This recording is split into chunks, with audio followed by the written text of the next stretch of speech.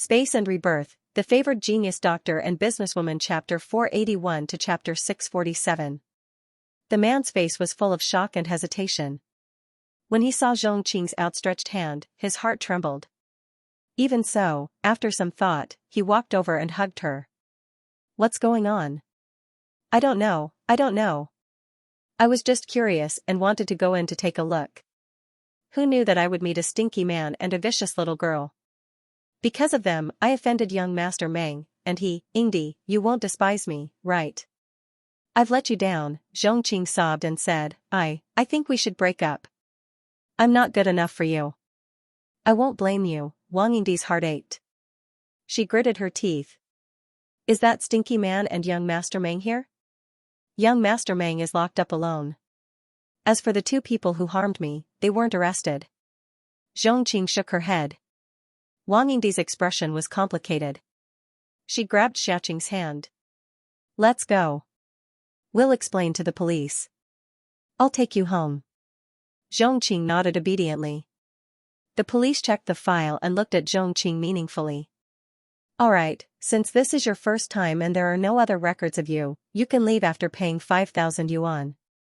Xianxia heaved a sigh of relief. Wang Ingdi took out the money without another word. However, the moment she paid, she caught a glimpse of the information on the computer. It was as if she was struck by lightning. No. Xiaoqing would only be curious about the customers who went in. She's not the PR lady inside, the other party frowned. This information was copied from the online database of Imperial Pleasure Royal Court.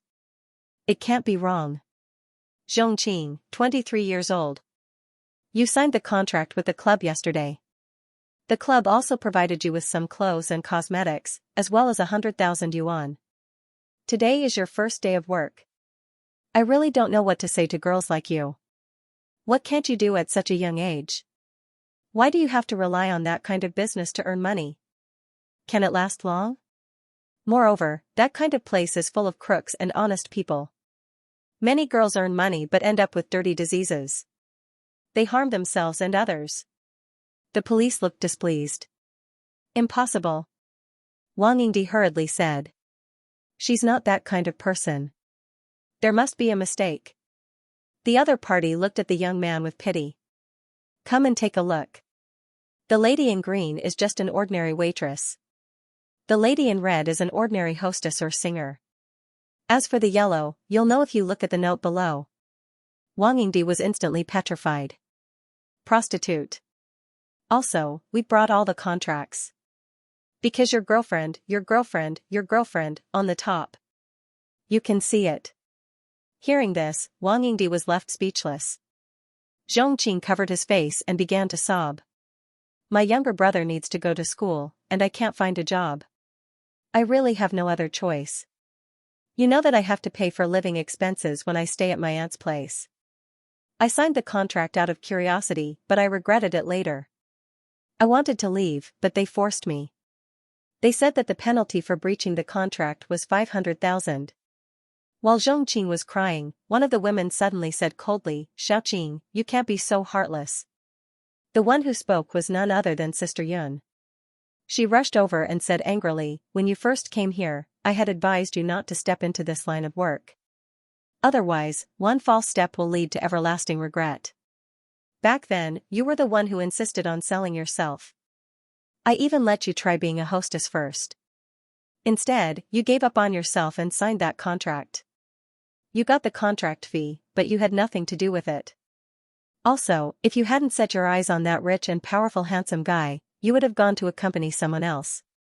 Why are you acting pitiful now? Sister Yun was really angry. She had fallen into this line of work because she had not met a good man when she was young. At that time, her boyfriend had cheated her and sent her to someone else's bed. When her parents found out, they were greatly shocked. One of them passed away and the other fell seriously ill. At that time, her friends did not want to see her because they thought she was an embarrassment. Her sister-in-law was young and had a lot of debt. She had no education and no skills. If she could not earn money at that time, her family would not be able to survive. That was why she embarked on this path of no return. But Xiaoqing was not like that. When she came, although the clothes she was wearing were not from a big brand, they were still worth a few hundred yuan. However, she looked like she was dying and insisted on signing the contract. In this day and age, many girls would go astray for luxury goods like bags and jewelry. Therefore, although she sighed at that time, she only advised her and did not forcefully stop her. After all, what did it have to do with her? But now, Xiaoqing refused to admit it, she wanted to reject it. She did not dislike it. However, this young man was too pitiful.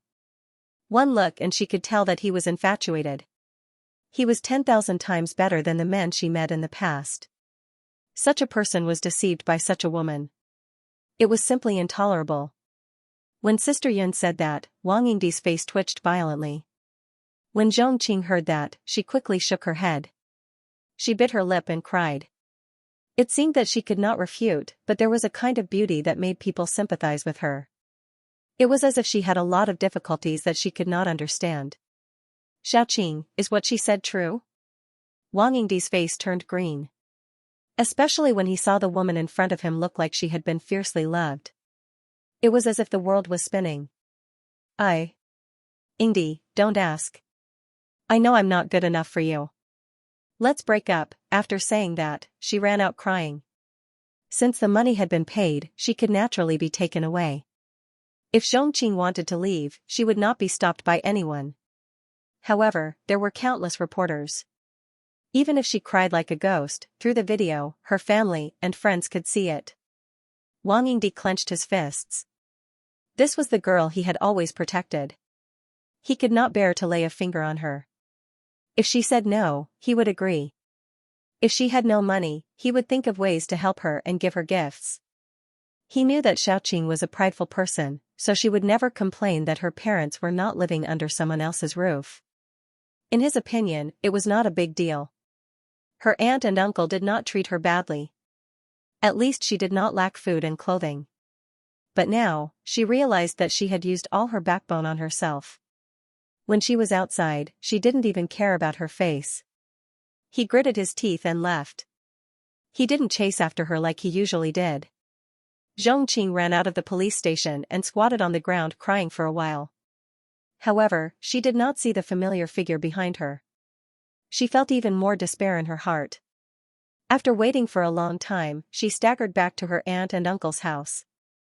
However, the moment she entered the house, her appearance shocked everyone in the house. By the time she returned home, a few hours had already passed. Some news had already spread, and the TV was even replaying the live broadcast of the anti-pornography campaign. Zhongqing's figure could be seen in it. Scram. Take your brother and scram. Our family doesn't want a shameless woman like you. Her aunt was instantly enraged. She grabbed the suitcases of the three siblings and threw them out. Zhongqing was in utter despair. She clearly didn't do anything wrong on purpose, but she wanted to change. If it wasn't for that evil little sister and that stinky man, she wouldn't be in such a miserable state. Crying and complaining was completely useless. Zhongqing's two younger brothers were still young. Naturally, they needed a place to stay. She had no choice but to call her other relatives and friends with grievances. However, this matter had already been made known to everyone in a short period of time. Her aunt had even informed her relatives and friends, but no one cared about her at all. After tossing and turning for half the night, Zhongqing remembered that her deceased mother had a younger half-brother who could be considered as her half-uncle. She quickly tried to contact him again. This time, Jing Yunjiao had already fallen asleep in the space. The next morning, this matter spread throughout the entire Ning city. Even if Jing Yunjiao didn't understand politics, she knew that the Meng family would definitely be greatly affected. Previously, she asked Pak Yuan to investigate the Meng family because she wanted to use the power of public opinion. However, she also knew that if she didn't have a stronger backing than the Meng family, public opinion wouldn't help her. After all, the major media in Ning City would be pressured and no one would dare to expose anything about the Meng family. But now it was different. Meng Lin was caught on the spot, and the internal list was clear. Even if Mayor Meng didn't participate, Meng Lin had the name of his nephew. It was impossible for him to stay out of this matter. It had to be said that Jing Yunjiao also felt that Li Xiaoyan's move came at the right time. Otherwise, if she wanted to completely get rid of Meng Lin, the most effective way was to secretly kill him. She had to do it secretly, but it was also very dangerous. If she was not forced to do so, she would not put herself at the edge of the cliff. Li Xiaoyun was simply her godly assistant teammate. He always helped her at the most critical time. However, Jing Yunzhao also sighed in her heart. Even though she was grateful, she didn't like the feeling of relying on others, especially Li Xiaoyun. However, when Jing Yunzhao thought that Li Xiaoyun would appear in front of her to take credit, he was already so busy that she couldn't see him. As for those strange officers, Jing Yunzhao didn't see them again. While watching, Jing Yunzhao waited for the enrollment day. When Jing Yunzhao arrived at the school, she saw that everyone was looking at her differently. Jing Yunzhao, I heard that you caught a human trafficker during the new year. Is it true? As soon as she stepped into the classroom, a classmate rushed over and asked. Jing Yunzhao was stunned for a moment before she nodded. Her eyes swept over Xiao Haiqing and the others who were gathered together. God, you are too bold. Can you tell me what the human trafficker looks like? Is he very fierce? Another classmate asked with red eyes. In their eyes, human traffickers were as evil as drug dealers. If they weren't vicious, how could they even lay their hands on children? Jing Yunzhao was a little stunned. This was the first time she was treated so warmly by someone. Oh, I know. No wonder they can deceive children. A female classmate nodded excitedly. The next second, she said, I have a sister who said that she saw you on the road. She also said that you caught up with the car alone. Jing Yunzhao, how did you do it? It's amazing. Yeah, it's amazing. If it were me, I would be so scared that my legs would go soft. I wouldn't dare to catch up. The classmate next to her was very cooperative. Jing Yunzhao found that most of the classmates who surrounded her were girls. Most of the boys looked at her from afar, but their faces were serious and full of admiration. Did she inadvertently get the attention of her classmates? You know, although her reputation is getting better and better, her classmates still have some deep-rooted alienation. This is the first time that she has been stared at by so many hot eyes. Jing Yunzhao, I heard from my father that the city will commend you, and there will be a bonus. Another classmate went on. Jing Yunzhao wasn't surprised. The school had also informed her that there was a high chance that she would be selected for this year's Bravery Award. They would even report about this without restraint. After all, this was a good thing that could motivate people's hearts. However, she wasn't the least bit interested in this kind of thing that could make her famous. Thank you for your concern, but let me in first, okay? Jing Yunzhao said in a slow tone. Several girls around nodded like chickens pecking rice, okay. As he said, he made away in an instant. Jing Yunzhao walked towards her seat, and the girls from her class immediately followed behind her. Jing Yunzhao, can you tell us about what happened that day? We really want to know. When my relatives and friends heard that you saved the little boy and I were in the same class, they asked me to learn from you. Jing Yunzhao's eyes were wide open. She had indeed done something good, but it shouldn't have caused them to become like this, right? Although she fantasized that she could get along with her classmates in her previous life, now she is not a child, but she doesn't like the excitement so much. Besides, who can get used to such a sudden change? On one side, Xiao Haiqing saw Jing Yunzhao's embarrassed appearance and laughed. Suchu's face was even redder. He rushed up and said with a smile, yes, cousin, I want to hear you say it again. I'm dying of curiosity recently. Well, I remember you've asked me more than 3 times, haven't you? Jing Yunzhao is speechless. The person who always called her to ask for confirmation was Suchu, right? How can it be like having amnesia now? Suchu smiled, it's different. Now we are face to face. Let me hear it again. Maybe I can find the details I missed before. Suchu looked like a fanatical fan. On the other hand, Xiao Haiqing sensibly kept quiet so as not to ruin the mood of this group of people. Ever since she killed the truck driver, her classmates would stay away from her whenever they saw her. The reason why they surrounded her this time was because she was Jing Yunzhao's deskmate. However, if she were to speak up, the atmosphere would definitely become awkward. Xiao Haiqing, help us, begged Jing Yunzhao. Everyone really wants to hear it. This is simply a heroic deed. I've lived for so long, but this is the first time I've been so close to a hero.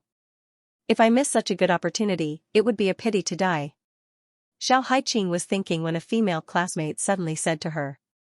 It's not an exaggeration to say that Jing Yunjiao is a hero, because the scene when she saved people was promoted in a small area. Someone had taken a video of the incident, but that person did not upload it to the internet and kept it as a private collection. They only knew about the situation from other people. It was said that not only was it 1 against 2, but because she had caught the 2 human traffickers, the police had taken out a human trafficker's den and rescued many children. 1 or 2 of them even knew the parents of lost children and knew the heart-wrenching feeling of children being stolen. Because it happened around them, they felt shocked and worshipped. Xiao Haiqing was stunned. Before she could react, a few other classmates came to her for help. Her expression instantly became complicated. She never thought that one day she would be treated with such a normal gaze. It was no longer the disgust, fear, and shock. However, wasn't the memory of her classmates a little too short? Jing Yunjiao saw Xiao Haiqing's stunned look and couldn't help but laugh. Yunjiao? Xiao Haiqing didn't know whether to laugh or cry. She glanced at everyone and said, "It's rare for me to have some presents. Shouldn't you do it for my sake?" Jing Yunjiao sighed and nodded helplessly. Actually, it was a coincidence. I happened to be with the parents of the missing child. I saw them looking everywhere for the missing child, so I just wanted to help. I didn't expect to really see the culprit. I couldn't not help. Yes, yes. The group nodded. The words "and then" seemed to be written all over their faces. I saw them change their clothes and change their child's clothes before getting into a car. At that time, there were a lot of people. If I took a taxi, it was very likely that I would lose them, so I could only bite the bullet and chase after them. Jing Yunjiao continued to speak. Not only her surroundings, but the other people in the class were also very quiet. Everyone was obviously listening. When Jing Yunjiao finished speaking, there were even people who wanted to see the wound on her elbow. One by one, they expressed their sincere condolences. However, after such a commotion, everyone paid more attention to Xiao Haiqing and began to ask her about the car accident. At that time, everyone only knew that Xiao Haiqing was arrested for murder. They were very frightened. They couldn't even understand how an accident could make Xiao Haiqing become so fierce. But now, they found that Jing Yunjiao was a good person who could risk her life for a stranger. Xiao Haiqing, who had a very good relationship with her, shouldn't be a bad person. Therefore, for the first time, they asked for the reason.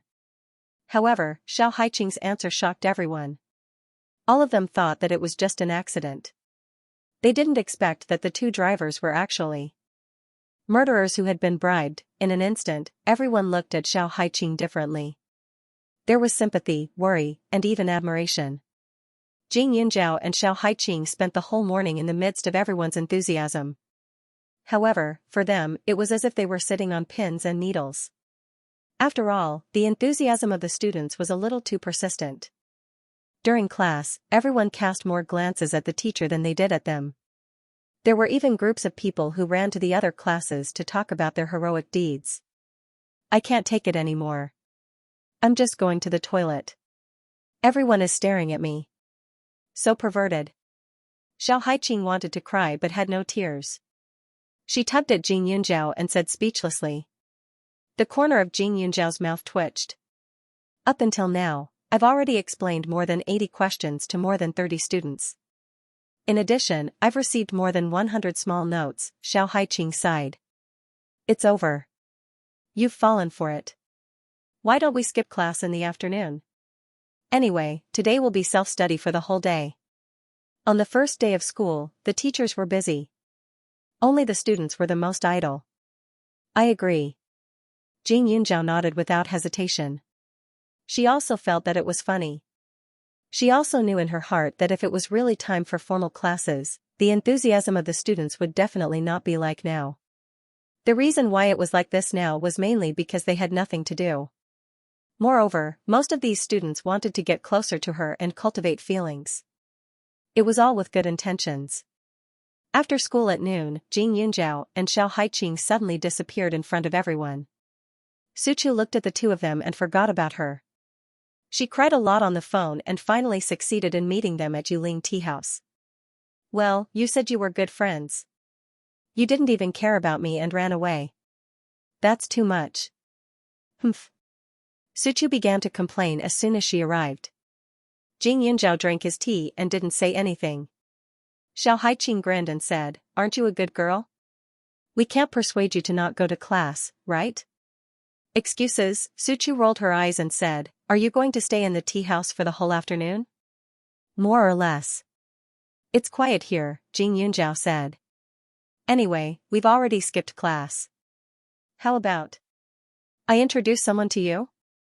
Recently, a cousin is staying at our house temporarily. My father asked her to work in the family's small clinic. My father is usually busy and can't take care of her.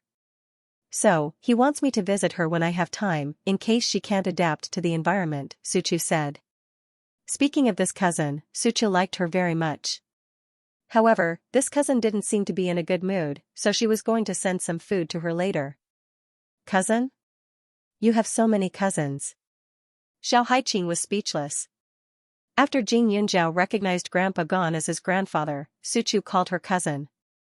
She was not so close to Gon Jingchen, her biological cousin. It's different. I haven't seen this cousin before.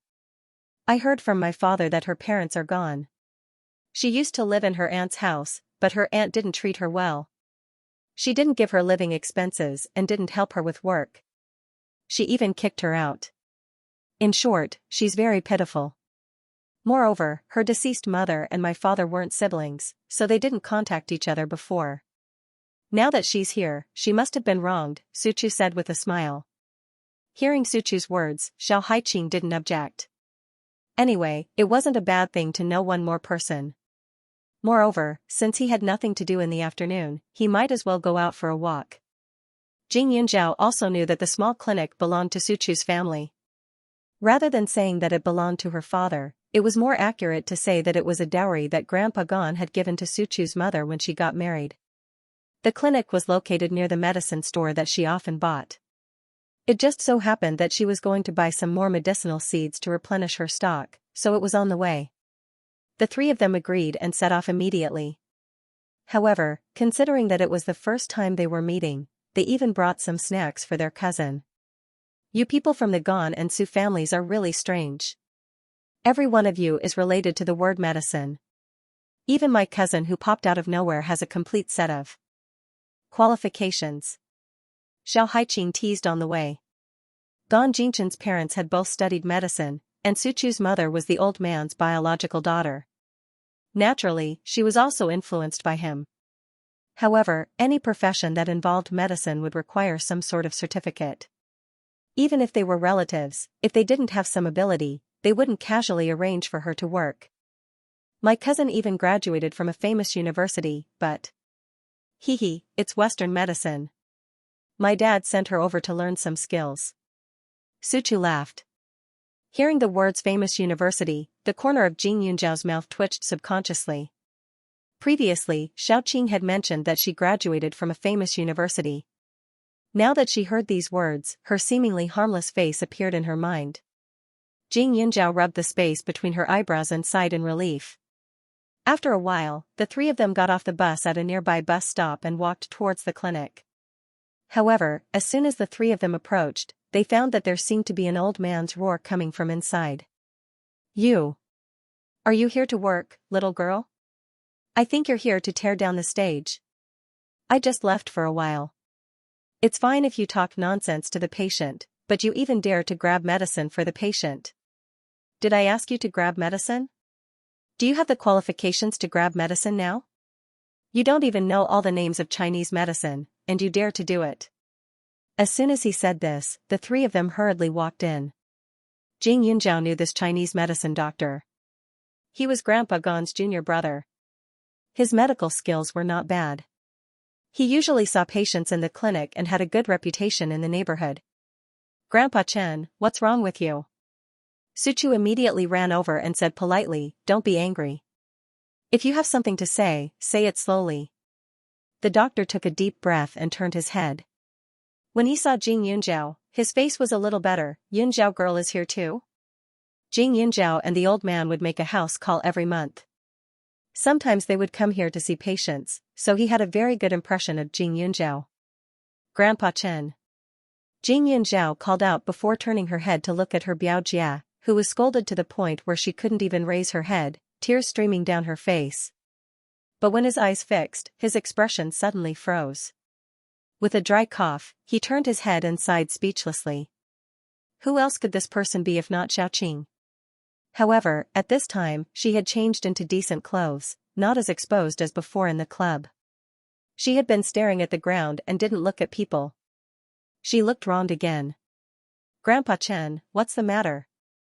Suchu asked again. Her cousin seemed to be well behaved, and Grandpa Chen had been kind and gentle for decades. His temper was even better than her grandfather's.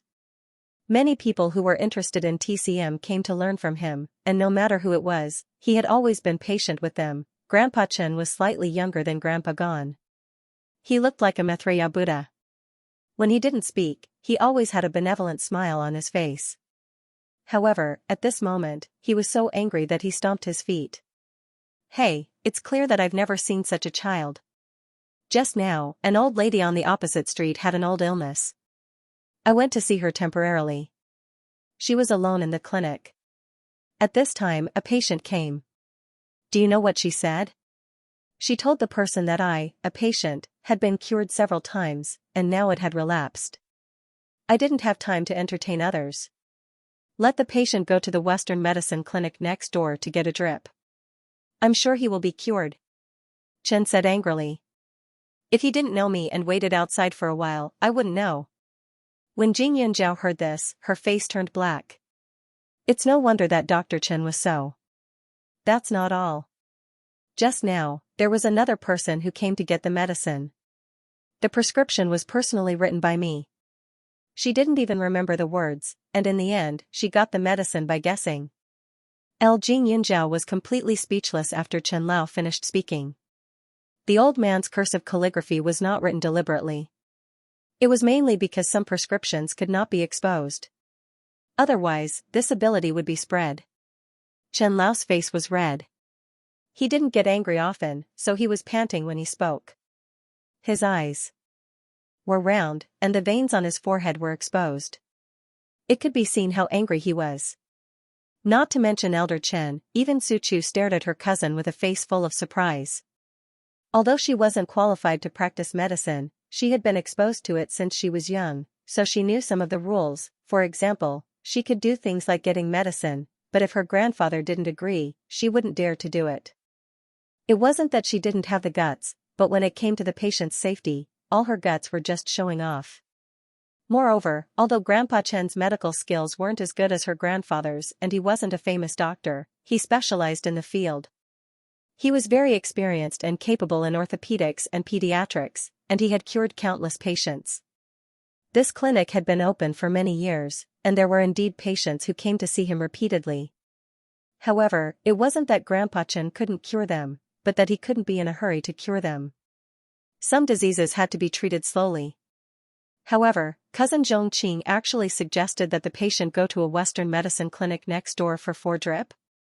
She even said that the patient would be cured immediately. This was too funny. Some people said that TCM treatment was mainly slow, but that wasn't the case.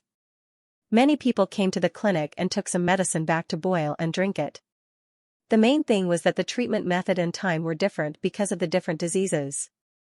Moreover, TCM treatment had fewer side effects. The 4 drip was actually very risky, and every 4 drip was equivalent to a small surgery. She heard from her grandfather that 4 drip was an invasive operation. The insoluble particles in the injection entered the blood circulation, and it was easy to cause lung granuloma, pulmonary edema, venous inflammation, and allergic reactions. She didn't understand these medical terms, but she knew that the impact was not small. However, as the cousin of their TCM clinic, it was too unbelievable that she would recommend the patient to go to another clinic for 4 drip, even if it wasn't medically dangerous. It shouldn't be done, right? She was working here, so how could she boost the morale of others and destroy her own prestige? Grandpa Chen hadn't even come to make a diagnosis, so how could she, as an apprentice, say anything? the things that Suchu understood, Jing Yunjiao naturally understood as well. If she didn't have a good impression of Zhongqing before, then at this very moment, she detested him to the extreme. Cousin, quickly apologize to Grandpa Chen. You're in the wrong, Suchu said directly. This was a matter of principle. She was not stupid enough to plead for leniency. Zhongqing furrowed his brows and raised his head in shock. Why? I meant well. Besides, the 4-drip does heal faster. I just don't want the patient to suffer. Also, when I was filling the prescription just now, Uncle Chen's writing was too complicated. That's why I didn't recognize it. After she finished speaking, the tears that had accumulated in her eyes slid down, bringing with it a sense of beauty. However, the vision in front of him instantly cleared up and he saw Jing Yunjiao. His expression changed. Why are you here? She asked in confusion. Her voice was soft, full of grievance and fear. Jing Yunjiao glanced at her and said directly, do you know that your good intentions might kill someone? If the patient takes the medicine you gave him, it is very likely that there will be problems. If something happens, it will be a human life.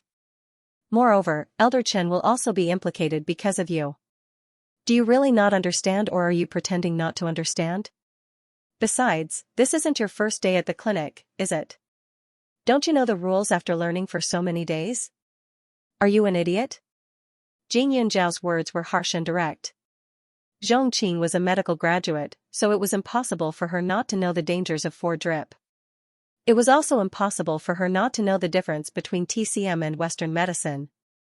The reason why she made such a mistake was that she didn't care at all. In Zhongqing's eyes, no medical skills were more important than her own opinion. Now, she finally understood why this woman didn't have a job even though she came from such a good university. It wasn't because of the university, but because of her personality. If she could say such things in the clinic, she probably could have done the same thing when she was an intern. What Jing Yunjiao didn't know was that her guess was completely correct. During Zhongqing's internship, she was in a big hospital in Ning City. At that time, she was full of fighting spirit and fantasy. She felt that she was an angel who saved people's lives. Therefore, no matter what kind of situation she encountered, she would rush forward. In her opinion, she was afraid of blood but could ignore it to save people. That was a very brave thing to do. However, in reality, other than being reckless, she was useless. When she saw the doctor using a large dose of medicine, she did not think about the patient's condition. She thought that it was dangerous and rushed forward to protect the patient without a second thought. When she saw that some people who did not have money could not undergo surgery because of it, she would run to the director's office and scold him, saying that the director had no medical ethics and only cared about money. In fact, not everyone should sacrifice for nothing. A surgery required equipment, blood volume, consumables, and a group of doctors and nurses who worked tirelessly. How could she not take money just because she said so? If everyone did as she did, the hospital would have been in a mess or completely closed down. By then, no one would be able to save anyone and no one would be able to survive. Also, if she really wanted to help people, there were many ways. She just happened to use the stupidest way. To put it nicely, she was kind. To put it bluntly, she was an idiot who thought that she was the Virgin Mary. Every day, she called for love in the center of the universe but did not take any practical action. At this time, after being scolded by Jing Yunjiao, Zhongqing's little face twitched. Little girl, why is it you again? Why do you have to make things difficult for me? I didn't do anything to let you down. Moreover, you were forced by that stinky man. I clearly wanted to help you. How can you accuse me? Zhongqing felt extremely wronged. Jing Yunjiao's mouth twitched. Playing the lute to a cow. Cousin, you know her? Suchu turned to ask Jing Yunjiao. However, when Zhongqing heard Suchu call her cousin, she immediately sobbed and said, yes, it was because of this little girl that I was misunderstood and was chased out by my aunt. Not only was I chased out, but I also implicated my 2 younger brothers. Suchu frowned. Although she liked this cousin Zhongqing, she had only known her for a few days. She did not know her character. What's more, she actually said such things today. She felt even more incomprehensible, and that little bit of affection she had for him was completely scattered. Cousin Qing, I think you're thinking too much, right?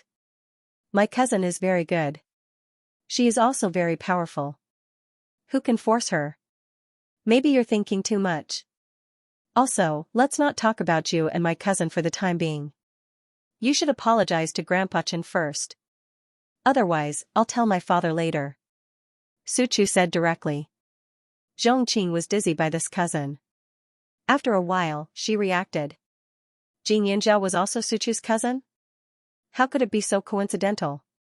Well, why do you bully me? Zhongqing's understanding was obviously different from others. She looked like she was about to collapse and said. Zhongqing felt as if the world was about to collapse. She didn't understand why she had such a hard life. Her parents had passed away when she was in junior high school. She could only live with her younger brothers at her aunt's house. Her cousins always despised them for living under someone else's roof, so they always bullied her. She had good intentions every time, but they never understood. Everything she did was wrong. After going through such a terrible experience, she finally found a kind uncle who was willing to take her in. Just when she thought she could finally breathe a sigh of relief, she didn't expect Chu Chu, her cousin, to dislike her. However, Chu Chu wasn't like this before. This mean sister must have said something to her, so she misunderstood and started to dislike her. However, Chu Chu was her uncle's only daughter. Her uncle was very willing to listen to her. When the time came, he would probably chase her out, right? Chu Chu. Don't believe this little sister's words, okay? I really didn't do anything wrong, Zhongqing continued. Su Chu suddenly blushed. Because she realized that she didn't seem to be on the same page as this cousin. On the way here, she even praised her cousin with Jing Yunzhao and Xiao Haiqing for being good-looking, gentle, and cute. She didn't expect that at this time. Cousin Qing. Can you stop spouting nonsense? Apologize to Grandpa Chen, hurry up. You can't touch the herbs. Next time, you can't talk to others about TCM. Otherwise, I'll ask Mom and Dad to change your job. Su Chu hurriedly said. She was afraid that Zhongqing didn't understand, so she deliberately raised her voice and repeated it carefully. Zhongqing twitched. How can you do this, cousin? Then I'll apologize. Dr. Chen, I'm sorry. Please don't be angry. I saw that the family was in a hurry, so I got the herbs. I meant well. Zhongqing didn't forget to continue explaining. Su Chu's face darkened. It was too embarrassing. How could Zhongqing be like this? However, when she thought about it carefully, although they had been together for 2 days, they rarely saw each other except for meals. It was no wonder she didn't understand. Old Dr. Chen listened to her apology, but she still did not know her mistake. He was so angry that he had nothing to say. He could only say, enough. You don't have to apologize. Since Chu Chu is here, why don't you follow her home? Don't mess around in the future. You're not suitable for this line of work. Otherwise, you'll get people killed sooner or later. Kill someone? Zhongqing trembled violently. That can't be. Why is everyone saying that? When she was doing her internship, the doctor had taught her the same thing, but she clearly had the heart of a doctor. I'm not leaving. She finally had a job, but her uncle didn't ask her to do much. He only asked her to study hard, but she still had a monthly income of 4,000 to 5,000 yuan. Scram. I won't keep you here. No matter what you say, it won't work. Old Chen was furious and said, clearly, you'd better tell your parents later. Just say that I can't teach this person. I'm a shallow learner. I don't have that ability. Grandpa Chen, don't be like this. It's not your fault, Su Chu hurriedly said. The old man was not young anymore. He had never suffered such grievances before. Zhongqing's eyes dimmed for a moment. Sure enough, no matter who it was, they wouldn't help her. Chu Chu was her cousin, but she always wanted to complain. Her elbow was always on the outside. Dr. Chen made up his mind. Su Chu couldn't say anything more. If she pleaded for mercy, Dr. Chen might really get sick. She immediately dragged Zhongqing out. Jing Yunzhao and Xiao Haiqing also followed behind. Su Chu dragged them to a nearby coffee shop and sat down. Cousin Qing, I can't help you with this matter. Think about how you're going to tell Dad later. Suchu was also a little angry in her heart. She just felt that since Xianxia came all the way here to seek shelter, their family should be more polite, so she didn't be too direct. However, she really couldn't stand such a temperament. It was simply too aggrieving to talk to her. Jing Yunjiao's mood eased. It was not worth getting angry over such a person at all.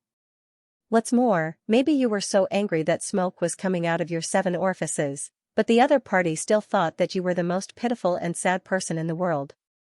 How could it be reasonable to talk to such a person who lived in her own world? As soon as Suchu spoke, Xianxia felt wronged again. Chuchu, I'm sorry. I know that I owe your family now, but I will definitely pay it back in the future. As the old saying goes, 30 years in the east, 30 years in the west, 30 years in the east, 30 years in the west. I will definitely live a good life in the future. When the time comes, I will return all the things that I used from your family. When she said this, Suchu was stunned. She didn't mean that? Also, Chuchu, you are my cousin. I really want to be good for you, so you should stay away from this little sister. Don't be with her. One is marked by one's company. She will definitely lead you astray. Xianxia said again. The corners of Jing Yunjiao's mouth curled up. Instead of being angry, he smiled. Xiao Haiqing was speechless. She looked at Suchu with sympathy. It was really torturous to have such a cousin. Xianxia, you're so unreasonable. Suchu's face was bitter and helpless. She turned to look at Jing Yunjiao. Cousin, tell me, how did the two of you know each other? She was very curious now, Jing Yun. Zhao smiled and replied, I've met Miss Xiaoqing at Di Xiang's royal court. Di Xiang royal court? Di Xiang? Xiao Haiqing and Suchu shouted at the same time. Suchu quickly asked, that? Isn't that the brothel that was destroyed before? The case is still under investigation. That's right. Jing Yunjiao said casually. After that, he saw Xianxia glaring at him angrily, but Jing Yunjiao didn't seem to see half of it. He continued, Miss Xiaoqing was the public relations lady inside at that time. My friend and I went to take a look and happened to meet her pestering and insisting on drinking with her. When we saw that she was about to be taken away by her boss, we kindly helped her. Xiaoqing, don't you think so? I told you, I didn't do it willingly. Xianxia said. Embarrassment was written all over his face. We don't know about that. I only remember that you were a little baffled and a little delusional. Maybe you took a fancy to my friend and wanted to take the opportunity to make a move. Unfortunately, there are some men you can't touch. Jing Yunjiao said very straightforwardly. He paused, stirred the coffee, and said, but then again, wasn't Miss Xiaoqing caught? She should have been caught red-handed when she was having sex with a man, right? Jing Yunjiao never thought of saving face for Xianxia, because it was useless to save face for some people. What's more, he was just stating a very standard fact. When Xianxia heard that, her cute face was full of anger. How can you be so vicious? How did I offend you? You want to know? Okay, then I'll tell you. Firstly, young Master Li is my friend. You pestered him and made him unhappy, so I was in a bad mood. Secondly, you thought you were smart and thought that I was young and easy to take advantage of. Thirdly, you kept saying that I had a vicious heart, so I wanted to show you how vicious I was. Fourthly, I just couldn't stand you. But seeing you again today, I have to add one more thing, and that is you almost implicated a good doctor. A person like you is a scourge if we keep you around. After Jing Yunjiao finished a few sentences in succession, Xianxia's expression was a little distorted. Suchu and Xiao Haiqing were already shocked. They didn't expect that Xianxia, who looked innocent and harmless, was actually a public relations lady in Imperial Pleasure Royal Court. Imperial Pleasure Royal Court was now a household name. Huaning County was so close to Ning City, so the news was naturally more clear. Even some 3-year-old children knew that a group of bad guys had been arrested. It could be seen how deep its influence was. At present, there were reports everywhere, saying that there were thousands of male and female public relations quotas in this club, and a large part of them were engaged in sex transactions. Such a bad place had been destroyed, and countless people had been watching, waiting for the final judgment. At the same time, the young ladies there had also received a lot of attention. Some reporters specifically followed some of them. It was understandable that some of them had nowhere else to go, but some of them did it purely for the money. There were even some men and women who entered the industry without telling their parents even though their family background was not bad. When the anti-pornography video was released, many families fell into a nightmare. Only then did they realize that they did not know their children at all. But although this matter had caused a lot of noise, Suchu never thought that the people around her were also. That small face was indistinguishable from blue and red. Xianxia, you told my dad before that your aunt drove you out of the house. In fact, you did something wrong and she found out. Suchu asked. No wonder she would find her father. Although Xianxia's parents were gone, there would be a lot of relatives and friends. In fact, her father and Xianxia's mother had no feelings at all and had never contacted each other. In any case, she shouldn't have found them. It must be that others knew her situation, so they didn't want to let her in at all. Although she also knew about the incident in Imperial Pleasure Royal Court, she didn't know much about it. She didn't want to check this cousin. She always felt that the three of them were very pitiful. It's clear that it's not like this. My aunt never liked me and never believed me. When she saw me in trouble, not only did she not comfort me, but she also stepped on me. Xianxia said again. Suchu's worldview had collapsed. It was obvious that she had done something wrong, but she still wanted others to comfort her. At this time, shouldn't she apologize and repent? Even if they didn't change it, they couldn't just blame it on someone else, right?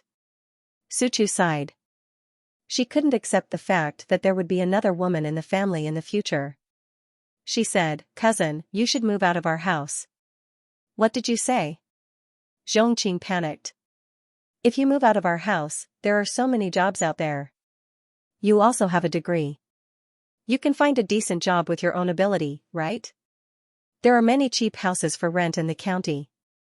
You won't have to sleep in the open, Suchu said clearly. Xianxia's two younger brothers were twins. They were 15 years old and used to study in Serene City. However, now that they were staying at her house, they had no choice but to transfer their school records over. In order to take care of them more conveniently, they had specially chosen number 1 high school. However, they were 1 year younger than her. Choo-choo. Are you going to treat me like this too? I thought your family was a good person, but I didn't expect you to be so vicious. Xianxia shouted angrily. The people around them couldn't help but look over. Suchu was only a little girl, after all. She was a little embarrassed by Xianxia's shout. I've already said it. I won't take it back. I'll give you 3 days to move out. Otherwise, even your 2 brothers won't be able to stay. Suchu had always been easy to talk to, but she was not stupid enough to be a good person. Moreover, it would have been fine if Xianxia could distinguish between right and wrong, but she always looked like she was being bullied. Even if Xianxia really did succeed one day, no matter how good her parents were to her, they might still feel that she had been wronged and humiliated in their house during this period of time. After Suchu finished speaking, she went back to the clinic with Jing Yunjiao to help. Xianxia was still in a state of confusion and anger. After a while, he was about to rush out of the coffee house with a pair of red eyes. However, before he could reach the door, he was stopped. Miss, you haven't paid yet. The waiter quickly said. When Xianxia heard that, she immediately raised her voice. Who are you calling a miss? I think you're the one who looks like a miss. The waiter was stunned by the scolding, but because Xianxia was a customer, he swallowed his anger and said again, I'm sorry, I just wanted to tell you that you haven't paid for your coffee.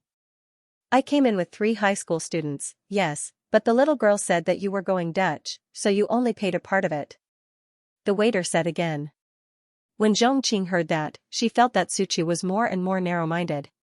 She even felt that Jing Yunjiao was indeed not a good person, for he had led such a gentle little girl astray. I know. I'll pay.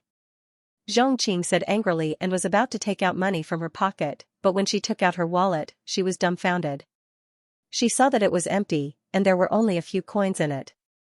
Only then did she remember that she had given all her pocket money to her 2 younger brothers when she went out in the morning. In an instant, she was very embarrassed, and her face was as red as a shrimp. After all, this cafe was not as good as the shops in the city.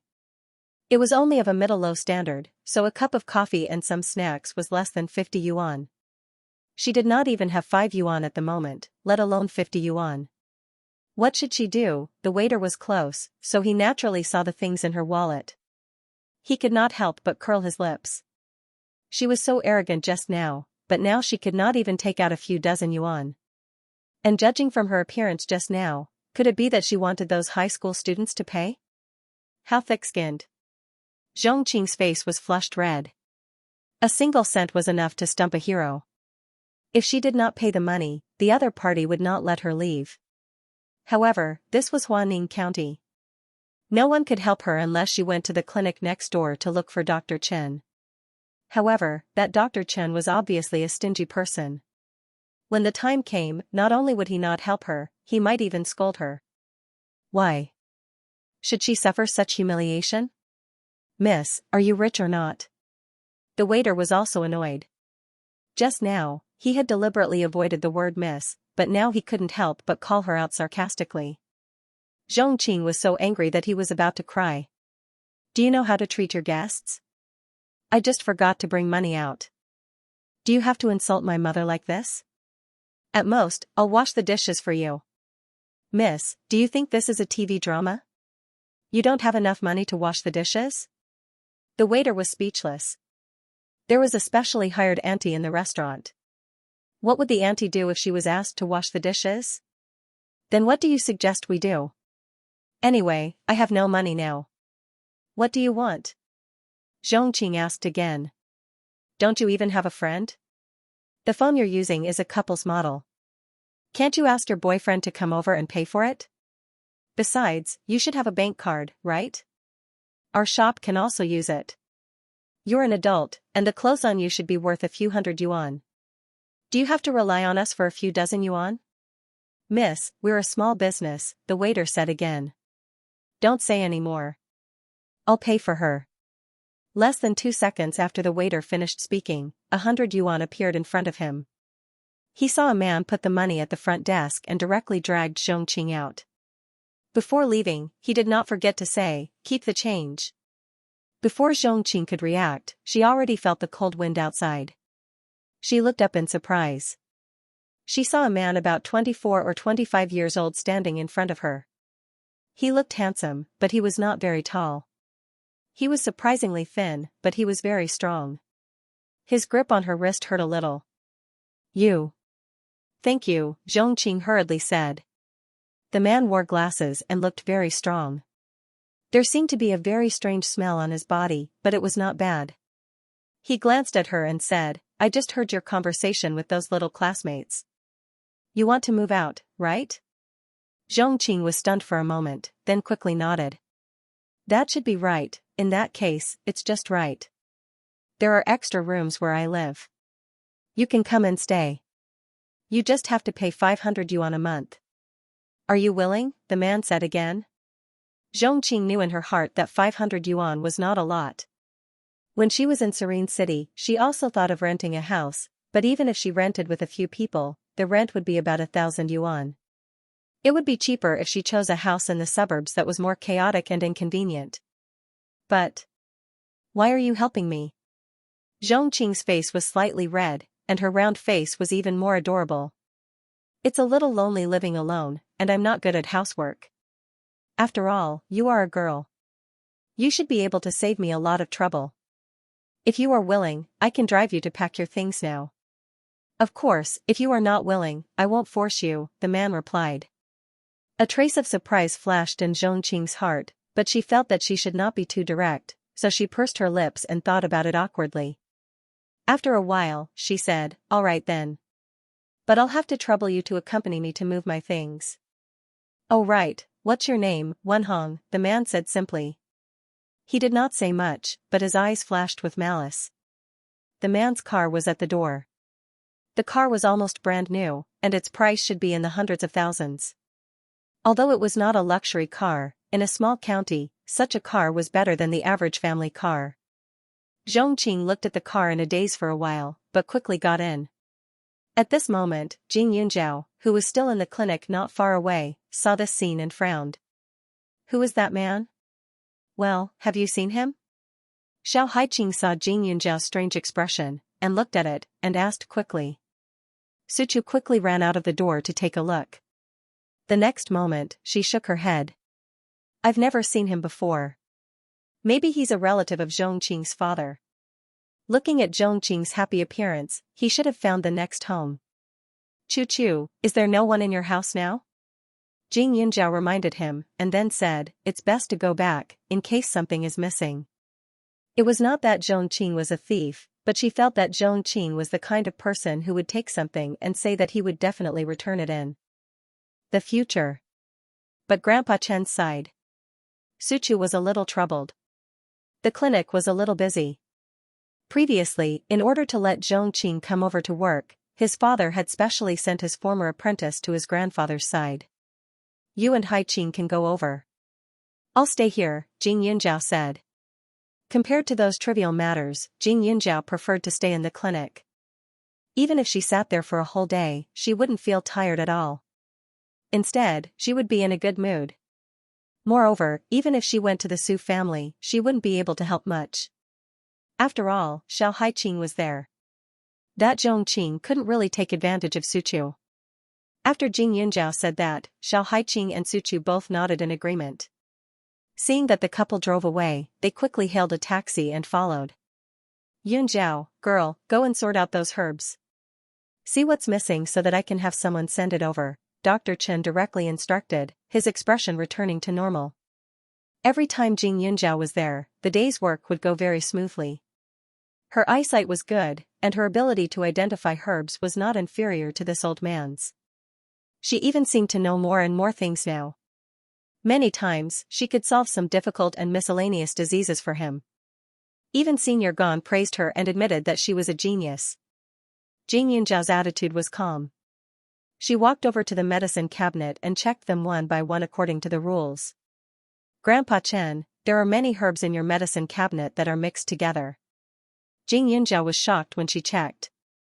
Logically speaking, Dr. Chen had been practicing medicine for decades, and this clinic had always been under his management. It was impossible for such a thing to happen. However, the fact was that the herbs in these medicine cabinets were very messy. It was as if someone didn't know the herbs. Thinking of this, Jing Yunjiao's mouth twitched. This was probably the result of Zhongqing's filling of the herbs, right? Old Master Chen came over to take a look and was speechless. After a long time, he said, you and Chu should stay away from that neurotic girl. Don't be led astray by her.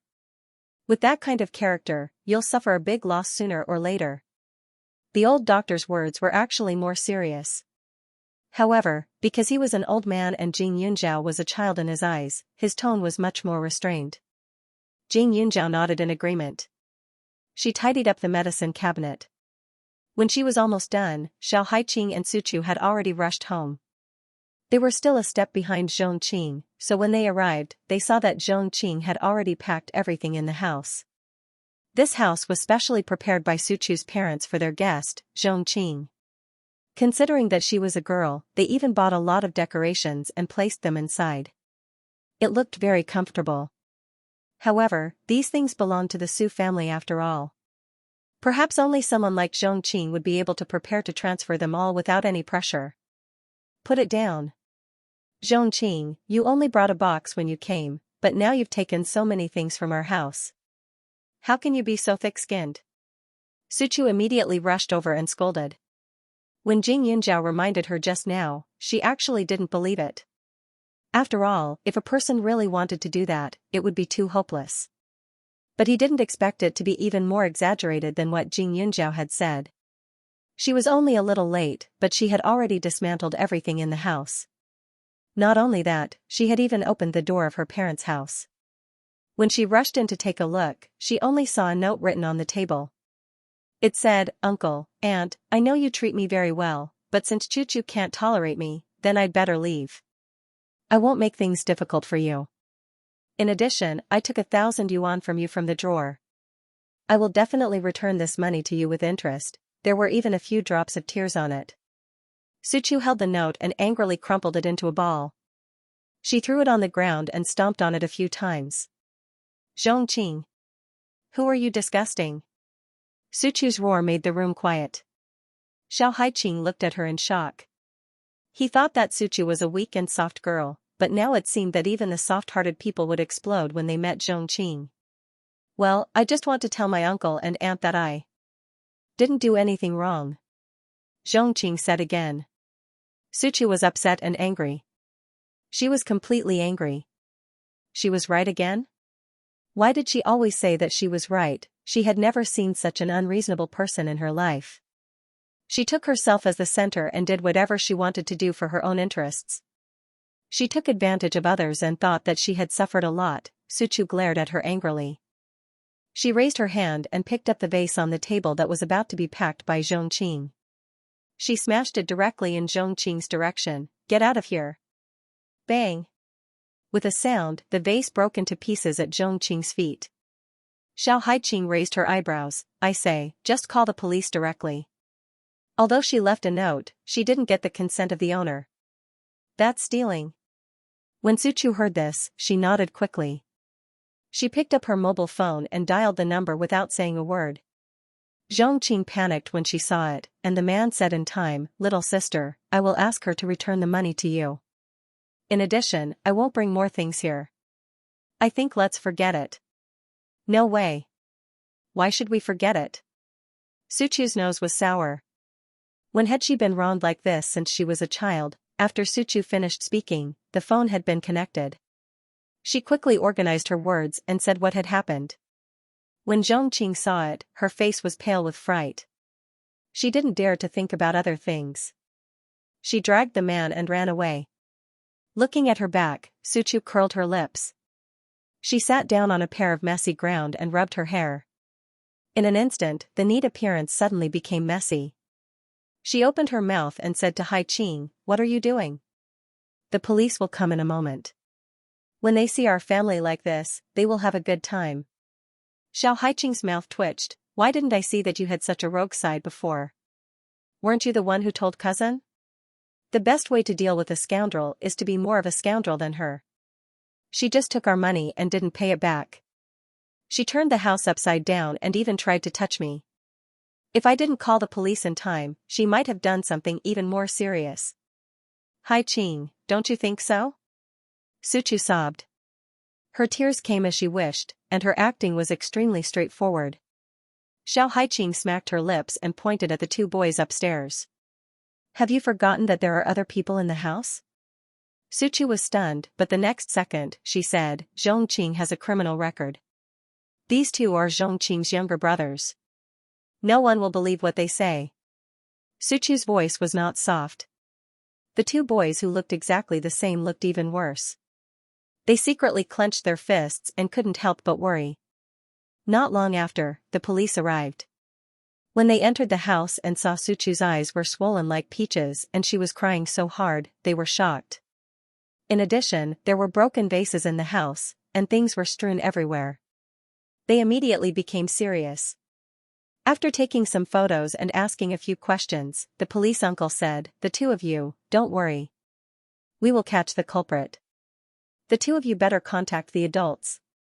If you encounter such things in the future, you should inform your parents first. Fortunately, the culprit is a woman and didn't mean to hurt anyone. Suchu heaved a sigh of relief when she heard this. She was also worried, but when she thought of Xianxia, she suddenly became angry again. Her cheeks were round and puffy. After Xianxia dragged the man away, she regretted it not long after. At this time, the man had already sent her to the vicinity of the police station. I'll bring you in to explain to the police. It'll be fine after you return the money. But I don't have any money on me. Xianxia felt wronged. Don't you have me? The man smiled, and a trace of gentleness appeared on his slightly gloomy face. Xianxia was stunned for a moment, then her face turned slightly red. Thank you. If it weren't for you, I really wouldn't know what to do. I would definitely be reduced to the streets now. When Hong smiled and didn't say much. He brought her out of the car in a gentlemanly manner and entered the police station. When the two of them left the Su family's house, they didn't go far at all. They only followed the police car all the way back to the police station when they saw the police officers enter the house. Therefore, they arrived at the right time. They hurriedly explained the situation and repeatedly assured the police officers before giving up. Although Xianxia had taken thousands of yuan from the Su family, she was still a relative after all.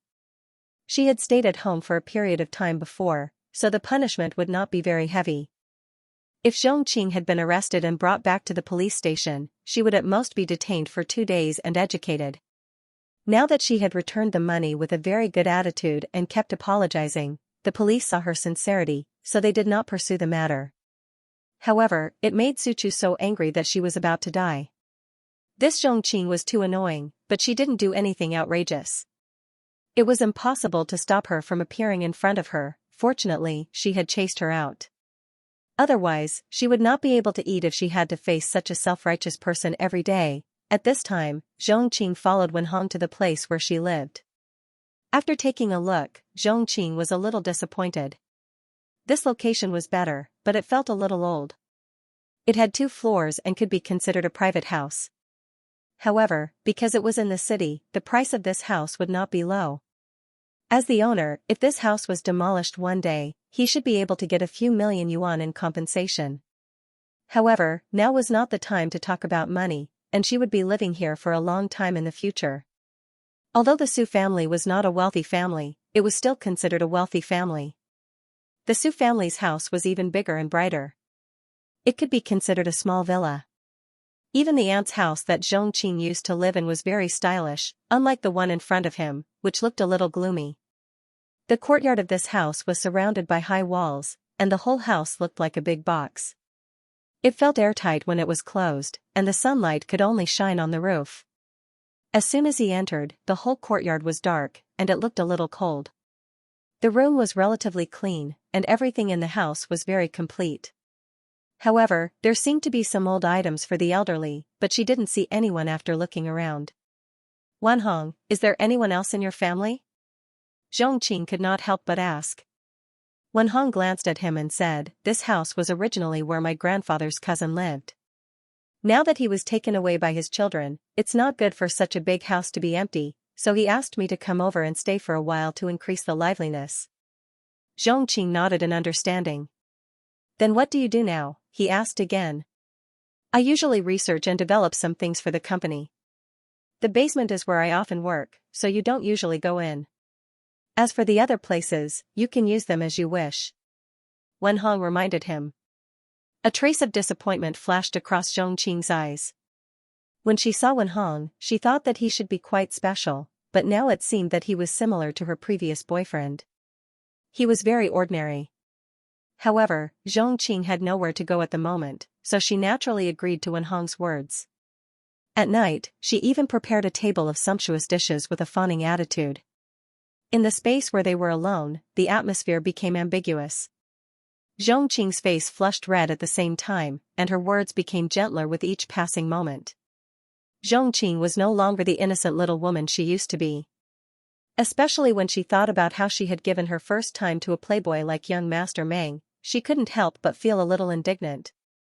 Now that a man and a woman were alone in the same room every day, it was naturally a raging fire. After a few days, their relationship became even closer. At this time, Xianxia's 2 younger brothers had also officially entered the school. After Suchu told her parents about Xianxia's actions, both of them were shocked and speechless. However, they didn't show any intention of asking Xianxia to stay back. After all, in their opinion, it was incomprehensible for a girl to take the initiative to sign a contract to sell her body at a clubhouse, no matter what her intentions were. Moreover, Suchu's father and Xianxia's mother didn't have any feelings for each other. Xianxia was an adult, so she couldn't die just because she was kicked out of the family. Therefore, both of her parents agreed with Suchu's approach. However, Xianxia's 2 younger brothers were still underage and relatively innocent. If they were inexplicably kicked out, it was almost equivalent to destroying the 2 of them. Therefore, Father Su only treated it as a good deed and spent a lot of money to get them into number 1 middle school according to the previous plan. No. 1 middle school was the best school in the county, and the school selection fee wasn't a small amount. Suchu was still a little unwilling in her heart. If it were her, she wouldn't send the two brothers to such a good school. After all, who knew if the two of them were the same as Xianxia? When the time came, not only would they have wasted money, but they would also be accused of abuse. Wouldn't their family die of injustice? At this time, the school cafeteria was crowded with people. Jing Yunjiao and the others sat together and chatted happily. At a table not far away, several high school boys were sitting. Because two of them looked exactly the same, it was very eye-catching. Suchu frowned slightly. Yunjiao, why do I feel like I've been bumping into those two brothers these 2 days? What do they mean?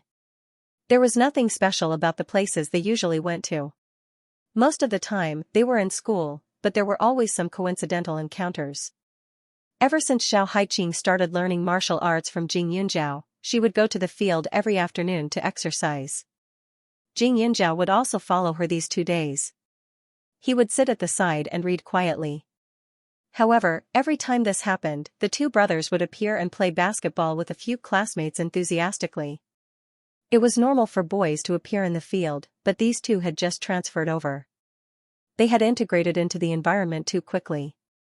Instead of saying that they were invited to participate, it was more like they were shameless enough to join in on the fun. Now, it was rare for them to eat in the cafeteria, and the Zhong brothers were actually within 10 meters of them. It was too much of a coincidence. Either Zhongqing asked them to keep an eye on you and me so that we won't do anything bad, or they want to get close to you. The campus bell, Jing Yunjiao said lightly.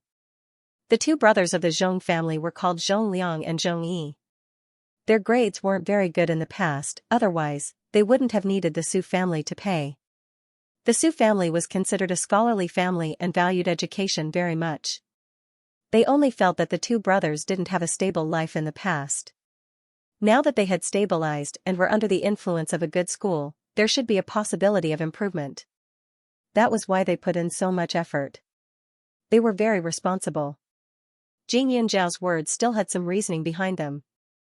Zhongqing always thought that everyone in the world was evil.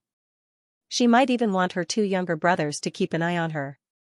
It would be best if they could find evidence that she was not a good person. When the time came, they would educate Suchu well and keep her away from her source of infection. Furthermore, when the two brothers were talking, many of the surrounding students were listening attentively. Sometimes, their eyes would look at Suchu and her without leaving a trace. They must be using the two of them as a gimmick to attract people's attention. Suchu curled her lips. She and Zhongqing are indeed biological siblings. When I think about how my father arranged for them to go to this school, my lungs are about to explode from anger. Weren't you the one who showed off your cousin's friendliness and your cousin's sensibility to us? Jing Yunjiao said deliberately. Cousin, at that time, I thought that they were guests from afar, so I only thought of them in a positive light. Suchu was about to die of grievance. Jing Yunjiao smiled. She understood Suchu's feelings very well. At this moment, she was eating and listening to the movements around her. After calming down, she really heard the conversation of the students at the table. The two of you say every day that you are Suchu's cousins, but why haven't you come up to greet her? You even said that Suchu doesn't like you. I really don't believe it. After all the students in our school know that Suchu is the most approachable on the campus bell list, a boy said. It's true. My sister was kicked out. By her. You definitely can't imagine how she cried and howled in front of the police.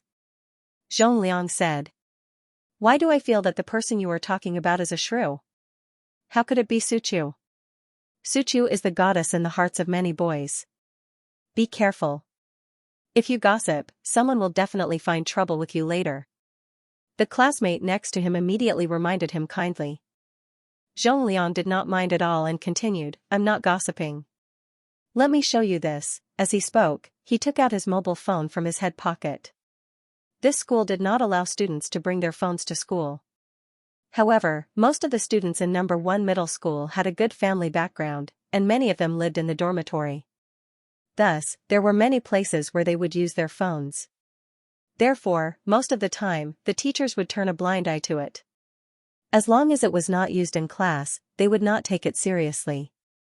Zhong Liang's phone was old, but it still had all the necessary functions. He placed his phone in front of them and all of a sudden, their mouths fell open in shock. It's really Xianxia, but she's not crying or howling. It's just a normal family photo. At most, she's a little more casual. She's not dressed as beautifully and neatly as usual, someone denied. The two Zhong brothers snorted and looked at each other. In the next moment, Xianxia said with a wicked smile, "Do you want other private photos of Xianxia? I know that she has a lot of beautiful pajamas. She often wears pajamas at home and walks around." As soon as he said this, the boys' eyes lit up. That's not good, right? They looked hesitant but somewhat expectant. Hee, what's not good about it? It's not like it's a *****. Anyway, we are in a favorable position. As long as you ask, we can get any photo you want. The two brothers looked excited and then said, "But if our cousin finds out, she'll definitely be unhappy. Maybe she'll even kick us out. There's still some risk. So, the minimum price for each photo is 20 yuan. If there's a particularly clear, beautiful, or rare photo, 100 yuan is non-negotiable. Are you guys interested?" As soon as the two brothers said that, the students at the same table were a little tempted. After a while, they began to haggle the price. Xianxia heard all of this, and her face was gloomy and scary. Because of the previous New Year, Xianxia had been living in the Su family's house and did not move to the warm heart garden where the three of them originally lived. In addition, Xianxia's parents were very busy. She was worried that the two brothers would ruin the house, so she wanted to stay at home for a while. However, she did not expect the two to have such thoughts. At this time, Xianxia still had a puzzled look. "Cousin? Are you not feeling well? Why do you look so pale?" With a paw sound, Xianxia put down her chopsticks. "I was disgusted by some dirty things." Xianxia stood up and walked in the direction of the Zhong brothers. "Cousin?" Xianxia called out from behind. She did not know what happened. At this time, the two brothers, Zhong Liang and Zhong Yi, turned their heads at the same time. After seeing Xianxia, a trace of disgust flashed in their eyes. The two identical faces turned their heads in disdain at the same time, as if they did not know each other. The other students at the table were stunned and felt a little guilty. After all, they also knew that Xianxia and Xianxia had a very good relationship. However, after thinking carefully, although the two tables were close to each other, the surroundings were quite noisy. Their words just now should not have been heard, right? Only then did they feel a little relieved. After seeing Xianxia, two students called out as if they were familiar with her. "Hello, senior." Xianxia was a popular figure in the entire grade. Although they were a year younger than Xianxia, they had heard a lot about Xianxia. Moreover, Xianxia recently helped the police solve a case of human traffickers and was praised by the school. It was difficult not to know her. Moreover, Xianxia's name was also on the school beauty list. However, because her temperament was cold and not to be trifled with, she was not as likable as Xianxia. Xianxia glanced at these students, curled the corner of his mouth, and snorted.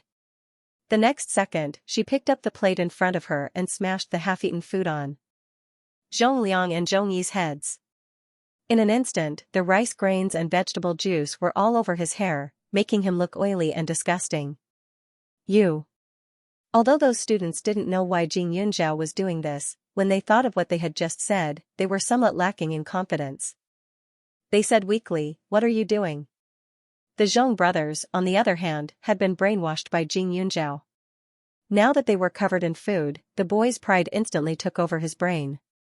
He immediately stood up, picked up the other plates on the table, and was about to attack Xianxia. Xianxia glanced at them and coldly swept her gaze over them. She raised her arm to block them, directly covering their faces. She even ravaged them fiercely. When the plates fell, the two men's nostrils were stained with rice grains. It was very disgusting. "Xianxia, what my sister said wasn't wrong at all. You're not a good thing, and you even led my Biaojia astray." Zhong Yi was furious, pointing at Xianxia as he cursed. Xianxia reached out to pry his fingers away, and in an instant, she kicked his lower abdomen. In the next moment, she didn't hold back at all, and without a second word, she gave him a good beating. The surroundings were suddenly in a panic. There were many rumors about Jing Yunjiao on campus. It wasn't the first time she had hit someone in school. A girl like her was naturally one of a kind. It was just that many people had only heard of Jing Yunjiao's violence in the past. But now, they really saw her waving her fists. Looking from afar, they felt goosebumps all over their bodies, not to mention the people who were beaten up by her. There were quite a lot of people in the cafeteria, each and every one of them looking on in shock, not knowing what to say. However, there were a few female classmates of Jing Yunjiao's who had a look of worship on their faces as they said, "Even though I don't know why Jing Yunjiao would hit someone, I still think that she looks so handsome." On the side, Xiao Haiqing was speechless when she heard a classmate say such infatuated words. She looked at Suchu and deliberately teased, "Your cousin is being beaten up. Do you want to go up and help?" "No way." Suchu instantly refused, "Serves them right. My cousin never hits people indiscriminately." Not long after, Jing Yunjiao released her grip, but the two brothers were already lying on the ground with bruised noses and swollen faces. Their noses were bleeding profusely, and when they opened their mouths, they actually spat out a tooth at the same time. I want to tell the teacher." "Jing Yunjiao, you are too lawless." Zhong Liang pointed at Jing Yunjiao and cried. It was hard to have a good impression of a big boy with tears and snot mixed together. "Okay, find the teacher. I think it's best to invite the principal over and ask what the two of you did." After saying that, Jing Yunjiao turned to look at the students who were sitting at the same table as the two brothers and sneered, "Do you know the nature of the act of buying the photos just now?" "Photos?" Suchu and Xiao Haiqing were stunned. They had been sitting with Jing Yunjiao all this time. How could they not know about the photos? Those students were just misled by the Zhong brothers, so Jing Yunjiao didn't do anything to them. If they really didn't admit it later, she wasn't afraid. She could just teach them a lesson one by one to make them remember. When Jing Yunjiao said that, the students' faces changed drastically. You heard it?" Jing Yunjiao's hearing was too good, right? Although their voices weren't soft just now, they deliberately restrained themselves. What's more, many people next to them were chatting much louder than them. Not to mention that there was a table in the middle. Even if they were sitting at the next table, they might not be able to hear it clearly, right? We were just joking." The students weren't stupid and quickly explained in a low voice. They were just curious and didn't have any bad intentions.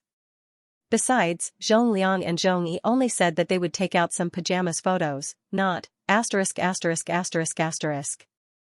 They also had a bottom line. "Joking? Do you want me to try joking with you too?" Jing Yunjiao's cold voice made people's scalps tingle. She stared at those people and said, "Don't blame me for not reminding you. If you see the teacher telling the truth later, the teacher might really think that you were joking. However, he has already sent the photos in his phone to you, right? If you search them one by one and check them, it will be clear at a glance." The students were so scared that their faces turned pale. They clutched their phones in their pockets and panicked. They were just ordinary students. The cutoff score for a school like No. 1 middle school was very high. They had put in a lot of effort in order to study here. Their families also had high hopes for them. If they were caught with the photos on the phone, the teacher would definitely inform their parents. The students looked at each other, their eyes flickering. They weren't stupid.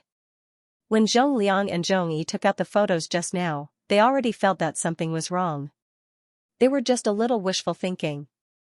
After all, several of their classmates were present. If only one of them showed that he didn't dare to buy it, it would naturally appear that he was a maverick and not like a man. However, it was different now. They could tell the severity of the matter. Looking at their attitudes, Jing Yunjiao knew that they had made a decision in their hearts. At this time, the two brothers, Zhong Liang and Zhong Yi, wanted to cry but had no tears. They were afraid and angry. The school's leaders were always late. By the time they arrived, Zhong Liang and Zhong Yi had already been beaten to the point of being unable to stand. Jing Yunjiao sat by the side, not running or hiding. She waited calmly. Looking at her, it was as if she wasn't the one who had beaten them up. The dean felt a headache coming on when he saw Jing Yunjiao. She was clearly a good student, but she had caused a lot of trouble. Moreover, she was a girl. He didn't know where she got her strength from, but she actually beat up two big boys until they were in tears. He knew about the twins because they looked exactly the same. When he transferred to the school, he took a few more glances at the information. Jing Yunzhao, what's going on? The dean sighed and asked speechlessly. He really didn't know if it was because adolescent children were too rebellious. He always felt that these students were getting harder and harder to teach by the day. A few days ago, the whole school had announced to praise her, and in the blink of an eye, she had caused trouble in front of so many people. Before Jing Yunzhao could say anything, the classmate who sat at the same table with the Zhong brothers said, "Dean, we didn't do it right." Senior was angry. Zhong Liang, and Zhong Yi were chatting with us. They said that Suchu was their cousin.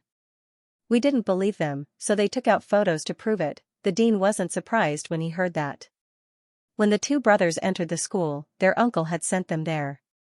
At the time, that person had told him that his daughter was also in the school and they could look out for each other. How could they fight over such a small matter? What does it have to do with Jing Yunzhao? The dean asked, puzzled. The few classmates were a little nervous. They lowered their voices and said, Zhong Liang and Zhong Yi did take out photos, but they were selling photos.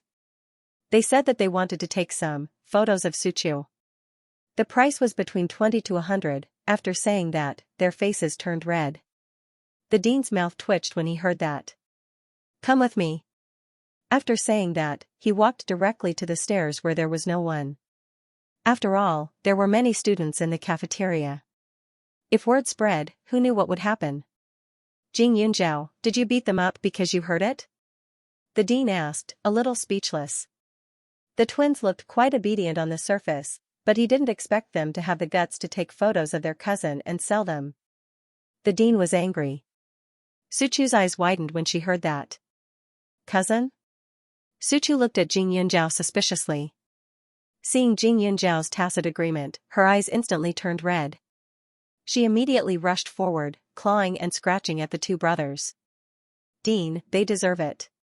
Jing Yunzhao said, there are some things that you might not know. In fact, the two brothers and Suchu are only half-cousins. The two families have never contacted each other before. When the Zhong siblings suddenly came to seek refuge, Uncle Suchu accepted them without hesitation. However, he didn't expect their sister to steal the Su family's money and run away a few days ago. Although Uncle Su was angry, he didn't hold it against them because it had nothing to do with them. He even spent money to arrange for them to go to school. Not only did they not know how to be grateful, but they even took Suchu's photos and showed them around. They even said that they wanted to sell private photos. You don't know how terrible their words were at that time. I think that a simple beating is already too light a punishment for such people. When the dean heard that, his brows furrowed. This matter could be big or small, but their behavior was absolutely terrible. At such a young age, they could use other people's photos as a tool for profit. They might even learn to threaten others in the future. The dean looked at Zhong Liang and Zhong Yi, and the corner of his mouth twitched. Although they deserved it, she had hit them too hard. Looking at their faces, it was almost impossible to tell their original appearance. Not only was it difficult to distinguish between red and green, but there was also blood coming out of their mouths, and one of their front teeth had fallen out. Although it was serious, the dean still felt that this matter was not serious enough to give Jing Yunzhao a demerit. After all, the brothers were also in the wrong. The dean frowned and thought for a moment, then said, Jing Yunzhao, next time if you have any problems, you can talk to the teacher. It's your fault for hitting people. Later, write a 1,000-word self-reflection letter and hand it in. Also, clean the field for a week. If you cause trouble in school next time, you will be given a demerit. Jing Yunzhao did not have parents, and the responsibility of guardianship was in the hands of the school and the town's committee. However, she was a little girl after all, and no one would care about her. In the end, she still had to be taught by Teacher Qi. Moreover, she was just a little impulsive. Usually, she would not do anything bad. Ever since she started school, she had brought a lot of honor to the school. Her hands were sore from all kinds of awards, and her grades were stable. In the future, she was guaranteed to go to a key university. For the school, they could not fire her or bury a stain in her file because of this. Moreover, the twins had only been in school for a few days, and they had already done such a thing. It was even more disappointing. As soon as the dean said that, Jing Yunjiao hurriedly nodded politely. Okay. I promise I won't hit people in school next time. She was a civilized person. As long as others did not provoke her, she promised to be a sensible and obedient child. Not outside school either. The dean's mouth twitched. He felt that Jing Yunjiao's gaze was strange. After he finished speaking, he lowered his head and looked at the Zhong brothers. His face was a little irritated and unhappy. He sighed and said to Su Chu, that. Su Chu, right? Stop scratching.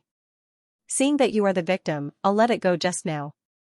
If you hit again, I'll punish you too. Su Chu pursed her lips and retracted her hand, her eyes shining. She could not hit them in school, but she could at least wait until she was home. They lived in her house and enjoyed the convenience her parents gave them, but they actually bullied her and even wanted to take photos of her. If she did not teach them a lesson, she would change her surname to Zhong. The attitude of the girls was really scary, and the few students who participated shrank their heads in fear. You guys.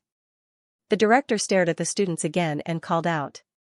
Considering that it wouldn't be good if word got out, he only said, if you know you're wrong, then you're a good child. Don't just stand there. Send these two brothers to the infirmary to be bandaged. The rest of you can leave. After saying that, the director seemed to be a little tired. He lifted his feet and went downstairs. Before he left, he gave Jing Yunjiao a warning look. In the whole school, the only student that the teachers and even the headmaster both loved and hated was Jing Yunjiao. They liked her for her excellent grades and her steady indifference. They pitied her for her desolate background and her lack of support. However, they were also annoyed that she often caused trouble and often hit others. Even the headmaster had to ask about her situation from time to time. He cared more about her than his own child. After the director left, Jing Yunjiao, Su Chu, and Xiao Haiqing also went back to class. The Zhong brothers' hearts were full of resentment. The two of them lay in the infirmary for the whole afternoon and only left after school ended did they support each other. They looked really pitiful. However, as soon as they left the school gate and walked to a quiet alley, someone put a sack over their head and beat them up again. Jing Yunjiao had never been the type to suffer losses. The first beating was because the Zhong brothers had treated Su Chu in such a disgusting manner. The second beating was because she had been punished by the director to sweep the field. Although it wasn't a heavy task, it should be counted on the brothers. Previously, she had helped Huazhe clean up many powers in Huaning County, causing Huazhe to be the boss of Huaning County. Huazhe was naturally willing to serve. However, at the same time, Jing Yunjiao asked Huazhe to help inquire about Zhong Qing's whereabouts. Huazhe was very fast. With the photos provided by Jing Yunjiao, he quickly obtained some information. Zhong Qing was currently living in a private house. The owner of the house was an old man. According to the neighbors, the old man's children were out of town. Now that they had made a name for themselves, he specially brought them over. As for the house, it was now in the hands of a person called Wenhong. Speaking of Wenhong, he should be the person who had taken Zhong Qing away. Because Wenhong wasn't a local, the neighbors only knew that he had been to the old man's house before. At that time, the old man seemed to have called him Changzi, which should be a nickname. The old man's surname was Hu, so he should be the same. This Hu Wenhong was a bit strange. He had moved in after the new year and rarely went out. When he saw the neighbors, he didn't like to greet them. In the beginning, there were neighbors who went to visit him, but he didn't like it and never allowed anyone to enter his house. He looked a bit sinister, so not long after, no one was willing to pay attention to him. His reputation in the neighborhood wasn't very good. As for why he was so special to Zhong Qing, no one knew.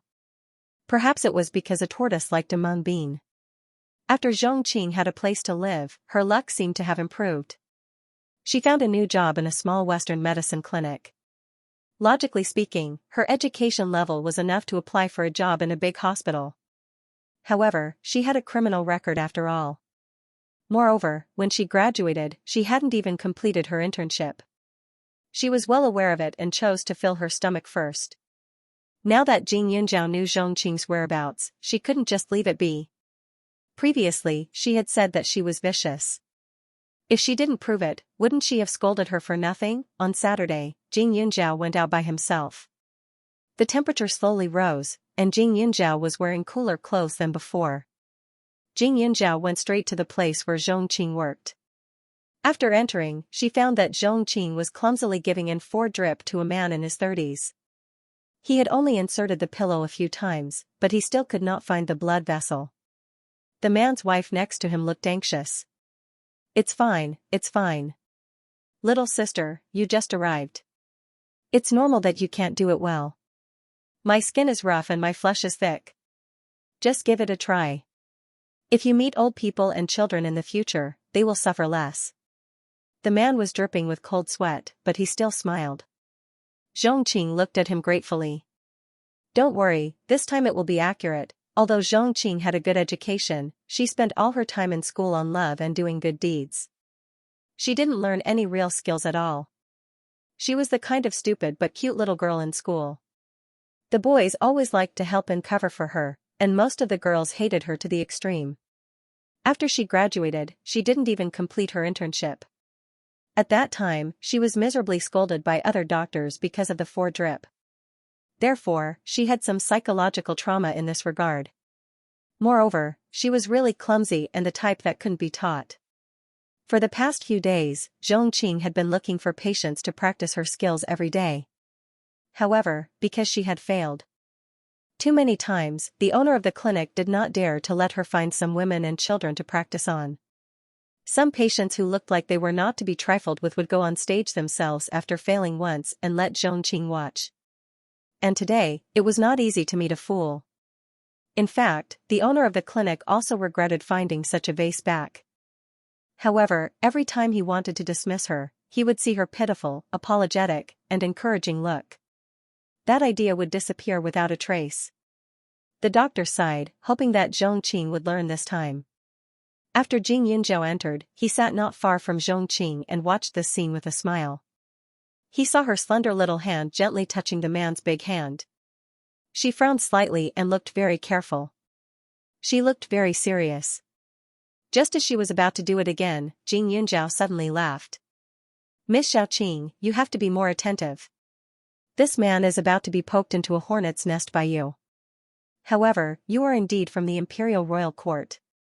Even if you don't do anything, this big brother is obediently served by you and has a satisfied face. This man looked like he was speaking righteously, but once his wife was not looking at him, his eyes immediately stared at Zhongqing's face.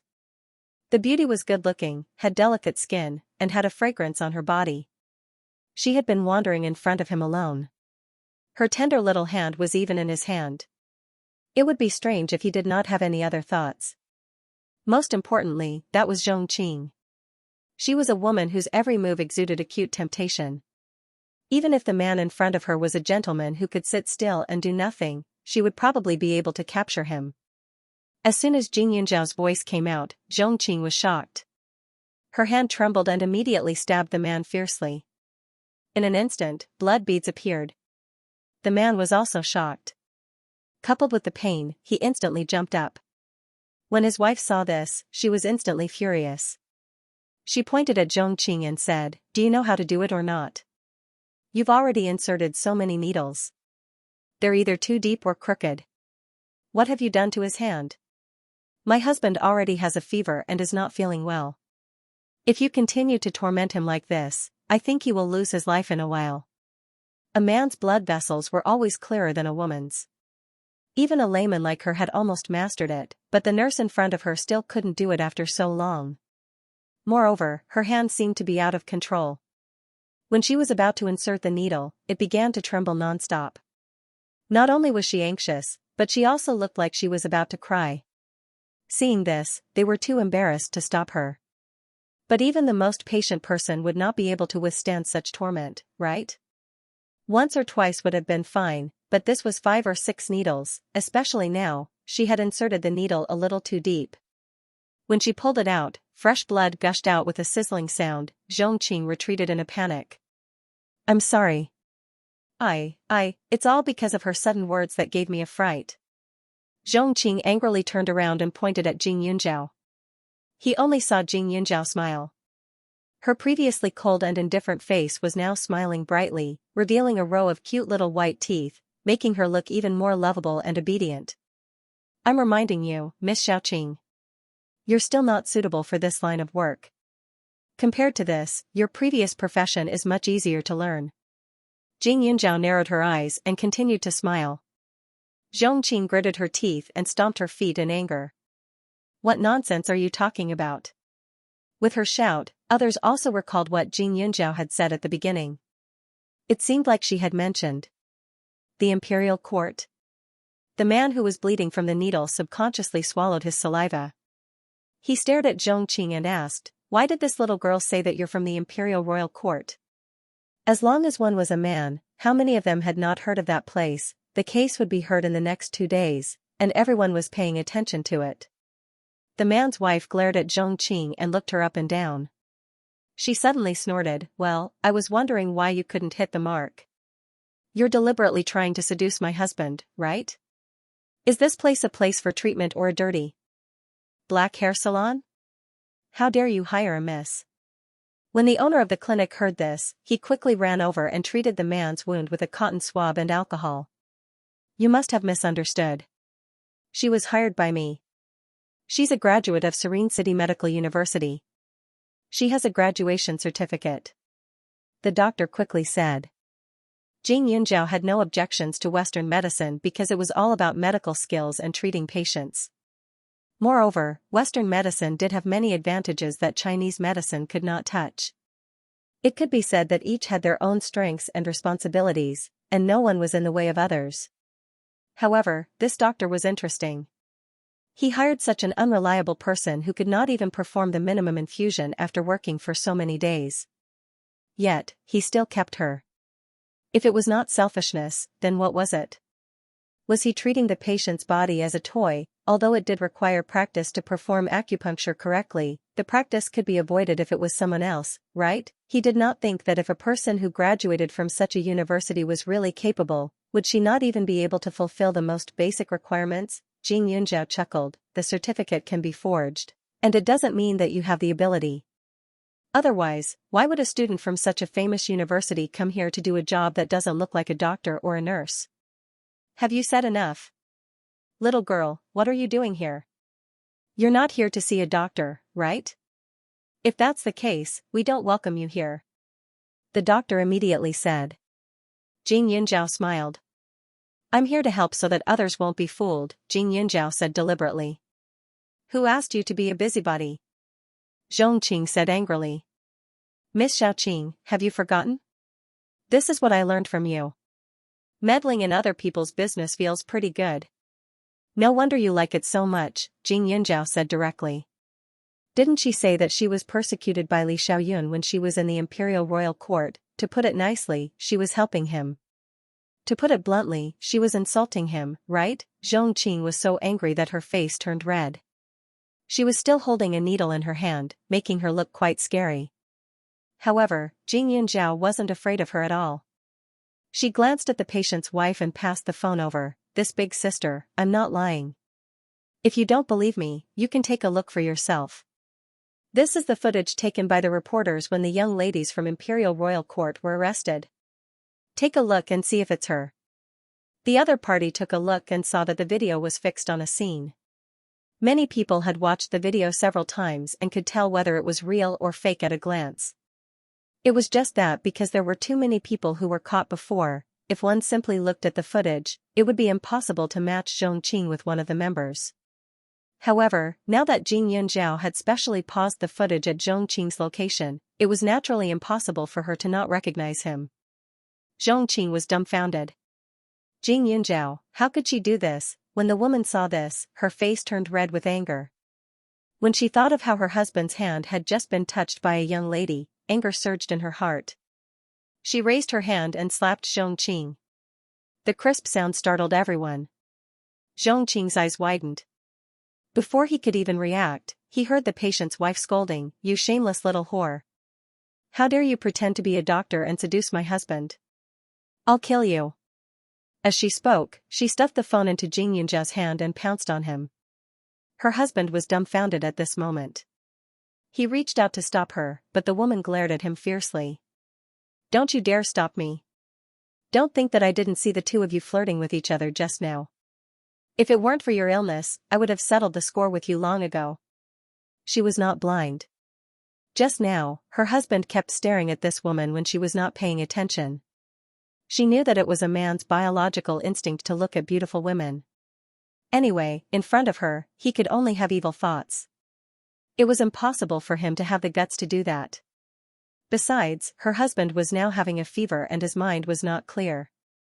She did not want to argue with him at this time. But now it was different. This damn woman was actually a prostitute, and a prostitute from the Imperial Royal Court. Recently, she had heard a lot of people say that the women in the Imperial Royal Court were like vixens. After a man went in, he was willing to pay. Even if this man was really a good man who cared about his family before, once he went in to talk about business, few could resist temptation. That kind of place was a club to put it nicely, but it was a brothel and a brothel to put it bluntly. Now it seemed that the rumors were not wrong at all. Look at this woman. She only knew how to pretend to be pitiful and weak. She looked obedient and sensible, but she obviously had bad intentions. The man's face turned red after being yelled at by his wife. In addition, he felt a little guilty, so he quickly shrank his head. When he saw some women looking at him with condemning eyes, he immediately helped his wife and scolded, "Just now, I really thought that you were an angel in white. I thought that after you injected a few needles, others would suffer less. I didn't expect you to have other ideas. Let me tell you, I'm a good family man. You can't even compare to 1% of my wife." Xianxia raised her eyebrows and smiled. Zhongqing's hair was being pulled by the woman, and she even felt a burning pain on her face. At this time, she was thinking that this man would come forward to help. Who knew that not only did he not stop his wife, but he even added fuel to the fire, and what was he talking about? Just now, she was clearly carefully injecting him. Although she felt that this man was very reasonable and that his wife was not very compatible with him, she did not do anything. Besides, although her appearance was not as good as Xianxia, she was always praised by others. The woman in front of her who was completely a shrew. He actually said that she was not even 1% of this shrew. Was the man say that she was not even 1% of this shrew? Was he blind? The owner of the clinic wanted to help, but when he saw the video, he was shocked. For a moment, she did not know what to do.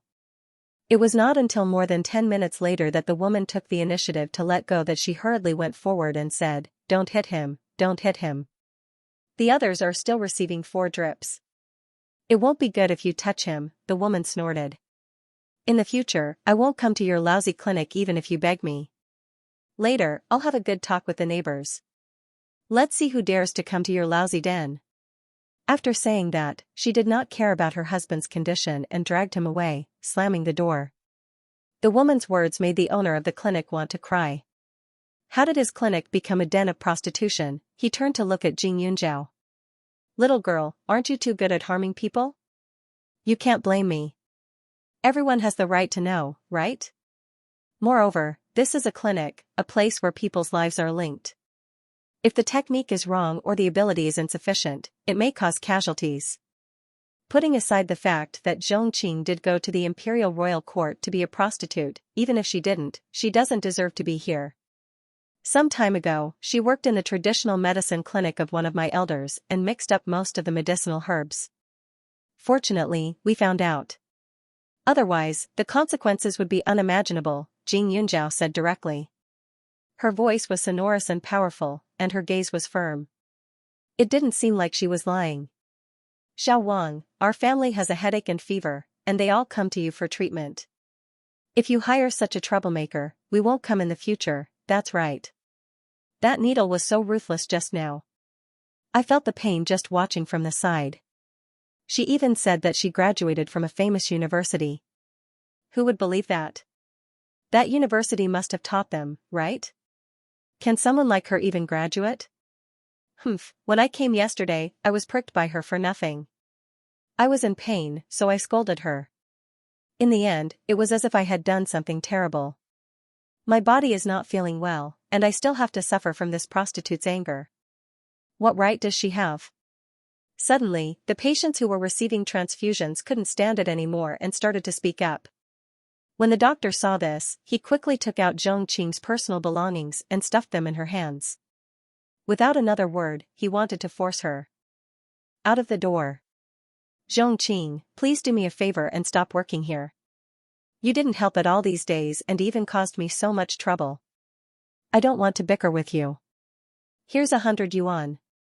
Leave, I can't afford to use you. Previously, he thought that she was good-looking and should be able to get along with other children. Who knew that such a thing would happen? Xianxia looked at the 100 yuan in her hand and widened her eyes. How can you do this? I didn't do anything wrong. You said that you would use me.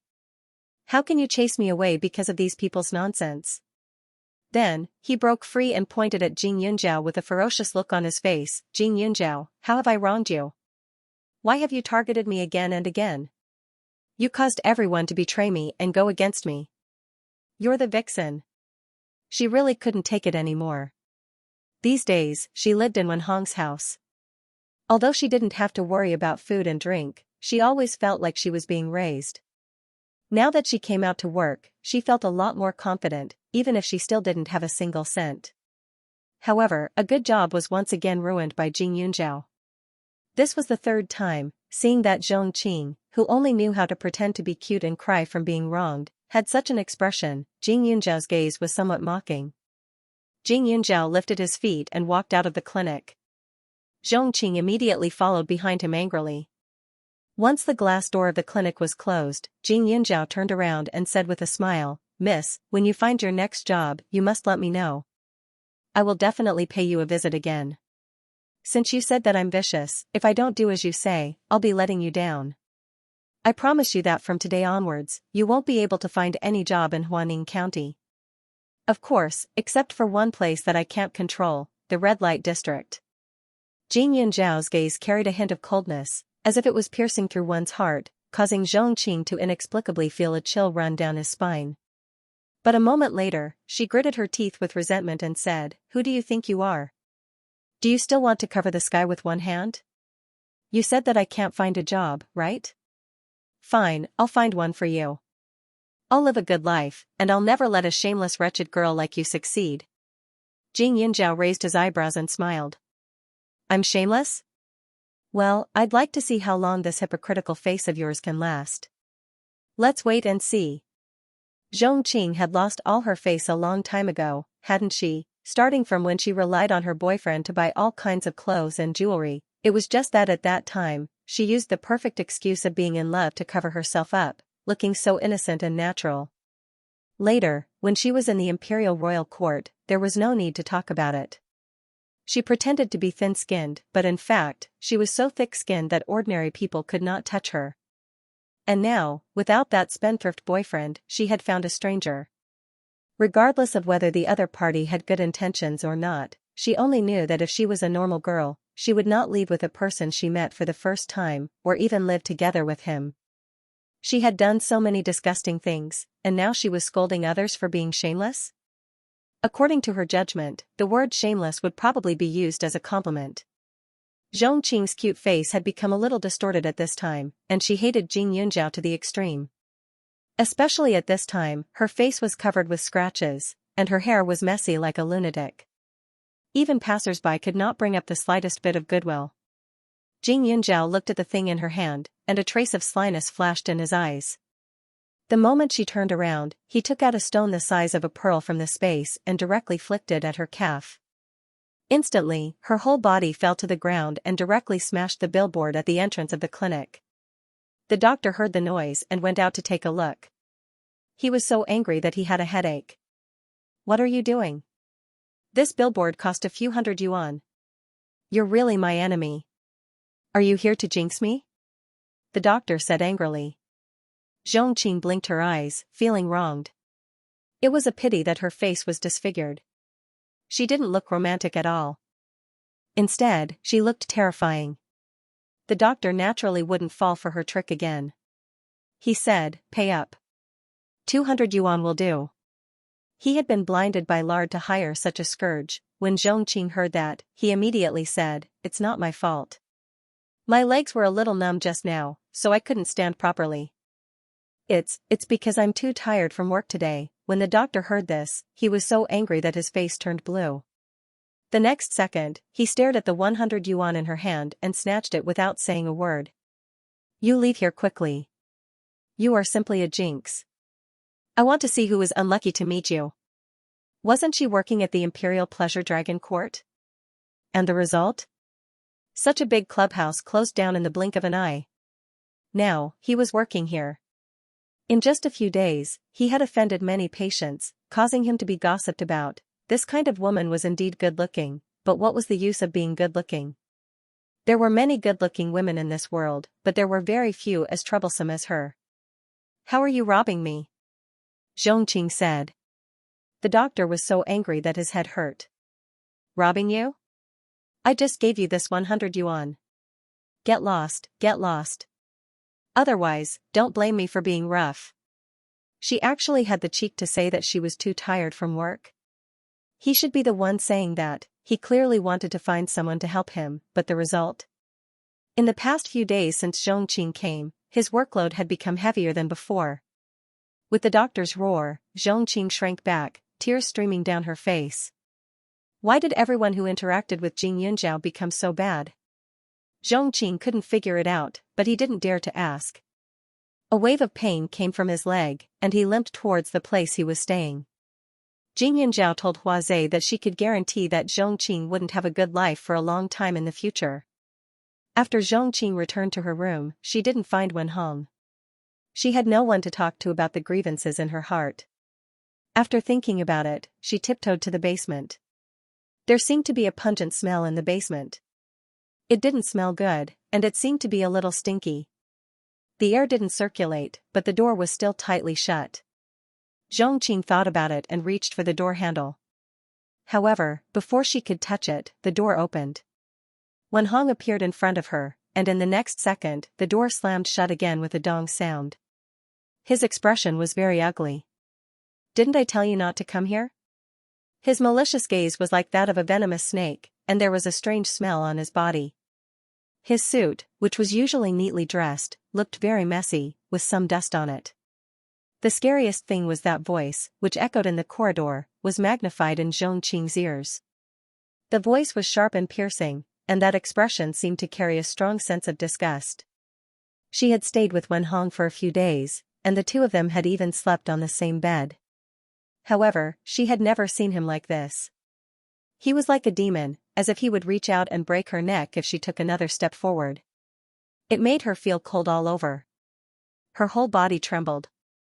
I was fired. The tense atmosphere lasted for a few seconds. Hu Wenhong took a deep breath, grabbed her wrist, and left the basement. However, the first floor still didn't see any sunlight. His face was still indelibly gloomy, which made people's moods seem to collapse, go crazy, and tremble. You were fierce to me. I know, you don't like me. Then I'll leave. I won't trouble you." Xianxia was extremely scared, but she felt even more wronged. Hu Wenhong looked at her for a while, and his face became better. "I didn't mean to. You just suddenly appeared and scared me. And I'm most afraid of being disturbed when I'm working. Don't cry. I'll make bacon for you to eat tonight." Xianxia sobbed. "I met Jing Yunjiao again. She was talking nonsense with someone else and got me fired." At the mention of Jing Yunjiao, an indecipherable look flashed across the man's eyes. After pondering for a moment, Hu Wenhong said, "This Jing Yunjiao, don't mention her name, it makes me angry. Yesterday afternoon, my brothers called me and told me that she had beaten them up in the school cafeteria. Their front teeth were all knocked out. That dean wasn't a good person either. He only made Jing Yunjiao write a self-reflection letter. It wasn't fair at all. A bad student like her should be expelled. How can a girl beat your brother?" Hu Wenhong asked in a low voice. "Didn't I listen to you and ask my brother to find out? The students in school all said that she knows martial arts and is very good at beating people up. Even an adult is no match for her. Oh right, didn't you see it on the news yesterday? A high school sophomore chased bad guys and beat down two human traffickers with her bare hands. After Xianxia finished speaking, she sighed. I really want to find someone to beat her up and teach her a lesson, but she knows martial arts, so there's nothing I can do.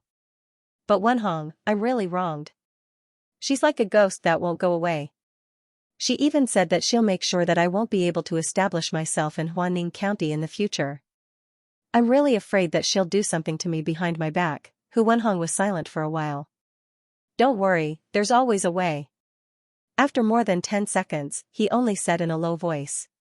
He lifted his foot to pour himself a cup of tea and pursed his lips to take a sip. Your cousin looks gentle and reasonable. Call her out in a few days. I'll talk to her for you. Maybe I can persuade her. For now, calm down. If you can't find a job, just stay at home. I'll take care of you anyway. When Xianxia heard that, she sighed. If only she would listen to me. Actually, I have an idea. Hu Wenhong hesitated. What?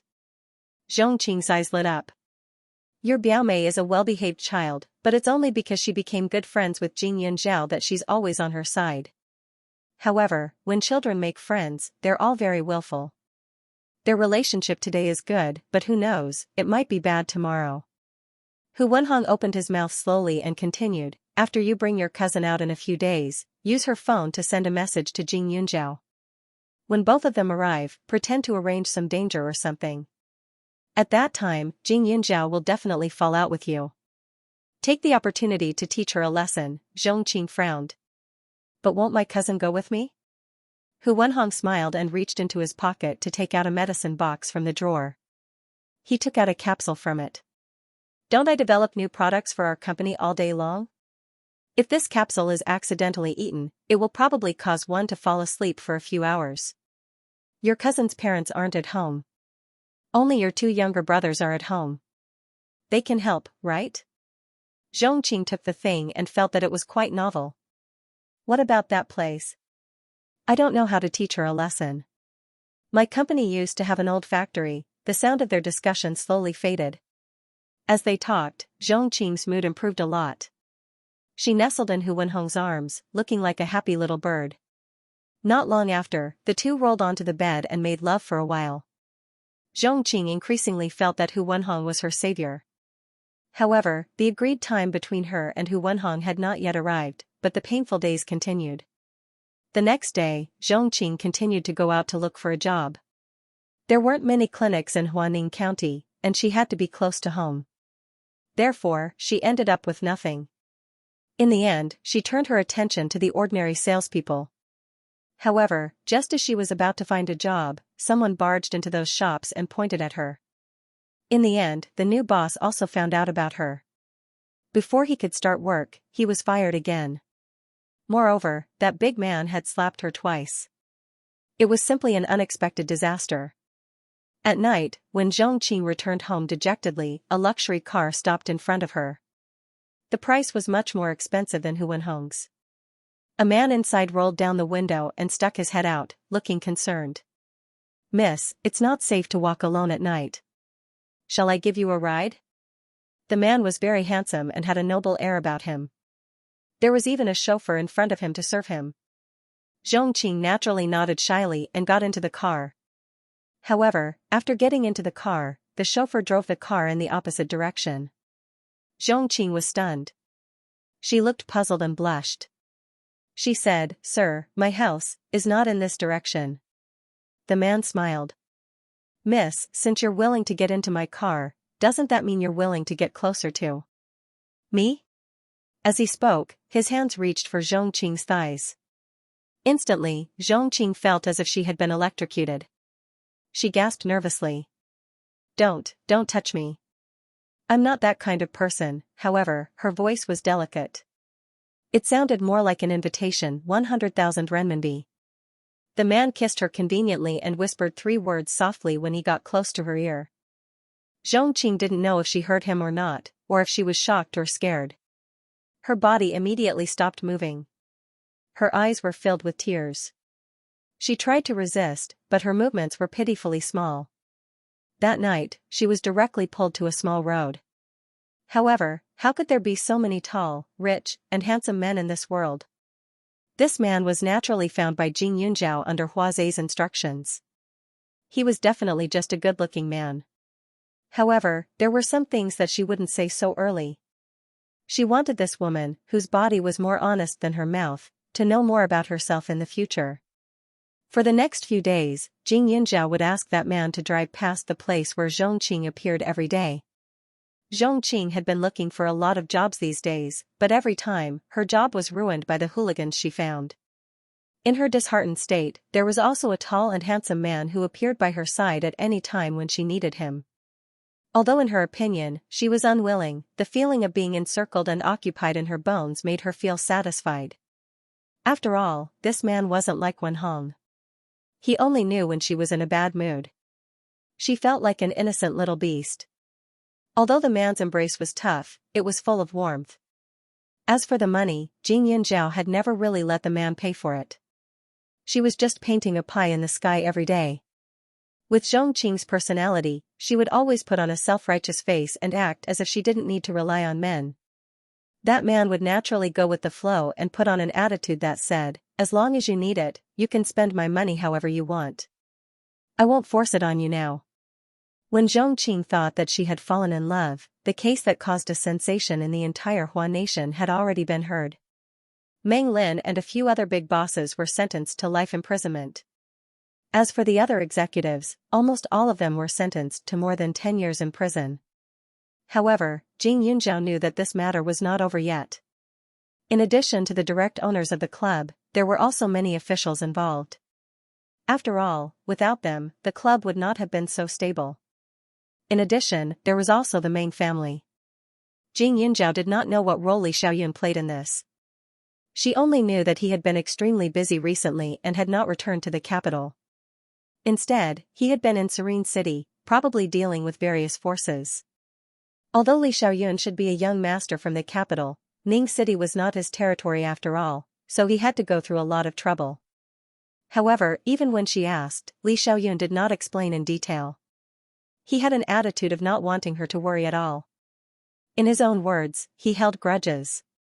Since the Meng family dared to challenge his dignity, they should be prepared to be turned upside down by him. Outside, a storm was brewing. However, Jing Yunjiao only felt that Li Xiaoyun was like an impenetrable umbrella.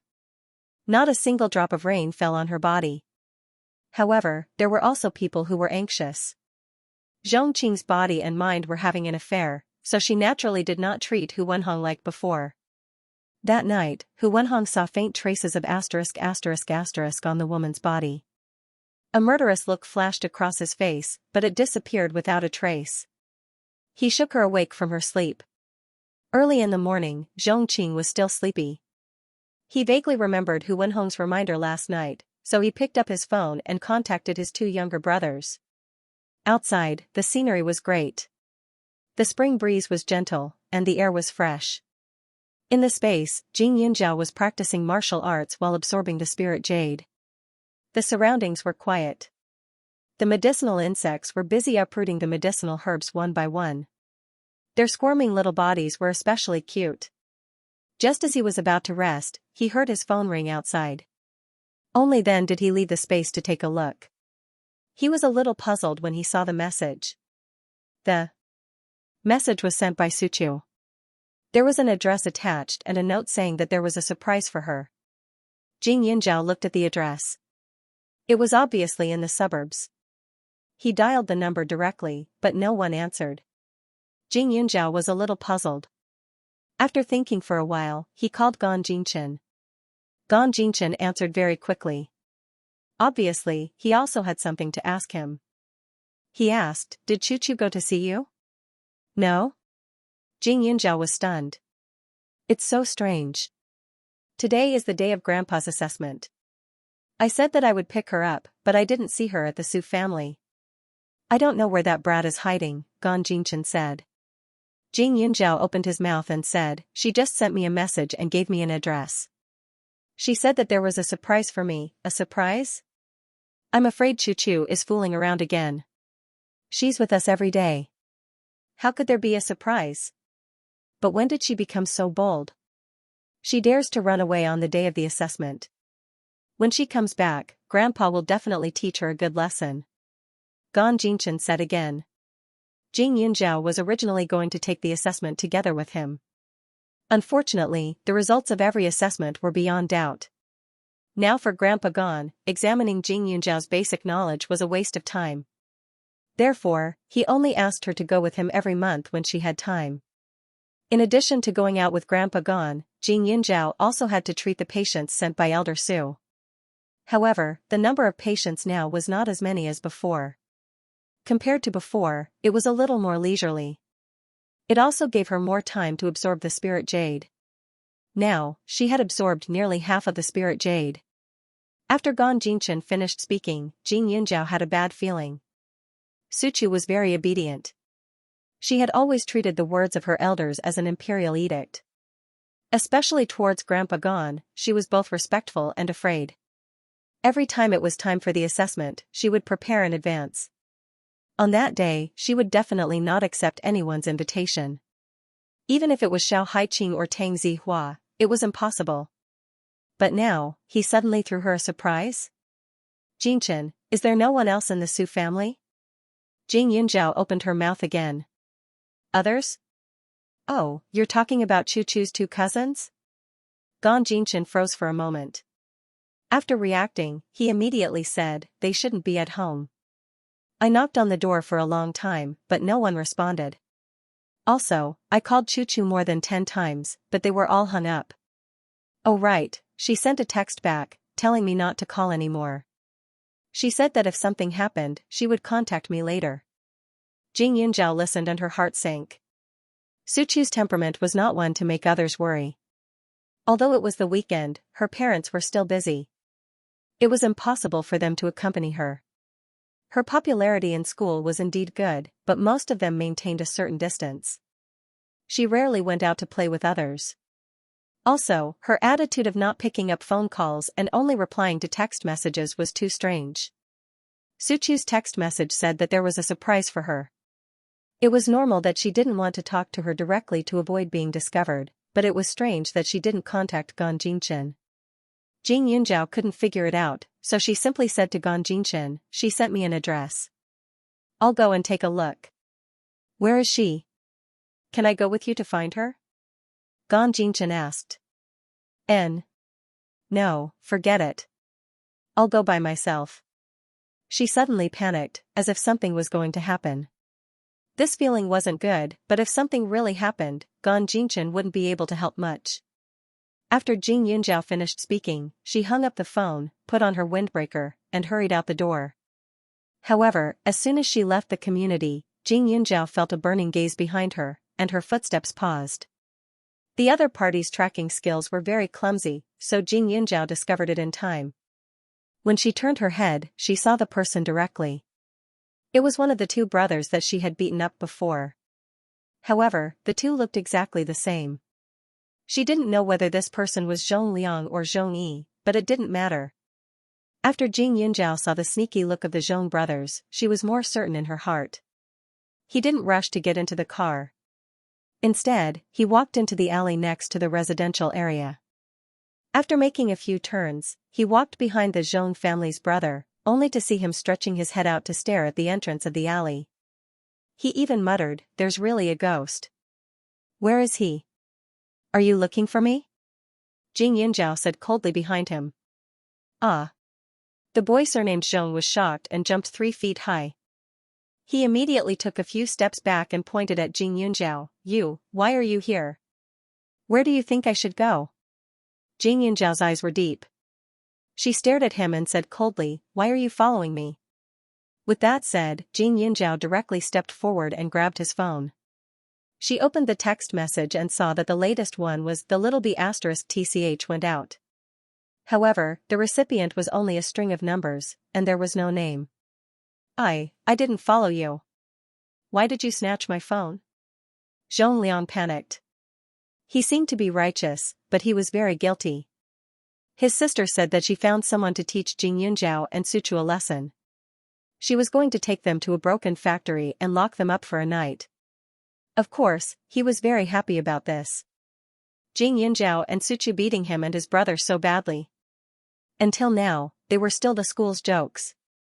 You're not telling the truth, right? Is your skin as itchy again? Do you believe that I can beat you to the ground right now and make you unable to get up for the rest of your life? Jing Yunjiao's face was gloomy. Zhong Liang shuddered. I said it's nothing. Looking at you, you didn't do anything good? Jing Yunjiao's gaze carried a hint of threat as she continued. Chu was taken away by the two of you? What do you want to do? No. Zhong Liang was just about to say something, but when he saw Jing Yunjiao's expression, he was shocked. His excuses instantly became powerless. Only then did he huff, Jing Yunjiao, what are you so proud of? We were the ones who took Chu away, so what? Aren't you two good friends? Do you have the guts to look for her? If you don't have the guts, then just say it. Let her cool down in that place alone. Jing Yunjiao frowned, how did you take her away? By force? You two don't have the guts, and it's impossible for a car to take you away. That means you have helpers. Who is it? Your sister? No, is it the man your sister lives with? By the time Jing Yunjiao finished speaking, Zhong Liang's eyes were already filled with fear. His guilty conscience made him look flustered, but even so, he still stubbornly said, Jing Yunjiao, it was you and Chu who offended us first. Anyway, the two of us only wanted to teach you a lesson. It's not like anything will happen. Who are you trying to scare by acting like this? Wasn't it just staying in the factory for one night? There were no corpses or wild beasts there. At most, it was to scare that coward Suchu. However, he originally wanted to deceive Jing Yunjiao first. Who knew that she would find out? She was simply too smart. Jing Yunjiao's eyes were gloomy. She used Zhong Liang's phone to call the number directly. The other party picked up very quickly. His voice was a little low and hoarse. It was not pleasant to hear, especially through the phone. It made one's hair stand on end. Jing Yunjiao only felt that this man was not normal. What was the benefit of deceiving her and Suchu? Was it really just a punishment for one night? However, this kind of idiotic behavior did not seem like something an adult would do. Zhong Liang and Zhong Yi, the two brothers, were young and impetuous. They had been beaten up by her before, so it was normal for them to take things too hard. Even Zhong Qing had enough motive. In addition, she thought that she was infallible. Perhaps she did not think that there was anything wrong with the matter. However, this Hu Wenhong was different. He should clearly know that if he really did this, she and Suchu would be trapped. It was very likely that they would call the police. In the end, they would be the ones to suffer. But if that was the case, why, hearing the voice on the other end of the phone, Jing Yunjiao said directly, Hu Wenhong, what exactly do you want to do? The other party paused. Obviously, he did not expect Jing Yunjiao to answer the phone. However, in the next moment, he did not show a panicked attitude. Instead, he suddenly smiled. Jing Yunjiao, you are quite smart, Suchu is in my hands now. If you don't come, she will die. I'm not trying to scare you, and I don't have time to scare you. You can also call the police, but I'm not afraid. I've made a lot of bombs myself, and they're everywhere. As long as someone other than you comes, I'll blow her up. At that time, I promise to make her completely disappear from this world. Hu Wenhong's tone was very strange, like a crazy pervert. When Jing Yunjiao heard this, his heart sank and his hands clenched into fists. Why? I don't remember offending you. Jing Yunjiao gritted his teeth. For Zhongqing? It was impossible. Not to mention that the conflict between her and Zhongqing had not reached the point where people could talk about life and death. Even the relationship between Hu Wenhong and Zhongqing could not have developed so quickly that he would do such a terrifying thing for Zhongqing's pillow talk. Moreover, Zhongqing was a person who only had a temper but no brains. She was selfish and only knew how to act cute and righteous. Even if she wanted to take revenge on her, she would not use such an extreme method. Zhongqing was probably just being used by Hu Wenhong. She thought that Hu Wenhong was just helping her vent her anger and really wanted to teach her a lesson, Jing Yunjiao asked. The other party first smiled, then gritted his teeth and said, You killed the person I loved the most. You killed the only angel in this world, the angel that only belongs to me. Jing Yunjiao, it's useless to say more. I will crush you to pieces and make you repent to her. If you don't come, I will let this little girl serve her in the underworld. I will make you suffer for the rest of your life. I will give you half an hour. After half an hour, if I don't see you, then I'm sorry. With that, the other party hung up. As soon as the call ended, Jing Yunjiao couldn't hear a single sound. She felt as if her brain had stopped working. She stared at Zhong Liang with bloodshot eyes. She raised her fist and punched him with all her strength. In an instant, she fainted and fell to the ground. However, at this moment, Jing Yunjiao didn't want to care about this heartless beast. She immediately stopped a car and rushed to the address Hu Wenhong had given her. She took a few deep breaths and tried her best to calm down. She kept thinking. Hu Wenhong said that she had killed his angel, but who was it, the person she knew who had died because of her? Hong Wen. Thinking of Hong Wen's willful and arrogant face, Jing Yunjiao immediately reacted. When she asked Hua Zhe to investigate Hu Wenhong, she found that Hu Wenhong had always called himself Wenhong, and the neighbors all said that he was called Chongzi, Wenhong, Hong Wen. The pronunciation was the same, so it shouldn't be wrong. However, Hong Wen was dead after all, and the Hong family was in tatters. Hong Tian had committed suicide, and Hong Wen's brother had been taken away. It was unknown whether he was dead or alive, so she didn't think of her at all. However, the more she thought about it, the colder Jing Yunjiao's heart became. Now, she was sure that Hu Chang wasn't acting on impulse. It could even be said that he had planned it. If that was the case, it was basically impossible to negotiate. As long as she didn't die, Hu Chang wouldn't let Suchu go. He might even wait for her to go and blow her and Suchu to death inside.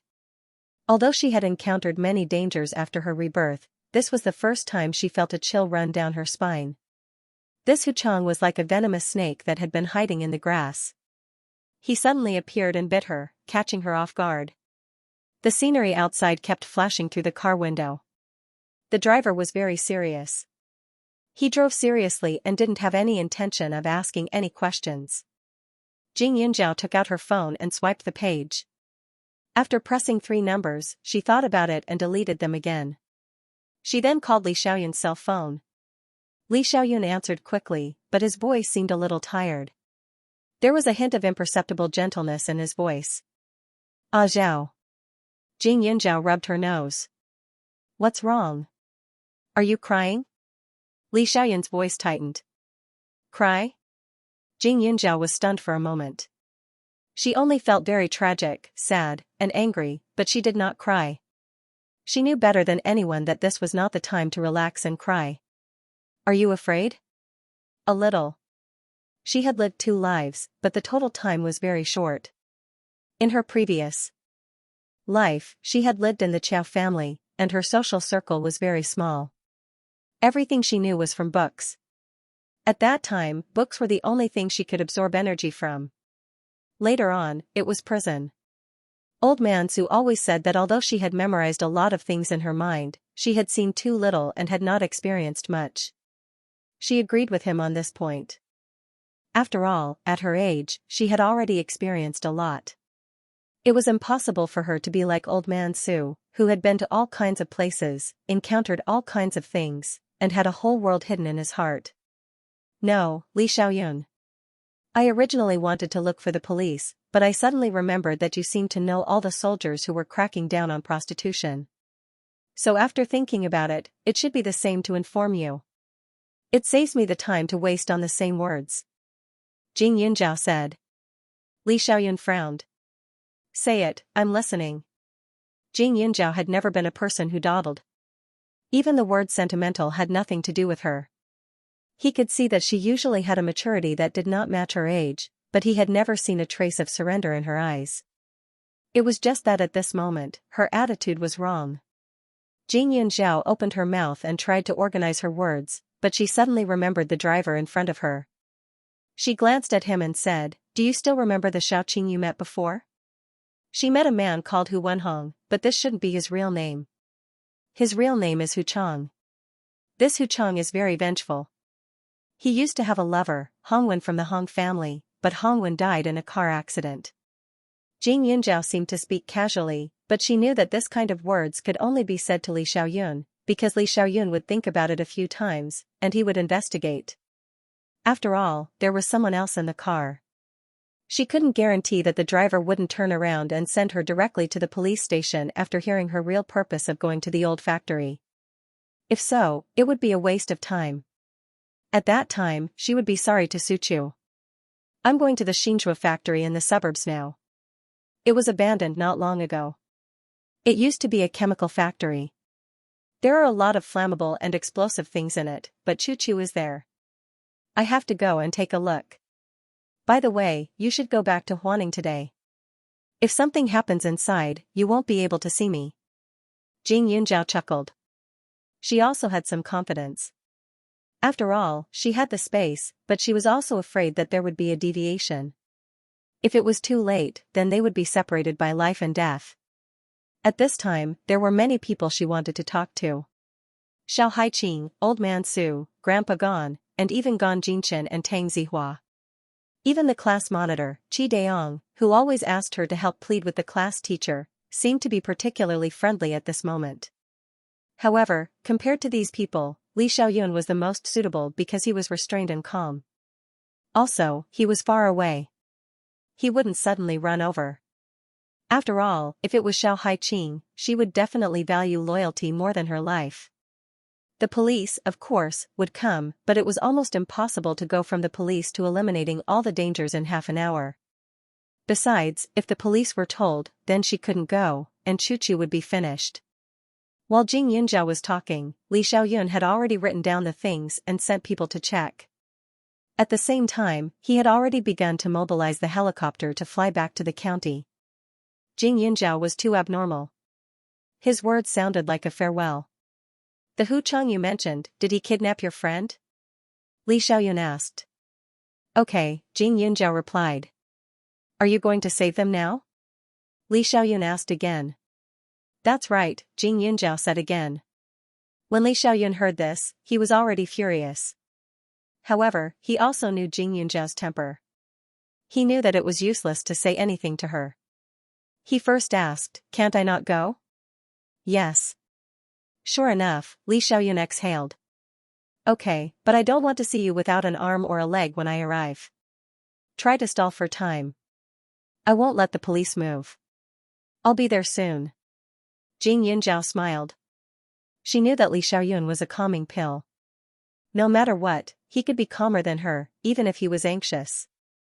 However, although she didn't think much of this personality in the past, at this moment, she felt that it was especially cute. She really didn't know if it was because a person was about to die that he looked at people with kindness. When you come back, if you find that it's not complete, there's no need to put it together. Just burn it together, Jing Yunjiao said again. It was a bit of a prank. Shut up, Ah Zhao. I really want to bite you to death now, Li Xiaoyun said through gritted teeth. What time was this? She was still in the mood to joke with him? What did he mean by not complete? She really dared to imagine the fragmented scene. Was she still a woman? Jing Yunjiao was stunned. In the next moment, she suddenly laughed. Li Xiaoyun was depressed. The more relaxed Jing Yunjiao was, the more he felt that this matter was serious. However, he couldn't scare her at this time. Besides, it was useless to scare her. Jing Yunjiao wouldn't fall for it at all. Even if he were to tell her that something might really happen to her, she would probably still be adamant about it. Young Master Li, are you a dog?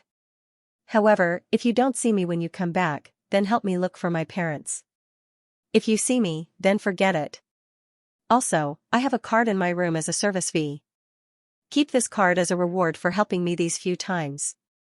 The password is hidden in a book on my desk. Whether you can find it or not depends on your ability, Jing Yunjiao said again. After saying this, Li Xiaoyun hung up the phone with a bam. Seriously, he was going crazy. Service fee? Only such a heartless person would say something like that.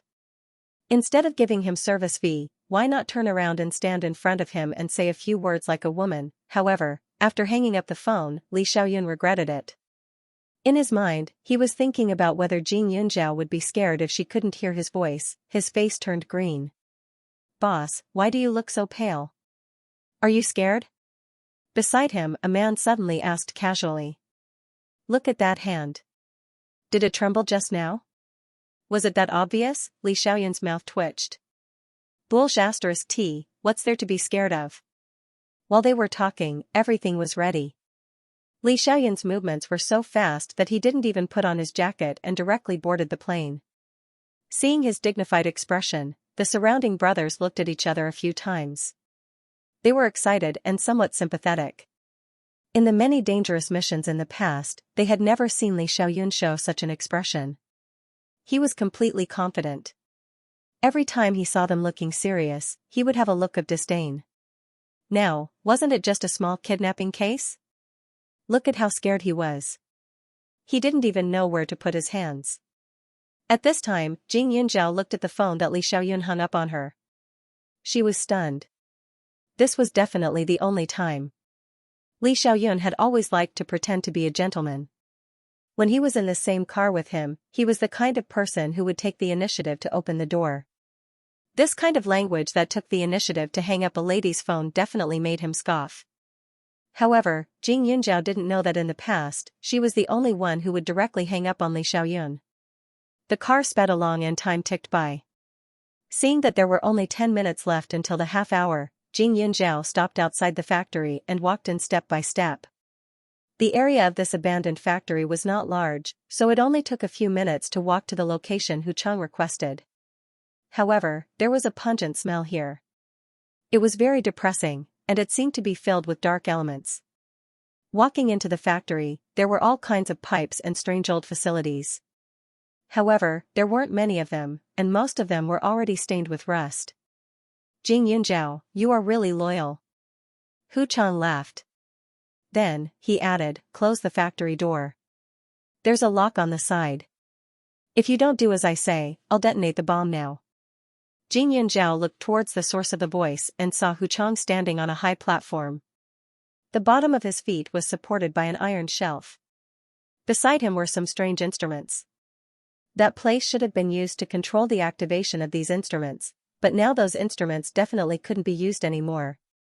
It was just that his position was very safe. He was at a place where she couldn't touch him, and he could see everything around him and outside clearly. Jing Yunzhao could not resist him at this moment. She closed the door, and in an instant, the surrounding sunlight was swept away. The room suddenly became extremely dark, and the man was obviously more confident than before. The lock was extremely heavy, probably to prevent her from escaping. But looking at the man's appearance, was he ready to die with her? After doing all this, Jing Yunzhao glanced around and found that Suchu was placed next to a big boiler on the left, and her whole body was tied to a chair. She could vaguely see her undulating chest, and her life should not be in danger for the time being.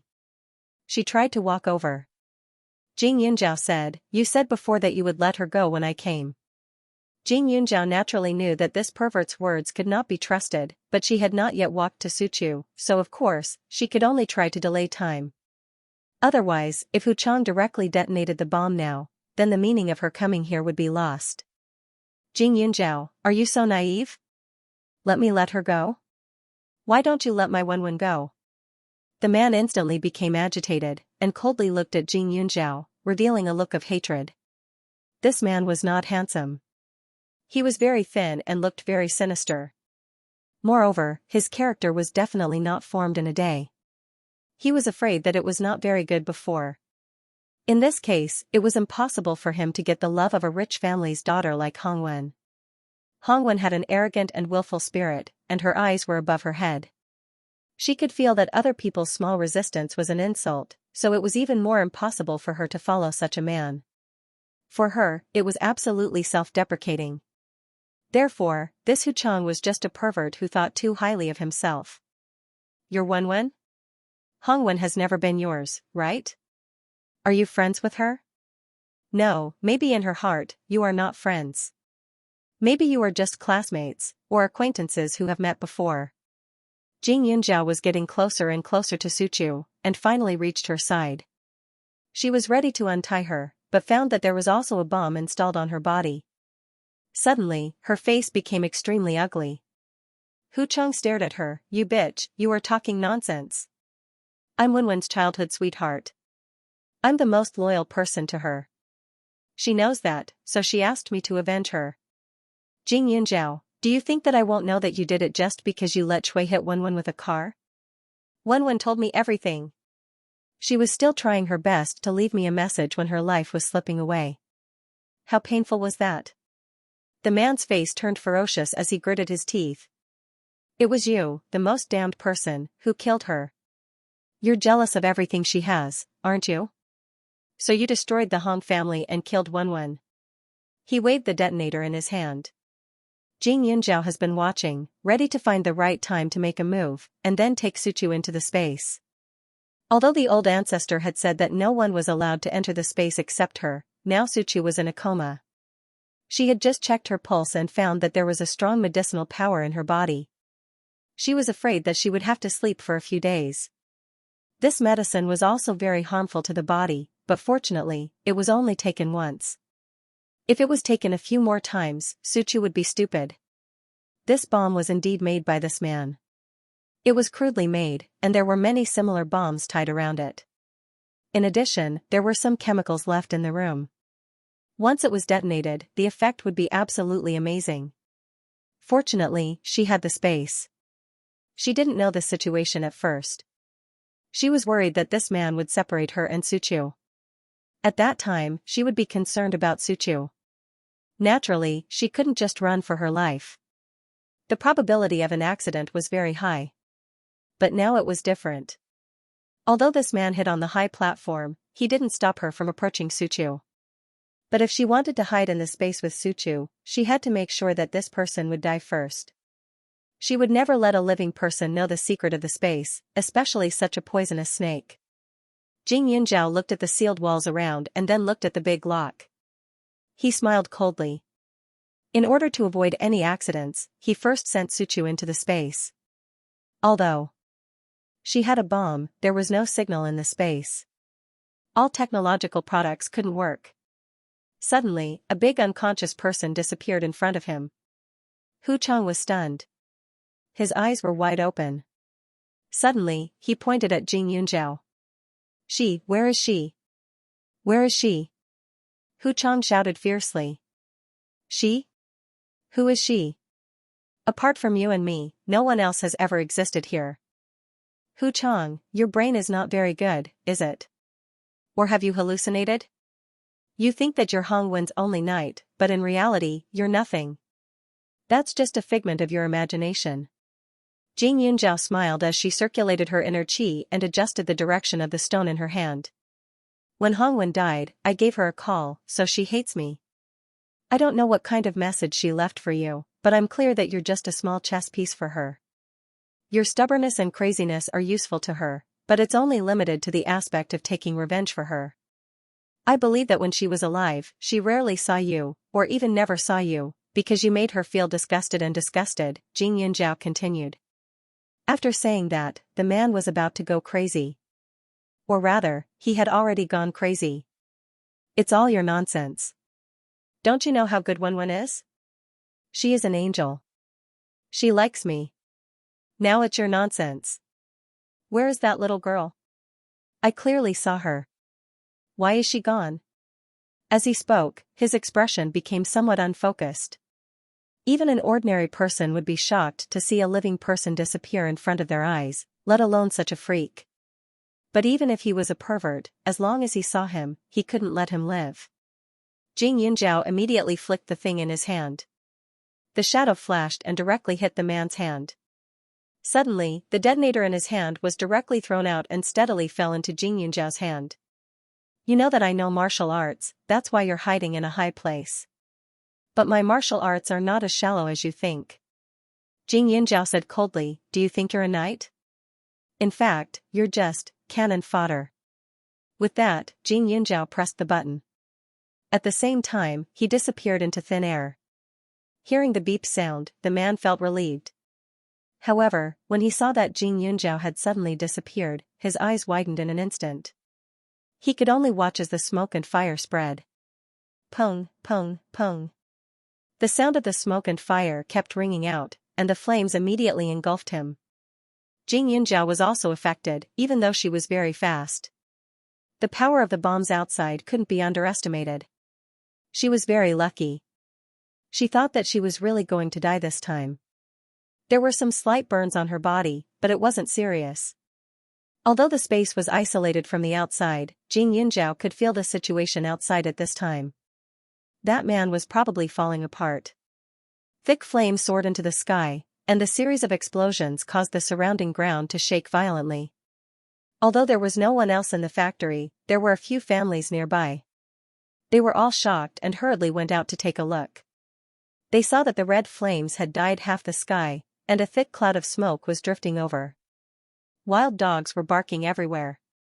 There were many old things in the factory, all of which were flammable and explosive. The fire would burn for a long time. Jing Yunjiao looked at the sleeping Su Chu in her space and decided to insert a few needles into a few of her acupuncture points. There weren't any side effects, and instead, it allowed her to sleep more comfortably. At this time, she couldn't go out of the factory. She could only wait for the surrounding flames to die down a little before looking for a way out. Not long after, in the distance, a helicopter was getting closer and closer. The fire trucks and police cars were also about to arrive. "Boss, it's already on fire," a man next to him said carefully. Li Xiaoyan's pupils constricted as he stared down. His face was terrifyingly gloomy, and the murderous intent around him made people tremble. They had never seen him like this before. Li Xiaoyan comforted himself in his heart. Jing Yunjiao was so smart. Perhaps she had already found a way to escape. Even so, looking at the fire, he still felt a chill in his heart. The helicopter slowly landed. Li Xiaoyan rushed over like a madman and raised his foot to rush into the fire. When the man next to him saw this, he quickly stepped forward to protect him. He was dumbfounded and said, "Boss, such a big fire. Even a god will be burned to death." If it was an ordinary fire, there might be a chance of survival, but this place had exploded several times in a row. However, it had to be said that although Jing Yunjiao was a little girl, she had the guts to save people single-handedly. Although she didn't save them, her boldness was incomparable to a man's. It was a pity. If she could delay for some time, whether it was the police or them, they could have arrived. After all, it was still too far away. They flew over from Serene City in the shortest time. Even the police and fire brigade of Huaning City were dispatched as soon as possible, but they were still a step too late. "Get lost." Li Xiaoyan's voice was as cold as iron. They swallowed their saliva and said, "Boss, the fire truck is here, get lost." Li Xiaoyan shouted again. However, he didn't wait for these people to react and directly pushed them away. The next moment, he directly rushed to the broken factory.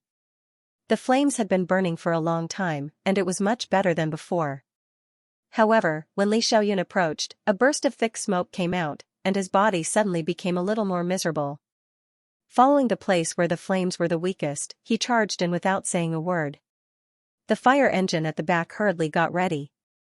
Streams of water sprayed out, and the contact between the extreme cold and the extreme heat produced a series of sizzling sounds that made one's scalp go numb. Jing Yunjiao was inside the space, but she could feel that someone was approaching. Although she could see the surrounding scene through the thick smoke, she didn't know who it was.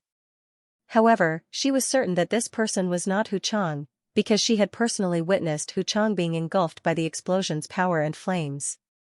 Because of the explosion, there was a pile of waste around her. Because this was the first place to burn, it was still calm now, but the temperature was a little high. Now that someone was looking for her, Jing Yunjiao didn't dare to stay in the space. After all, this space didn't mean that it would always be safe. The position she entered the space could only be the same as when she came out, but because of the explosion, a lot of the surrounding area had collapsed. If she went out a little later, she was afraid that she would be imprisoned in the mess. At that time, no one would help her, and it would be difficult for her to escape with Su Chu. After a wave of thick smoke dispersed, Jing Yunjiao protected Su Chu and returned to the fire scene. The surrounding heat waves were rolling, layer after layer, and the trembling stone wall above them seemed like it would fall down in the next second. The surrounding was blocked by the debris after the explosion. Jing Yunjiao and Su Chu couldn't move at all. Bang! Jing Yunjiao only heard a heavy object fall down, as if it was kicked to the side by someone. Her heart skipped a beat. She looked up and took a deep breath. The thing above could fall down at any time, but if she returned to the space again, when she reappeared, she would still be imprisoned here. Moreover, the surrounding area was too small. She might not be able to bring Suchu out with her. Just as she was about to call for help, Jing Yunjiao choked on the smoke and coughed. Ah Zhao. About 10 meters away, a familiar voice sounded. Jing Yunjiao was surprised. It was actually Li Xiaoyun. Wasn't he still in Ning City? At this time, even if he used his fastest speed, he wouldn't be able to reach here. How could, Li Xiaoyun? I'm here. Jing Yunjiao didn't have the time to think too much and hurriedly spoke. After she finished speaking, she knocked on the surrounding rocks, producing a clear sound. Li Xiaoyun breathed a sigh of relief. In this fire scene, he followed the sound. His speed was very fast. After a while, the two of them were only separated by a stone. This stone seemed to be glowing red and was incomparably hot. However, Jing Yunjiao saw the stone pillar in front of her constantly moving to the side at a steady speed. A few minutes later, it crashed to the ground. Jing Yunjiao looked at the person in front of her in shock. Suddenly, she had an indescribable feeling. Just as she was about to open her mouth, Li Xiaoyun suddenly reached out and pressed on her shoulder, making her squat down. In an instant, a figure appeared in front of her. Bang! The big stone above their head finally fell down and smashed on Li Xiaoyun's back. Suddenly, Jing Yunjiao stared at him in shock. She was puzzled, flustered, worried, and afraid.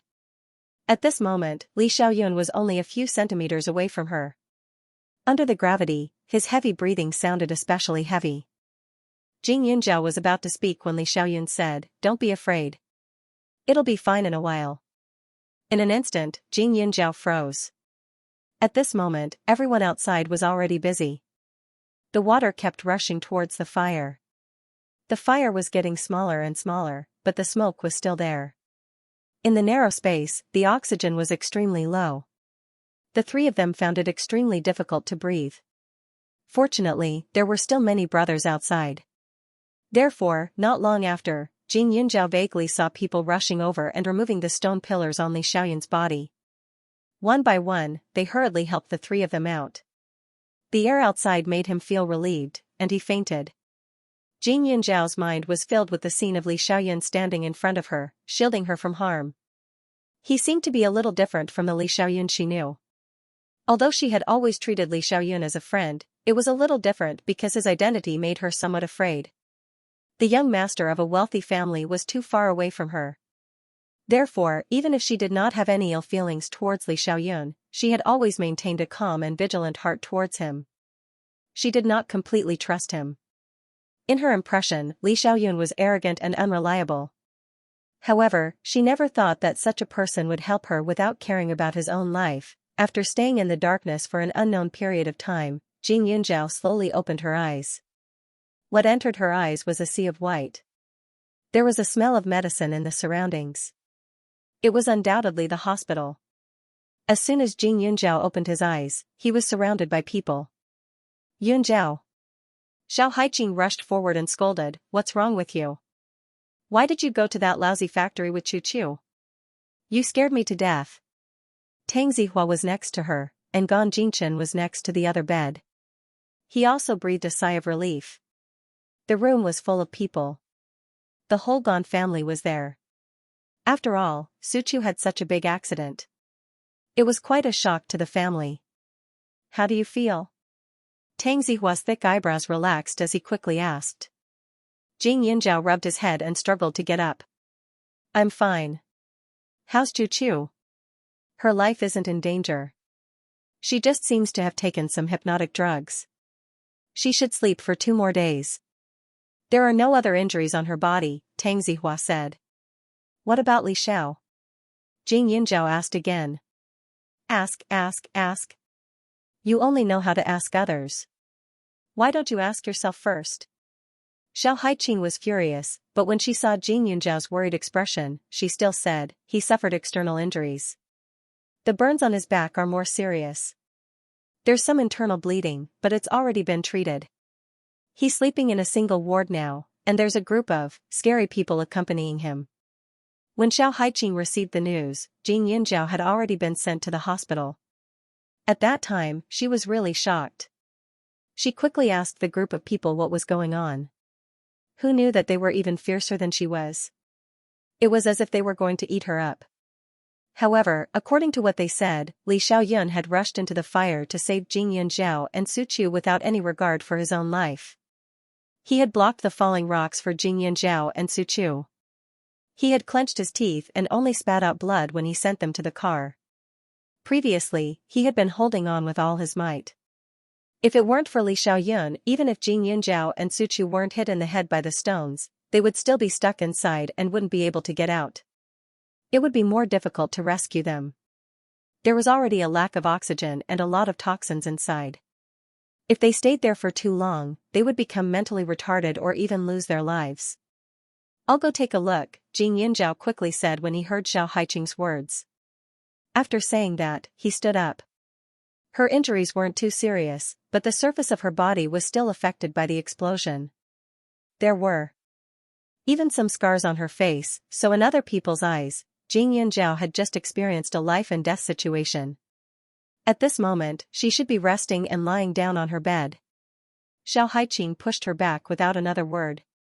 "There's no need to rush. Young Master Li also needs to rest. You won't be able to thank him even if you go over now. Besides, if there's a problem, they'll inform the doctor immediately. Grandpa Gon will also go over to help." "It's fine. Yunjiao, listen to Haiqing. It's better for you to rest now. There will be people asking you a lot of questions later." As soon as Tang Zihua finished speaking, the police came in.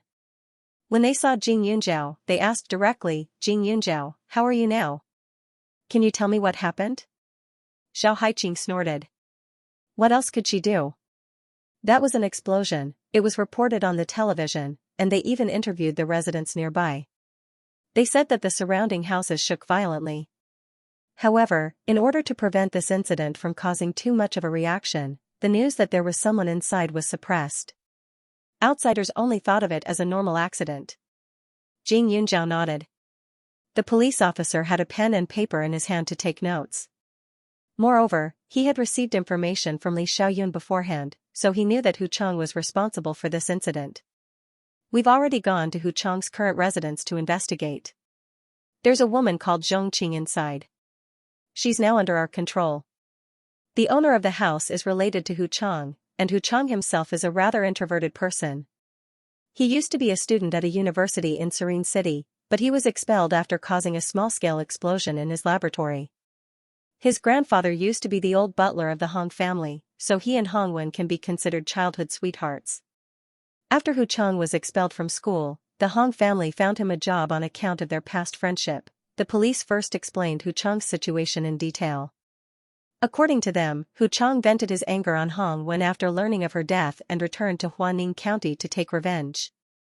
The original residents of the place where he temporarily lived did not move, but their entire family was killed.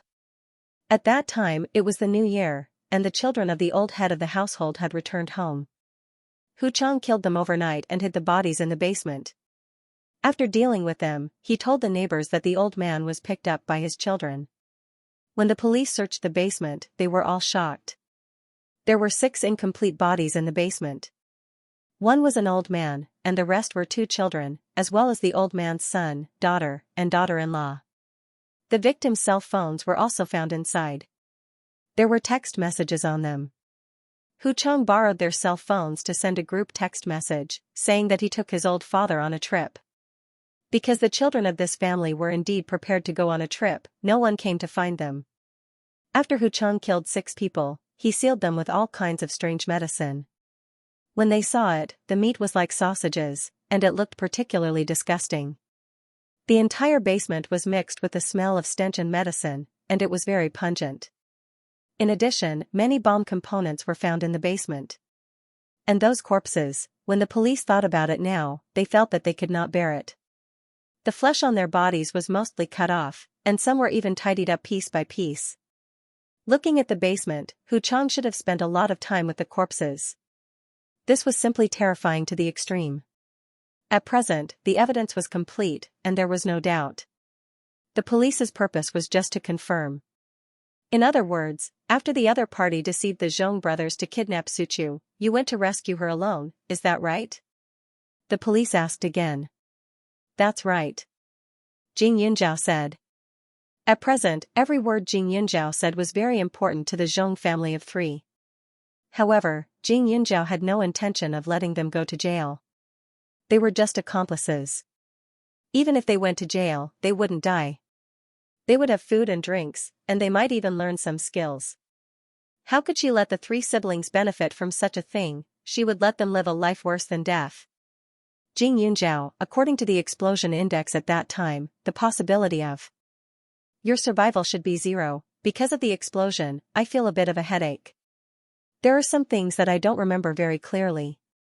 I hope you guys can forgive me. I only know that the power of the explosion was indeed very strong. As for how I managed to dodge it, I think it might really be a miracle, Jing Yunjiao said directly. The other party was stunned for a moment, but after thinking about it, it made sense. The explosion was so big that even the onlookers were shocked, not to mention Jing Yunjiao, who had experienced it firsthand. The mastermind of this accident is dead. Don't worry, there won't be such a thing in the future. The other party kindly reminded her, for fear that this little girl would fall into such a shadow and not be able to get out. Jing Yunjiao nodded. The mastermind was indeed dead, but that didn't mean that some people could pretend that nothing had happened. The police asked some other questions as usual, and the people who recorded the information did not continue to disturb him. Jing Yunjiao went to the ward next door to take a look. In front of the bed, there were 6 chairs. 6 men sat side by side, staring at Li Xiaoyun on the bed without saying a word. They looked very serious. No wonder Xiao Haiqing said that these people were a little scary. Jing Yunjiao knocked on the door and walked in. The 6 of them stood up instantly. They looked at each other and suddenly gave Jing Yunjiao a thumbs up. Little girl, as expected of the woman that our boss likes. You have guts. Jing Yunjiao's mouth twitched. How is he? Don't worry, I promise he won't die. One of them smiled and said. Jing Yunjiao looked at them and walked over to sit by the bed. He found Li Xiaoyun lying on the bed with medicine on his back. Jing Yunjiao did not know much about Western medicine, but judging from the extent of the injury, it was indeed quite serious. He took his pulse and was even more shocked. Li Xiaoyun was under great pressure and his internal organs were damaged. However, he had a foundation in martial arts, so it was not life-threatening. If it was an ordinary person, they would have died on the spot. Please let me know when he wakes up. Thank you. Jing Yunjiao looked at them and said seriously. These people were about the same age as Li Xiaoyun, but their appearance was very different. Li Xiaoyun had a noble aura, while these people looked steady. Some looked like wastrels, and some looked like ordinary sunshine men. If they took off their military uniforms, it was impossible to tell their true professions. However, birds of a feather flocked together. These people had some similarities with Li Xiaoyun, and that was their serious appearance. Little sister-in-law, don't worry. Our boss is willing to risk his life for you, so you are one of us. I promise to let you know when he wakes up. By the way, you can call me 7th brother. The ones next to me are 2nd brother, then 6th brother. We will have many opportunities to get along in the future. Now, we won't be polite with you. 7th brother, you are quite bold. Sister-in-law calls you 7th brother? You wish. Old 6, who was beside him, immediately said. Old 7 rolled his eyes. Don't tell me you don't want to. Anyway, boss isn't awake now. You don't have to change the way you address him, right? The corner of Jing Yunjiao's mouth twitched. Young Master Li and I are friends. You guys might have misunderstood. Also, since he's still unconscious, I won't disturb your brotherly bond. I'll leave first. Oh right, here's some medicine for burns. You can try it on him. The effect should be much better than the ones in the hospital. Jing Yunjiao took out a bottle of medicine from the space and placed it in old 7's hand. These medicines were prepared by her when she was in the space, just in case she needed them. She had now absorbed nearly half of the spirit jade, so her medical skills were no longer comparable to the past. The medicine she concocted had a strong healing ability. Li Xiaoyan's current injury was new, so if he used it on time, the possibility of leaving a scar was not high. They winked at each other and immediately said, "Understood, sister-in-law. Please have a safe trip." Friends? Little sister-in-law treated their boss as a friend, but their boss's purpose was definitely not simple. Li Xiaoyan was someone who didn't want strangers to get close to him. Loyalty was a given, but it also depended on the time. There weren't many people who could receive the blessings of his god of loyalty. Yet Jing Yunjiao, a little girl, was able to make Li Xiaoyan disregard everything. How could the meaning behind this be unclear? Jing Yunjiao came out of the ward, the tips of her ears were slightly red. She took another look through the glass window, then turned and left. She lifted her feet to return to her own ward, and found that there were a few more classmates in the room. They even brought 2 bouquets of flowers over, especially for her and Suqiu. This treatment made her surprised. Jing Yunjiao's injuries weren't serious, and she had already done various examinations while she was in a coma. The doctor said that she could be discharged at any time, but Xiao Haiqing was still worried. Only when old man Gon checked her pulse in front of everyone and confirmed that there were no major problems, did she finally let go. "Yunjiao, you're really lucky. The scene has already been blown up like that, but you're still intact. Suqiu is even better. If she didn't take the sleeping medicine, I'm afraid she would still be jumping around. Tell me the truth, did you master the Golden Bell Shield?" Xiao Haiqing laughed. She simply prostrated herself in admiration. She had seen the report of the scene of the explosion, and only a pile of twisted scrap metal was left. "I'm going to take a look at the Hu family, are you coming?" Jing Yunjiao changed the topic. Xiao Haiqing froze for a moment. Who family? Tang Zihua and Gan Jinqian's faces twisted. "Yunjiao, that family of 6 people died, what are you going to do there?" The 6 people's bodies were still in the Hu family. Because the bodies weren't complete, it was said that they were still searching. Logically speaking, she couldn't go, but after all, she was one of the victims of this case, and with Li Xiaoyan's relationship with those brothers, this small matter wasn't a problem. But in the eyes of the 3 people, it was a little scary. Isn't Zhongqing still cooperating with the investigation at the Hu family? Jing Yunjiao smiled, but it was cold and penetrating. Xiao Haiqing and the other 2 looked at each other, and they were a little scared. Especially when they saw Jing Yunjiao's scary expression, they felt a chill run down their backs. "I still have to accompany Chu, forget it, N. I'll accompany Chu too," the 2 boys blushed and hurriedly said. When Xiao Haiqing heard this, the corner of her mouth twitched.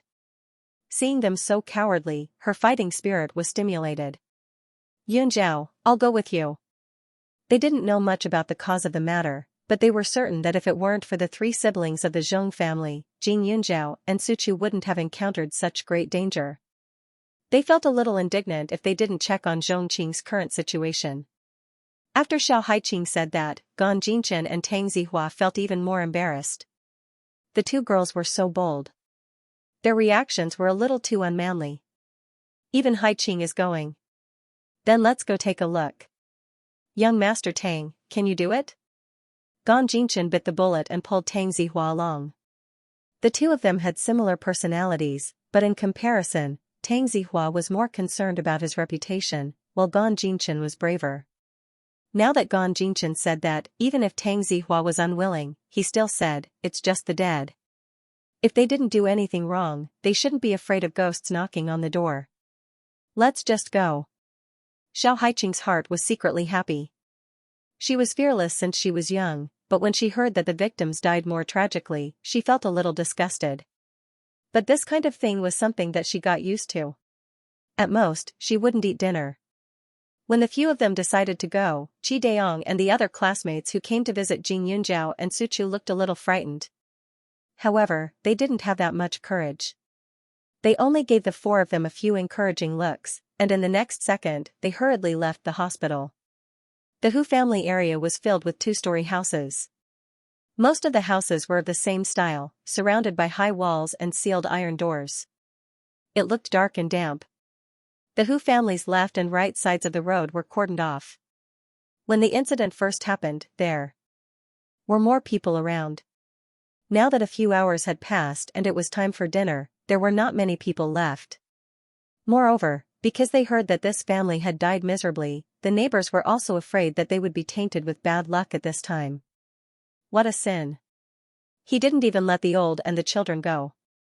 That Xianxia is really a good-for-nothing old man who was so good to him and treated him like his own grandson. When Jing Yunzhao arrived, there were still a few people watching. She only saw an old lady wiping her tears and saying sadly, "Having such relatives is really bad luck of 8 lifetimes. Speaking of which, I'm really scared. Previously, I went to their house to borrow something. At that time, that Xianxia looked at me with a strange and scary gaze. Fortunately, I was lucky," another person said. Jing Yunzhao sighed. This family was indeed an unexpected disaster. It could be said that they died indirectly because of her. The police did not implicate her in the statement released by the public. They only said that this Hu Chang was suspected of having a mental illness. Jing Yunzhao specially found a police officer who stayed in the hospital to accompany her, so she walked smoothly all the way. The moment she stepped into the Hu family's door, she felt a stifling atmosphere and that strange smell. Her sense of smell was very sensitive. At this time, the smell was even more invisibly magnified and was very pungent. She only saw that there were 6 corpses in the courtyard and some pieces of packaged meat.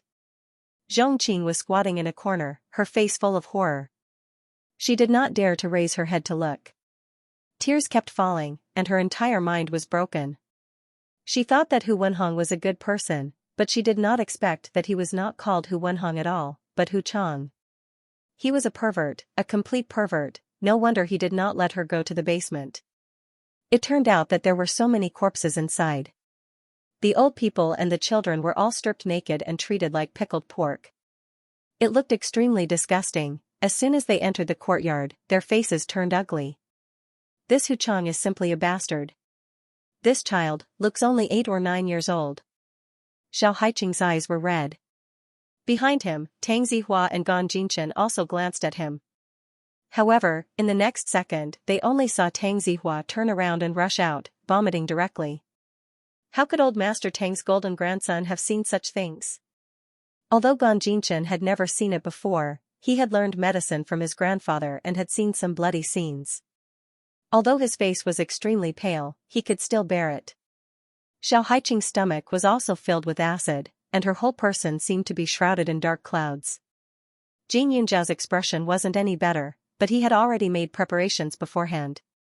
In addition, he had dealt with the corpses of the snakes, insects, rats, and ants when he was making the medicine. When he saw this person, his acceptance level was slightly higher than the other 3. He took a deep breath and walked over. The flesh on the 6 people's bodies had been mostly removed, and a part of it had been neatly cut off and sealed in a bag. However, the more organized it was, the more unacceptable it was. Even the police were vomiting and crying. Jing Yunzhao's face was pale as he squatted beside the corpses and looked at them. Although a lot of flesh had been found on these corpses, there was still a lot missing. Jing Yunzhao's appearance made the faces of Xiao Haiqing and the others twist, especially Tang Zihua. He had just finished vomiting, but when he saw Jing Yunzhao staring at the corpse so calmly, he couldn't stand it anymore and went out to vomit again. Even the policeman next to them looked at Jing Yunzhao as if they had seen a ghost.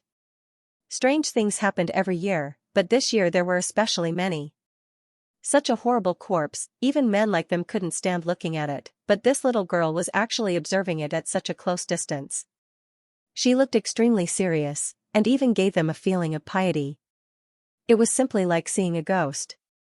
After a while, Jing Yunzhao walked to the basement again. The basement area was about 100 square meters. It should have been divided into 2 or 3 rooms, but now the walls of each room were broken through. The floor was a mess. Stones, garbage bags, and all kinds of things were thrown all over the floor. It looked a little dirty. There were also traces of mice and some insects on the ground, and the smell was mixed. In the entire basement, the only thing that could be considered clean was the table placed in the middle of the room. There were still some test tubes and other things left on top of it. She reckoned that the medicine was something Hu Chang had researched on his own. However, the important things had already been taken back for testing, so Jing Yunzhao couldn't see anything. In addition, there were the remnants of the bomb. The smell of gunpowder was very strong, but only some residue powder was left. The finished products or semi-finished products were all transported to the factory by Hu Chang. "Haven't you found the rest of the body?" Jing Yunzhao looked at the police and asked. "We're still looking. The meat was originally put in the freezer in the basement, but the amount is still not enough. We've also looked upstairs, but there's nothing left in the freezer except some leftovers." Jing Yunzhao nodded. However, she thought of the possibility of Hu Chang being a pervert and asked, could it have been eaten by him? It wasn't that she was thinking too much, but she had seen Hu Chang before. That person was extremely sinister, and his mind was in a state of madness. What she said was completely possible. It was just that when Jing Yunzhao said this, the corners of the others' mouths couldn't help but twitch. Tang Zihua originally thought that he wouldn't be able to see any disgusting corpses in the basement, but he didn't expect to hear Jing Yunzhao say such shocking words. In an instant, his three views completely collapsed, and he even vomited out his bile. Not to mention Tang Zihua, even Gan Jinchen couldn't hold it in anymore. Although Xiao Haiqing was usually so tough that she didn't seem like a girl, she was still a normal person after all. She didn't immediately jump. The three of them simply went out together and stayed at the door, not wanting to take even half a step closer. He reckoned that he would be able to save some rations tonight. In fact, he might not even want to touch any meat for the next few months. The police officer and Jing Yunzhao went upstairs to take a look at the fridge. Their expressions were strange when they saw the plate of stir-fried bacon. "Give me this plate of meat, it's not just any meat," the forensic doctor suddenly said and took the plate of meat away from Jing Yunzhao's hands. It was clear what he meant at a glance. Jing Yunzhao had originally only made a conjecture based on Hu Chang's personality. She simply did not think that the truth would be as she had predicted. Her expression was unsightly to the extreme, and her stomach was similarly churning. But when she turned her head to look at Zhong Qing, who was still crying in the courtyard, her feelings became even more complicated. "Little girl, don't touch the things in this house casually. If you dirty your hands, you have to wash them. The sink over there can't be used for the time being. There's a lot of minced meat in it, enough to cook a dish." The forensic doctor saw that Jing Yunzhao was bold and deliberately opened his mouth to scare him. It could be seen that her expression was the same as before. Although she was a little agitated, she was still calm. He was somewhat impressed in his heart. This girl was quite suitable for their line of work. Jing Yunzhao didn't know what the forensic doctor was thinking. After wandering around, he lifted his foot and walked in Zhong Qing's direction. There was a policeman beside Zhong Qing watching. Because he suspected that she was an accomplice, he asked her to come over to point out the location of all the bodies. However, it was obvious that Zhong Qing didn't help at all. Zhong Qing's crime wasn't serious because she wasn't involved in the entire incident at all. Even if she informed her two brothers to kidnap Suchu, it was through the phone. In addition, she didn't follow Jing Yunzhao and didn't know the crime scene, so at most, she didn't report it. Moreover, the situation she knew wasn't about the explosion or the murder case. Of course, Jing Yunzhao's previous testimony also played a huge role. If Jing Yunzhao insisted that Zhong Qing was the instigator, then she could also accuse the other two brothers of the Zhong family. With a witness, Zhong Qing wouldn't be able to deny it even if he wanted to. However, compared to staying in prison, Jing Yunzhao hoped that Zhong Qing would be able to get away with it. Jing Yunzhao walked to the front and spoke to the police officer. The other party then walked a little further away. "Is human meat delicious?" Only then did he ask. She stared at Zhong Qing with a cold expression. In an instant, she saw that cute face as white as silk and empty eyes staring at her. "Jing Yunzhao. It's you again," Zhong Qing muttered. Why was she everywhere? And why was she still alive when Hu Chang died? Didn't they die together? Moreover, Hu Chang clearly said that he was just going to teach her a lesson. He said that he was going to lock her up in the factory for a night and release some snakes, insects, rats, and ants to scare her. But who knew that in just one day, the situation would change so drastically? The factory exploded, the news spread like wildfire. When she heard about it, she panicked. She knew that Jing Yunjiao and Suchu were inside, but if someone found out that there were people inside, they would definitely investigate. They might even find out about her. Just as she was complaining about Hu Chang causing the accident, the police came to the door and turned the entire house upside down. Most importantly, they found the bodies in the basement. At that moment, the bodies were moved out of the basement one by one. They looked especially terrifying, and her legs went weak. She wanted to leave, but the police stopped her. And they were killing people. The air was filled with the smell of corpses. Those corpses were only about 5 meters away from her. It was so scary. Zhong Qing's expression was unfocused. Her brain was not listening to her. When she heard Jing Yunjiao talking about human flesh, she was in a trance for a long time. Then, she said in fear, "I don't know. I didn't kill them." "Jing Yunjiao, why do you want to harm me?" "I didn't kill anyone." "Didn't?" "Yes, she didn't. But if she didn't have the space, then she did." Although Hu Chang was the mastermind and had a motive, Zhong Qing was his accomplice. She was the one who almost killed Suchu and her. Now, she was saying that she didn't kill anyone? She clearly had that idea, didn't she?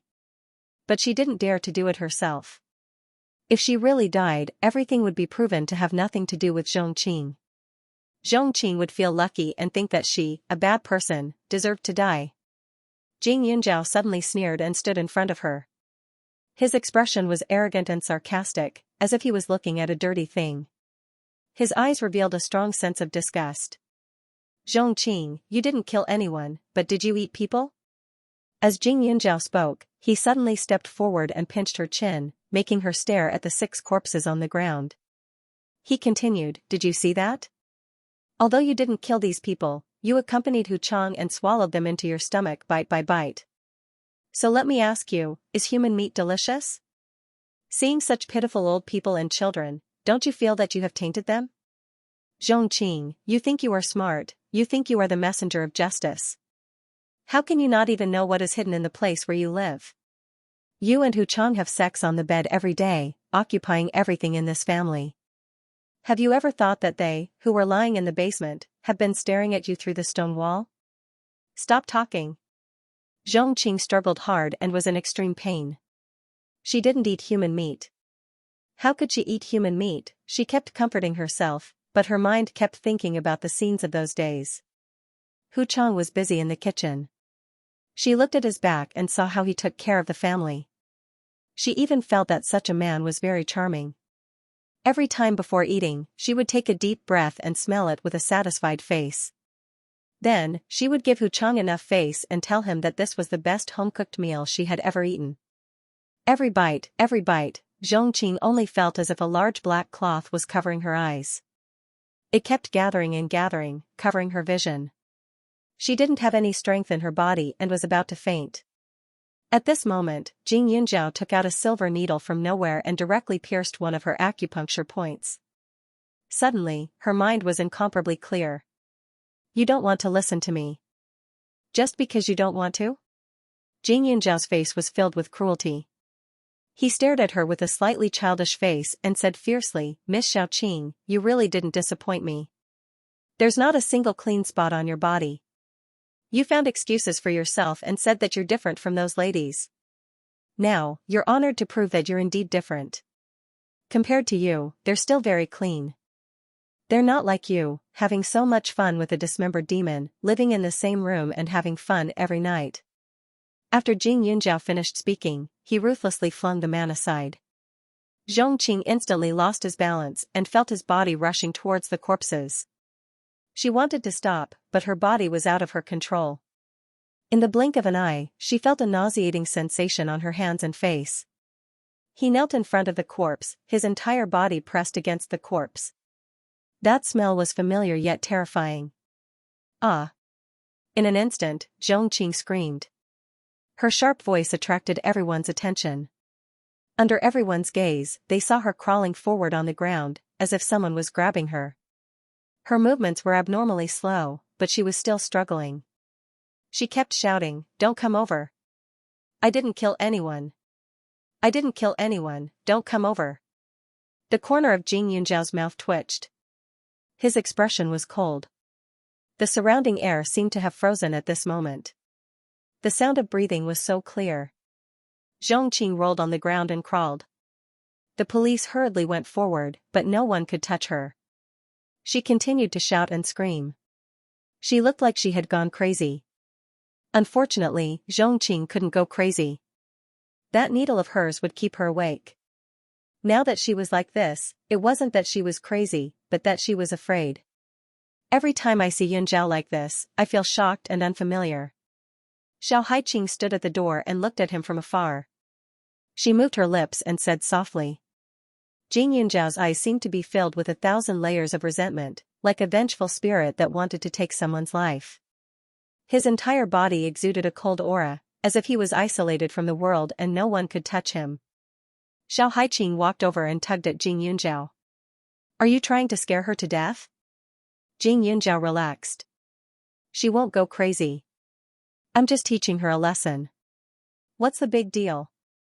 This is just the beginning. She almost killed her in Chu, and even caused Li Xiaoyun to get injured while trying to save her. What's the big deal with scaring her? What she wanted was for her to live in pain and struggle for the rest of her life, never to be free. She had died once, so she knew what it felt like to die.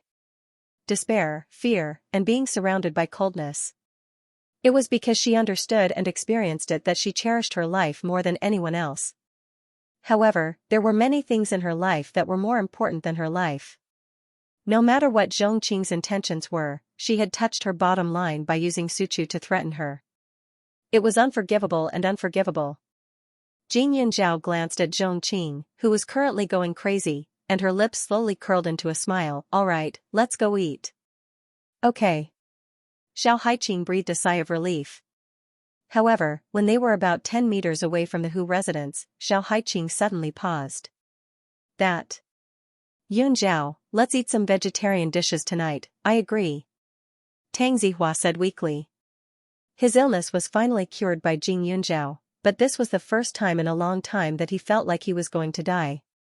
It was too scary, too disgusting. He even wondered if Jing Yunjiao was a normal person. His gaze paused on Jing Yunjiao's face for a moment, and he was a little flustered. Yunjiao, my mind is full of those corpses. I'm only fit to eat light food now. Jing Yunjiao nodded and walked to the alley in front of her before turning a corner. Suddenly, she bumped into a sturdy chest. She looked up and saw the man's deep eyes looking over. The next moment, he grabbed her arm and glanced at her. Why did you run out here instead of staying in the hospital? The distance between them was quite close, and there was a hint of ambiguity. Jing Yunjiao was stunned for a moment. Shouldn't you be lying in bed? She took a look. The injury was quite serious. After all, he had blocked such a big rock for her. I'm not as weak as you think. As he spoke, he glanced at the few of them. His gaze lingered on Tang Zihua and Gan Jinchen for a few seconds before he said, I think I heard you guys say that you're going for a meal? Let's go together? Jing Yunjiao turned to look at the few of them. They hesitated for a moment, but it was obvious that they were too embarrassed to refuse, especially Gan Jinchen and Tang Zihua. As Jing Yunjiao's few male friends of the same age, they did not help at the crucial moment. Instead, they had to rely on this young masterly. They were grateful, but at the same time, they were a little jealous. Seeing him invite them, they nodded not long after. Li Xiaoyun was wearing a white shirt. He was about 185 meters tall, with a slender figure and a strong presence. He exuded the steadiness and gentlemanly aura of an adult from head to toe. His every move was better than the two little boys. However, the two boys were not willing to admit defeat. They continued to raise their heads and stick out their chests. As Li Xiaoyun drove, he glanced at the rearview mirror and saw the two boys looking like they were ready to fight.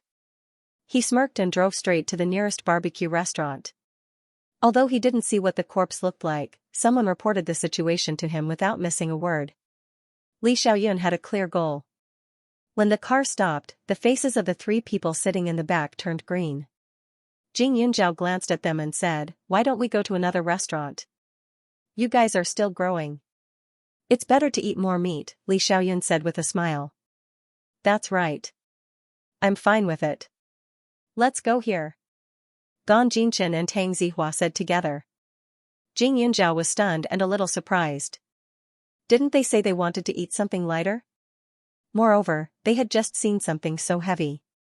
Now they wanted to eat meat. Could they stand it? Jing Yunzhao was about to ask when the two got out of the car.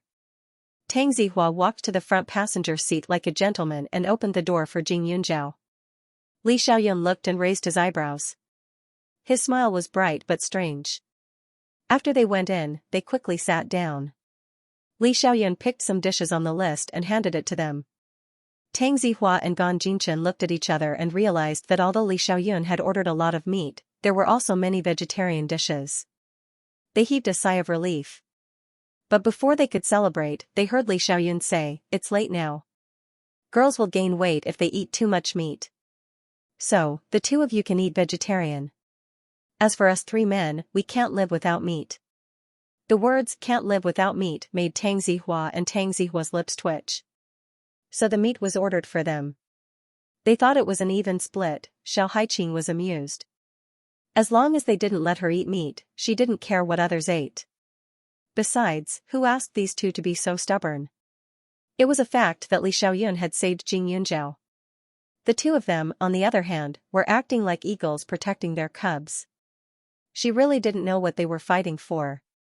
Jing Yunzhao was about to speak up for Tang Zihua, but Xiao Haiqing secretly kicked her and winked at her with a smile.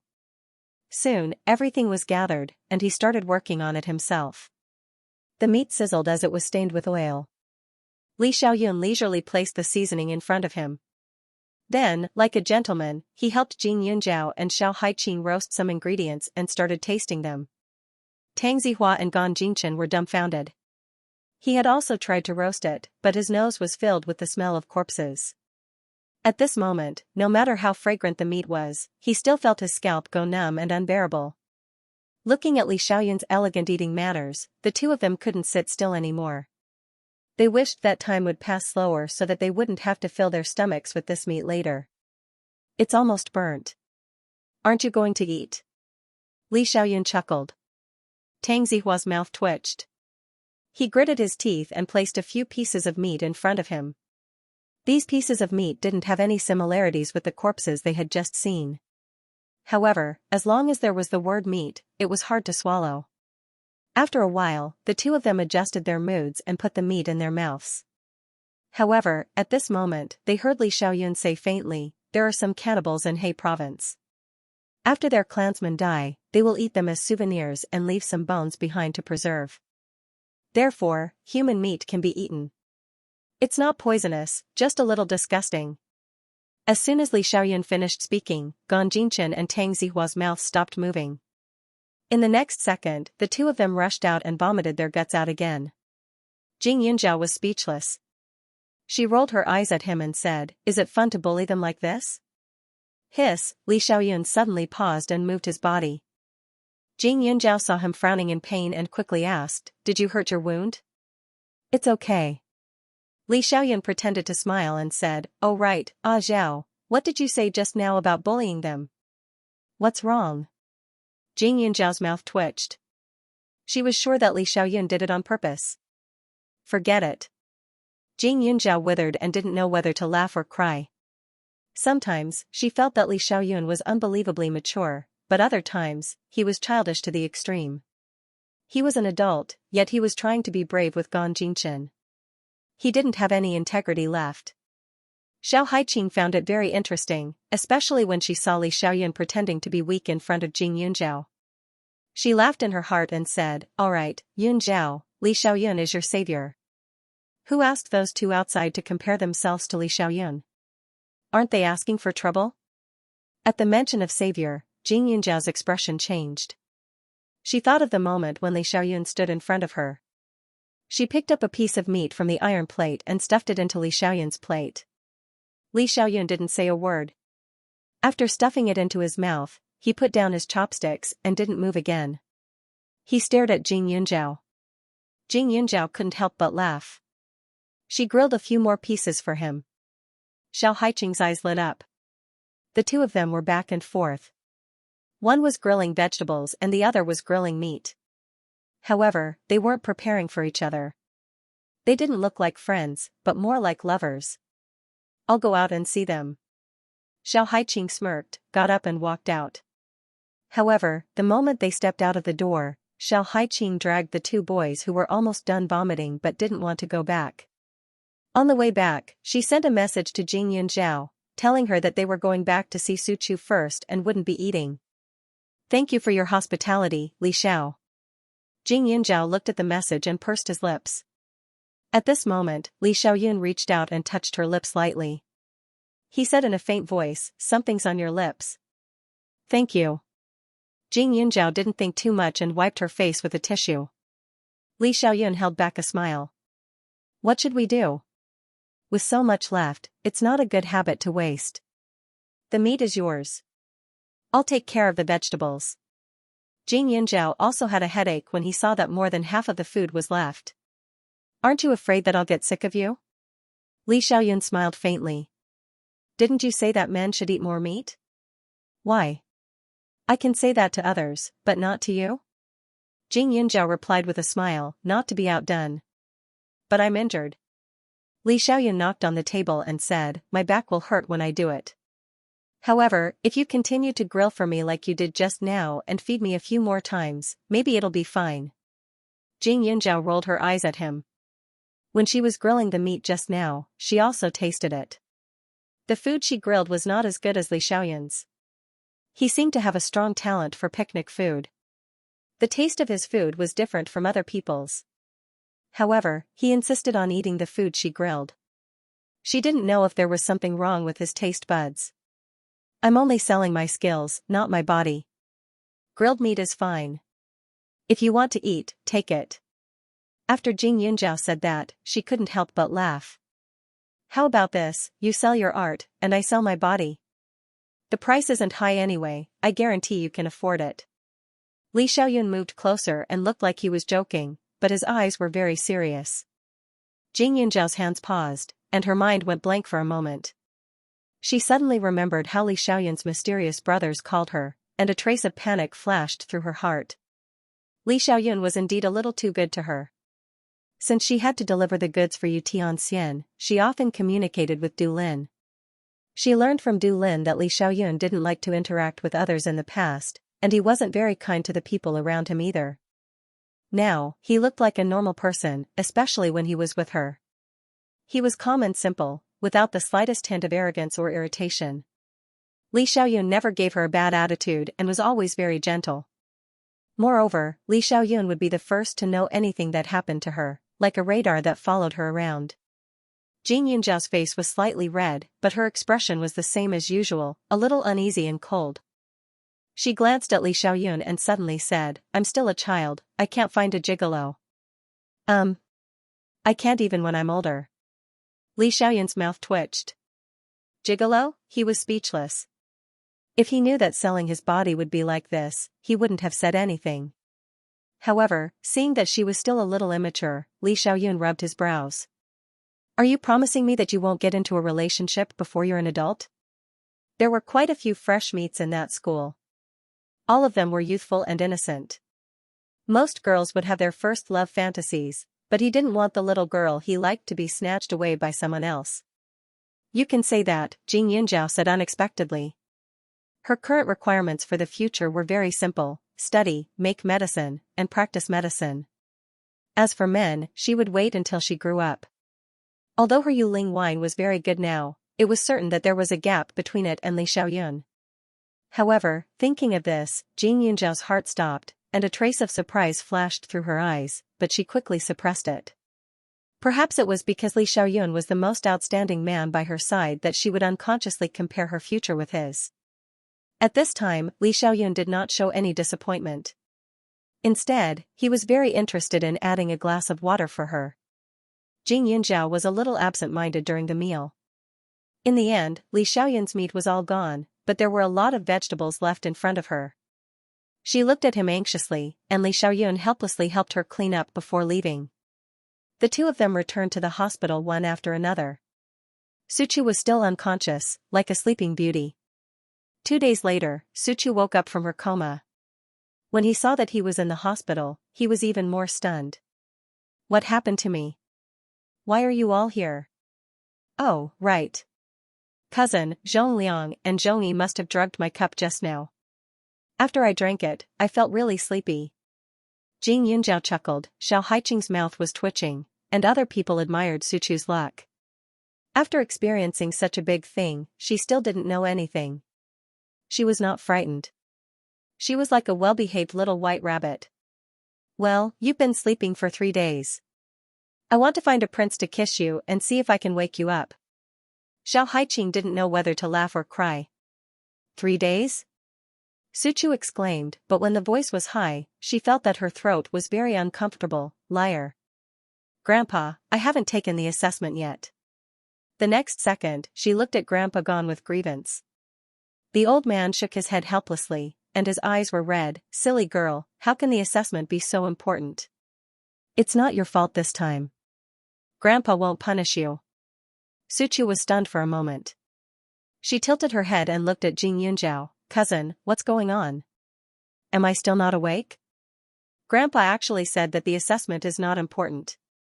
Is she still dreaming? From childhood to adulthood, she has never missed the assessment every month. Even if she was very tired on the day of the assessment, the old man still would not let her find excuses. He even told her that she had to be prepared for hard work to study medicine. But now, she actually said that it was not important. The sun must have come out from the west. The old man was also speechless. His granddaughter was a silly girl. It's clear that the 2 brothers of the Zhong family did drug you, and then sent you to a factory in the suburbs. This is the news. Take a look. Jing Yunjiao handed over the computer. Suchu was still confused, but when she saw the factory, her eyes seemed to stare out. She pointed to the picture of the explosion above and couldn't close her mouth. No? Cousin, why did they send me to the ruins? Ah. Did they find someone to bully me?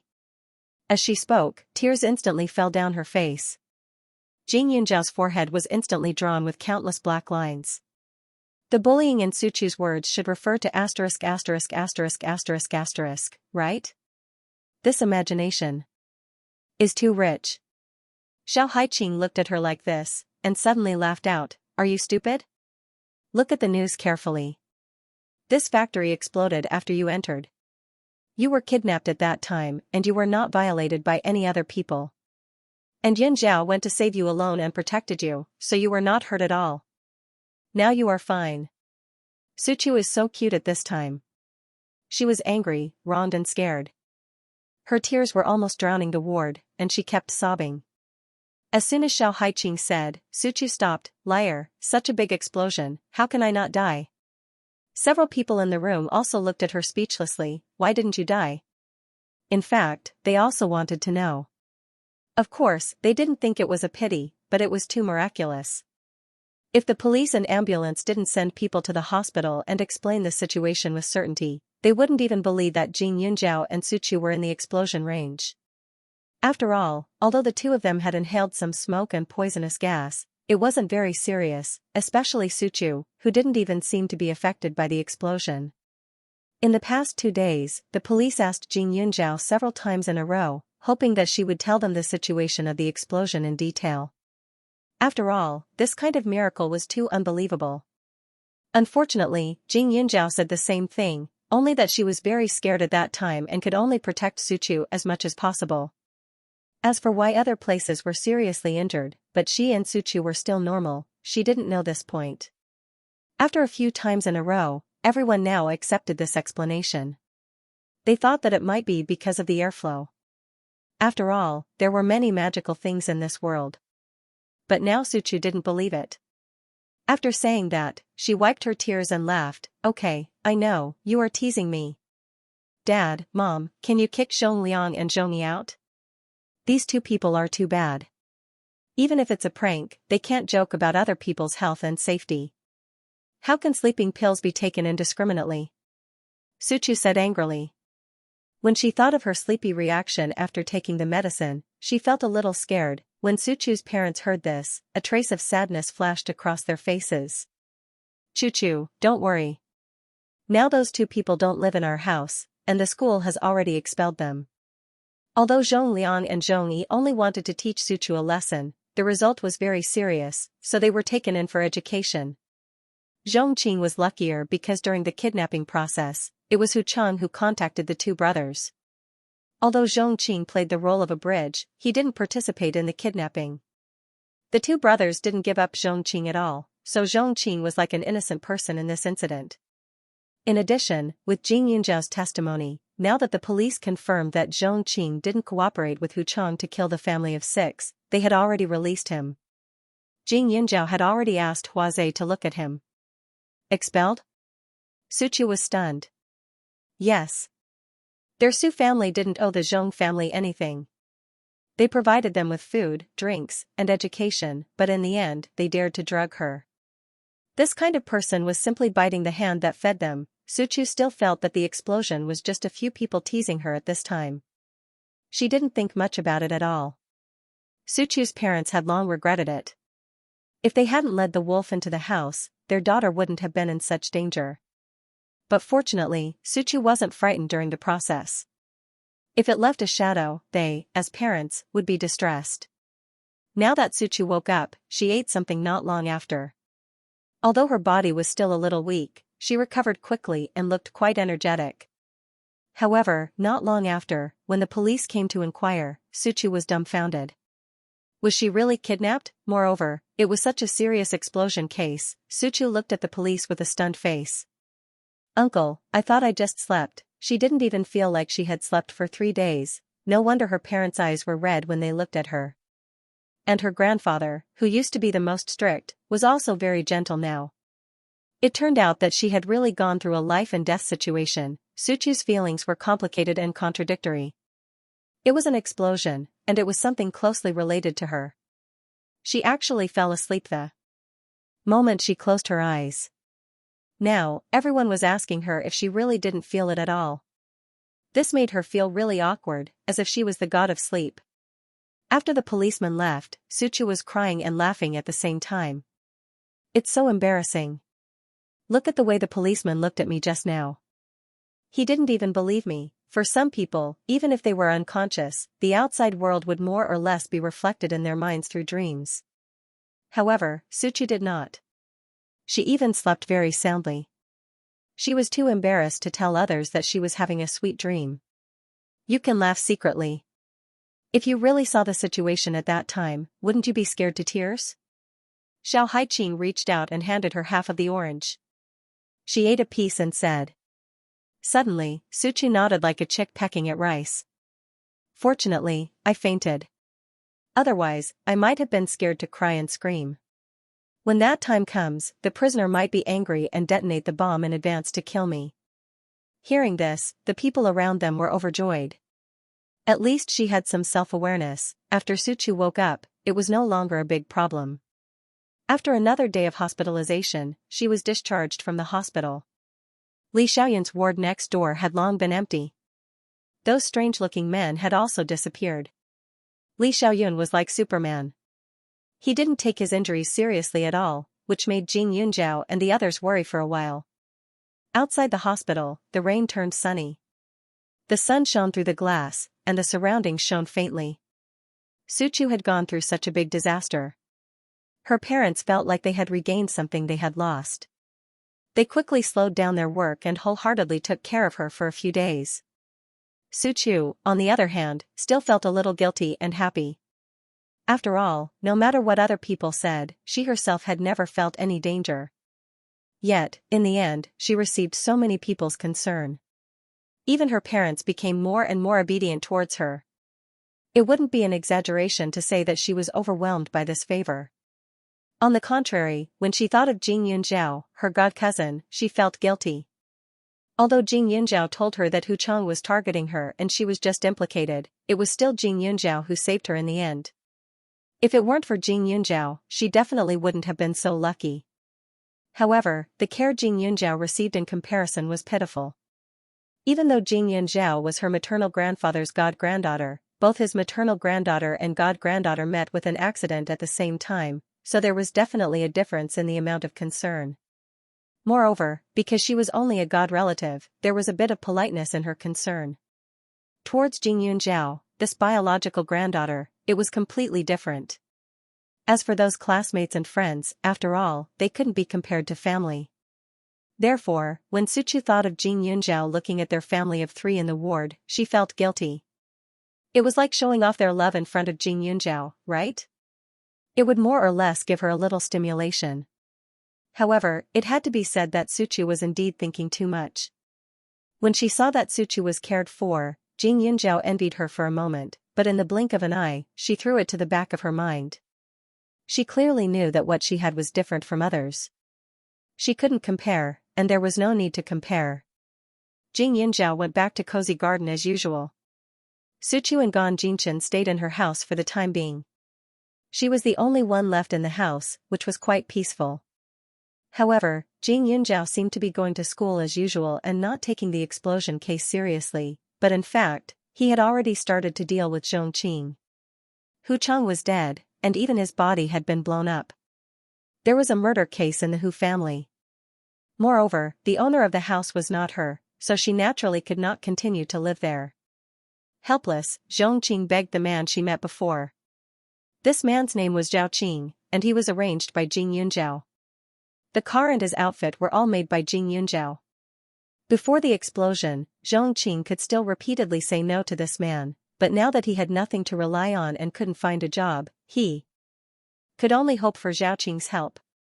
With Jing Yunjiao's permission, Zhao Qing brought her to a place to settle down temporarily. However, this place was even worse than the Hu family's house. It could only be considered a shelter from the wind and rain. Everything was extremely shabby, and it was very noisy upstairs and downstairs.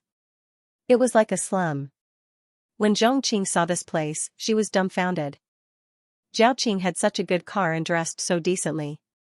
How could he find such a house for her? Even if it wasn't a villa, it should be a high-end community. Brother Qing. This house. Zhong Qing looked wronged, as if she had been insulted. Zhao Qing smiled and said, Qing I know you have a backbone and don't want to take advantage of me. So after thinking about it, I decided to bring you to my hometown to stay temporarily. Back then, I started from scratch here. It's very meaningful. In this lifetime, I've only brought you here. Zhong Qing's expression became better. Qing you're the most unique woman I've ever met. All the women outside are after my money, only you aren't. I know that I used force on you before and you hate me, but I promise that I'll treat you well in the future. From today onwards, I won't force you. I'll respect you. This place isn't worth much, so you can stay here for the time being and don't feel like you owe me anything. When you have a sense of security and can completely trust me, I'll marry you. How about it? Zhao Qing continued. These words were extremely mushy. Zhao Qing felt like vomiting as he spoke. However, these words were all recited word by Jing Yunjiao. If he didn't say it, he wouldn't be able to get the money. Zhong Qing had always been self-righteous. No matter how good others were to her, she could still pick out 10,000 problems with them. Previously, when Zhao Qing found her, he used force. He was completely on the offensive of a domineering CEO. At that time, Zhong Qing said that she didn't want it, but her body became more and more honest. Now, this domineering CEO suddenly became a central air conditioner. It was completely a state of for your own good. Zhong Qing suddenly had a bitter feeling that she couldn't speak of. Previously, she had a place to live, but now, she didn't. She couldn't be picky.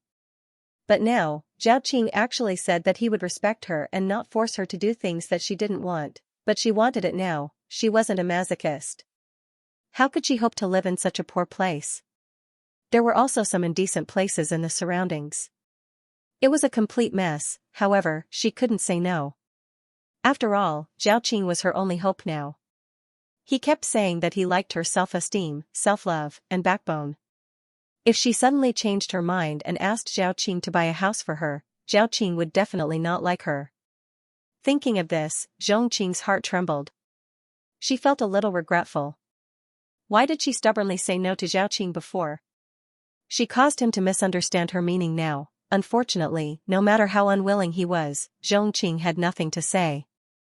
He even had to bite the bullet and say, "Don't think that I will thank you. I will earn my own money to pay you back the rent." However, this job isn't that easy to find. You don't have any money right now. You can't even afford a wardrobe. I can give it to you, but you won't accept it. Qing, I think you shouldn't mention the rent. Even if you don't pay, others won't think that you're my mistress. Pay. Don't underestimate me. I know I'm in urgent need of money. How about this, you lend me the money and I'll write you an IOU. One day, I will prove to you that I, Xianxia, am not a cheap woman. Xianxia immediately said. Zhao Qing looked like he was in a difficult position. In the end, he sighed and said, I really don't know what to do with you. Alright, then how much do you want? Zhao Qing took out a pen and paper and asked. Let's make it clear, it's borrowed. Just borrow 30,000 yuan first. Xianxia said again. In the past, when she was in a relationship, her boyfriend would give her a lot of beautiful clothes, not to mention bags and shoes. She didn't spend any money, so she didn't know their value. However, after she moved to Hu Chang's place, she didn't have any new clothes to wear. She went to the store to take a look. The cheap ones didn't look good, and the quality couldn't compare to the ones she used to wear. She didn't want any of the clothes she used to wear in the Hu family. When she saw them, she thought of the smell of corpses. Therefore, she had to change them all. She had to dress up beautifully and go out to look for a job in her best condition. She would definitely get better and better. A trace of mockery flashed across Zhao Qing's face, but he paid the money without hesitation. Xianxia wrote down the IOU very seriously. Every stroke was neat and tidy, as if she was worried that others would doubt her determination to return the money.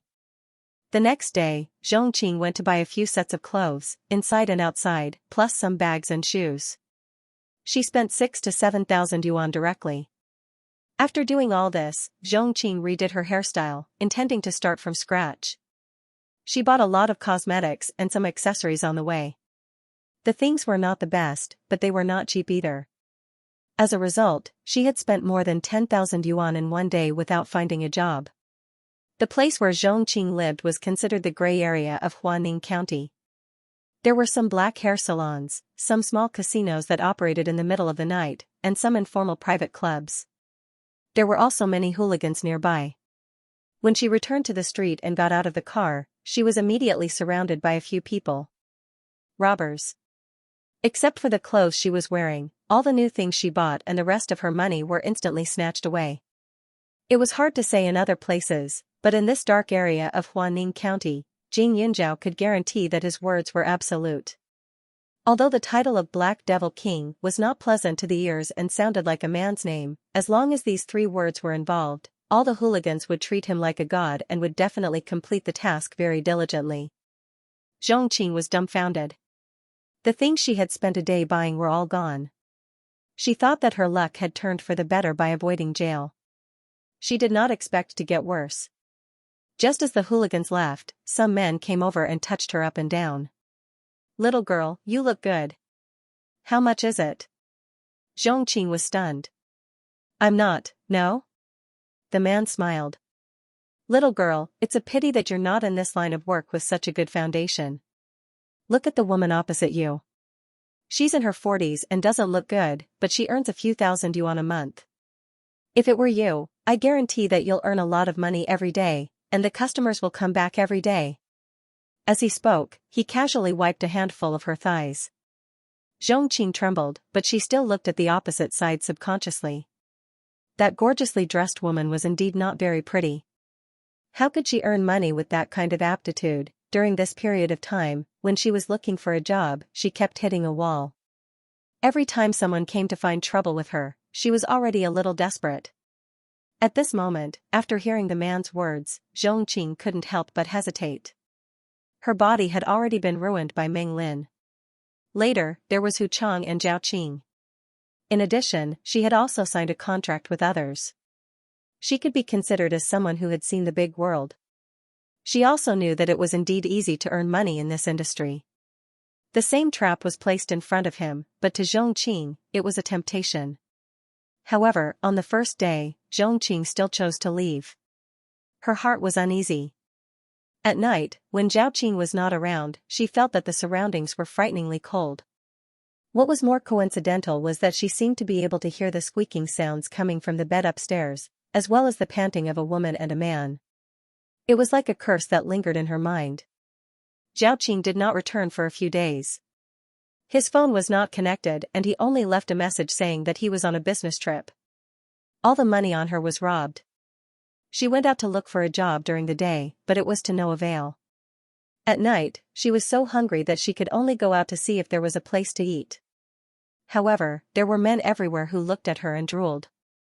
On the third night, under the rumbling of hunger, Xianxia picked a club and walked in. Xianxia's appearance was pure, and she was considered to be the most outstanding among women. In addition, she was born with the kind of physique that attracted men.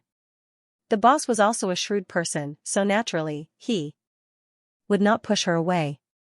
Immediately, he signed the contract with Xianxia. However, Xianxia was very short of money. She was a little desperate, and with Huazei's people behind her, she would not get much of a share.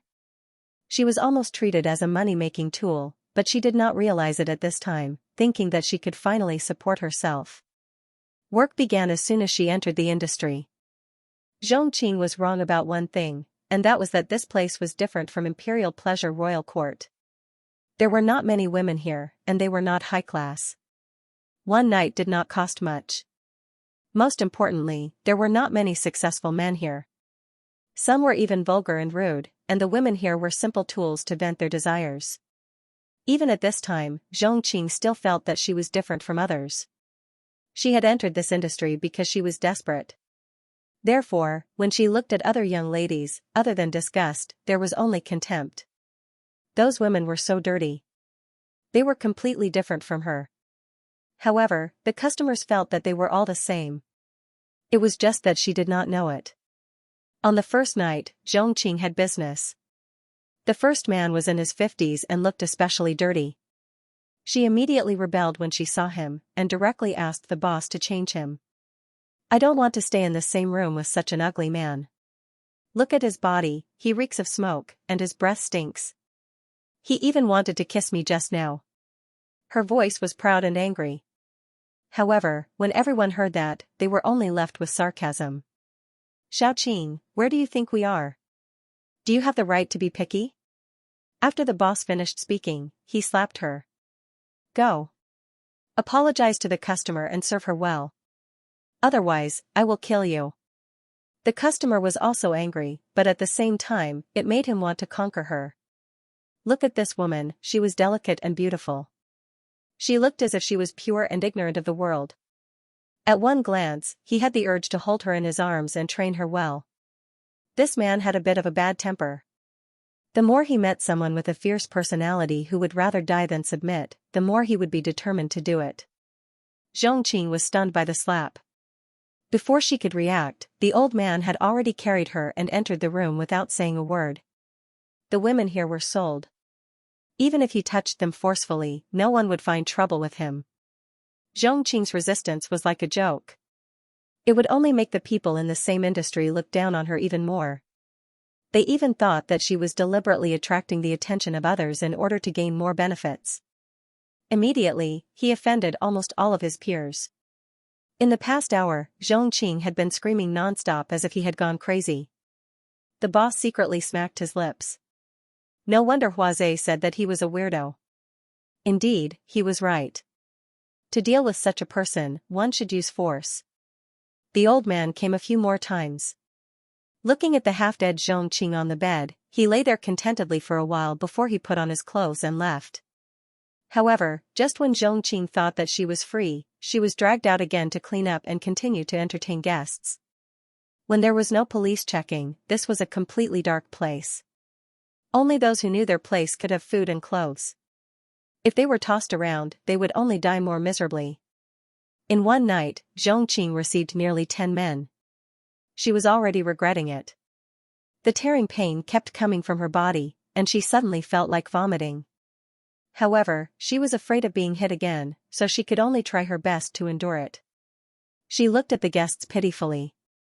The women in this clubhouse were basically willing, so no one would specially watch over them. Xianxia was a little different, so the boss gave her a little special care. Xiaoqing, you earned a lot of money tonight. I'll give you the balance at the end of the month. You have to think carefully. If you don't come, then you'll have nothing. You'll have worked for nothing tonight. In the morning, before Xianxia left, the boss looked at her and smiled. Xianxia shuddered. Money. She had been out for so long. Had she finally earned money? Although she had suffered a lot, it was not like before, where she was always fired for all kinds of reasons. She originally wanted to quit, but if she regretted it now, last night's work would be useless. She would not have anything to eat or drink. But now, at least she had something to eat to fill her stomach. Her thoughts were slowly changing. Looking at the faint sunlight outside, it was incomparably dazzling, and she was in a sorry state. Sure enough, he went there again the next night. As for her movements, Xianxia was clear as day. There were not so many places to make money in Huaning County. One had to pay a price. Although the name of the place sounded a little nicer, the transactions inside had never been clean. Moreover, most of the customers were ordinary men. It was impossible for her to hug the thighs of those men tightly. Appearance was indeed Zhongqing's capital, but it also depended on what kind of place it was. Young people might still have the passion to be obsessed with beautiful women, but those men's age determined that they had more rich life experience. No one would be foolish enough to give the rest of their life to a woman who only knew how to make love in bed. Different men changed every day. Tall, short, fat, and thin. Naturally, there were some perverts among them. From the beginning, she was picky. Slowly, 2 months later, Zhongqing had become very slick. She learned how to snatch customers, learned how to use a charming smile to make men surrender early. She even forgot that she had an old lover called Xiaoqing. And 2 months later, Xiaoqing returned. Seeing the man at home, Zhongqing was stunned for a moment and hurriedly rushed up. Brother Zhao. Brother Zhao, you're finally back. I've been living so hard these days. Xiaoqing was also stunned. He could not help but admire the importance of environment to a person. At this moment, there was nothing but vulgarity on Zhongqing. Even the tone of her voice had changed. I heard you sold yourself, the man asked. I didn't do it on purpose. I can't find a job, I can't eat, and that boss forced me. I can only do this. Brother Zhao, where have you been these days? I can't find you, I'm going crazy. She looked like an abandoned woman. Xiaoqing snorted coldly in his heart and said, Xiaoqing, I didn't expect you to suffer such grievances. It's all my fault. Come, let's go get our marriage certificate. I'll marry you, and from now on, I won't let you suffer the slightest bit. Zhongqing was stunned. So Xiaoqing had such deep feelings for her? During this period of time, she had thought that he had abandoned her. But when she thought about it, she was still living in her old house. Feeling touched, he quickly nodded his head.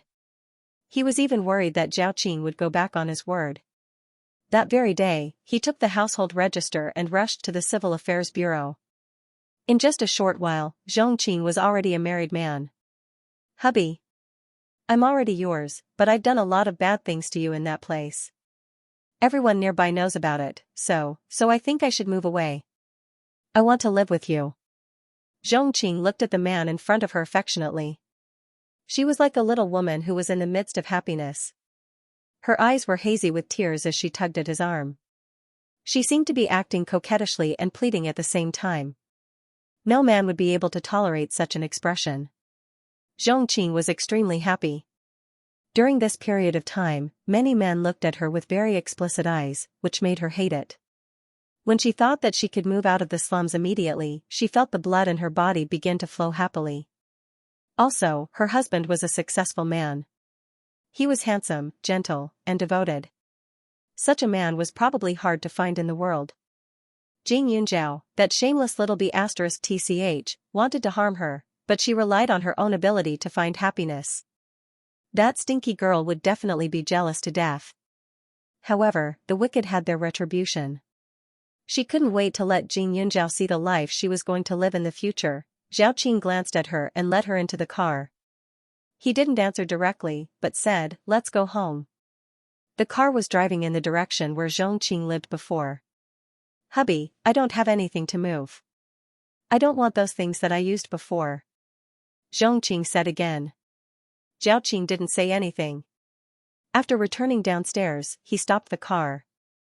In the next second, he saw a few people walking out of the building. Zhaoqing handed over the key. Before he went home, he began to take off his suit. Xianxia was dumbfounded. Within a few minutes, Zhaoqing's appearance had changed. He was bare-chested and wearing underpants.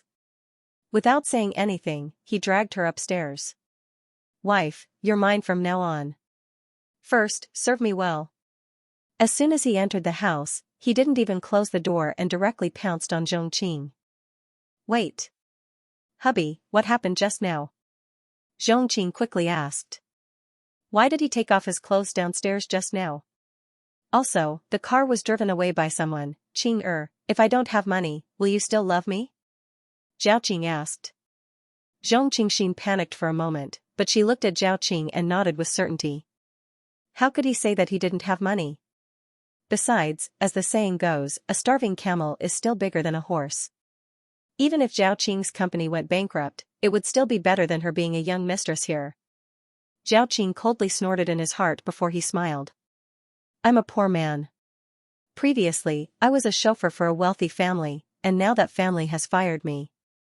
Zhaoqing, our family will have to rely on you in the future. Xianxing's lips twitched.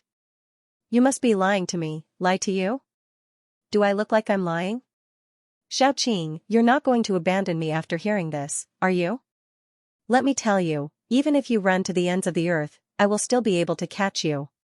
The man suddenly became ferocious, suddenly strangled her neck and said, From today onwards, I will bring people over, you will receive guests for me in this house, you are not allowed to go anywhere, or I will break your legs, let you not stand up in this life.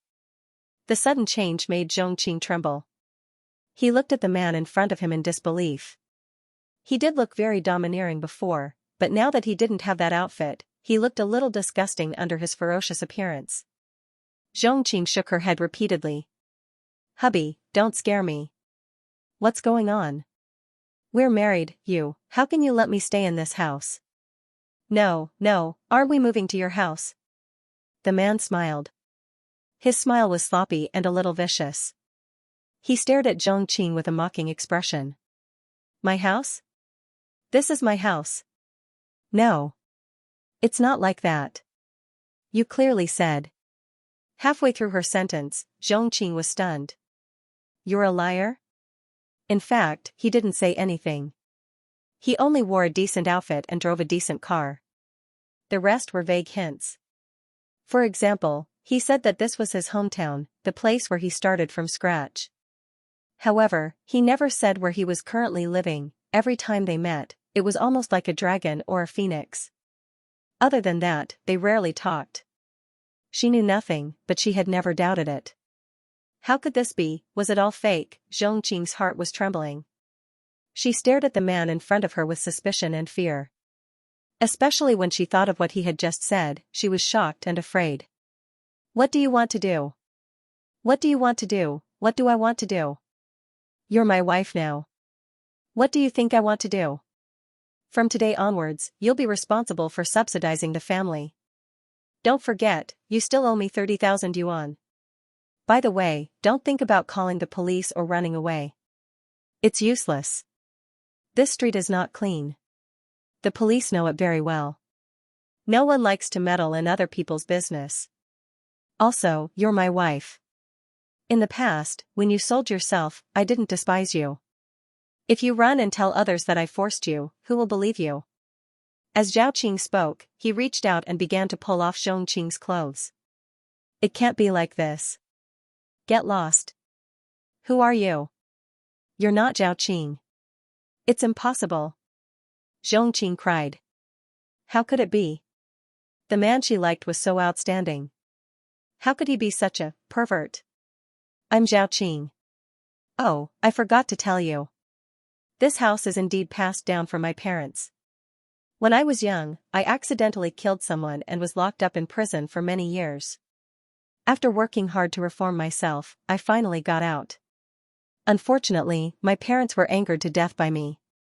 There's no one else in the house except me. So in the future, other than earning money, you only need to serve me, Xiaoqing said. What Xiaoqing said was naturally true. When Xiaoqing was in his teens, he got into a fight and caused the death of someone.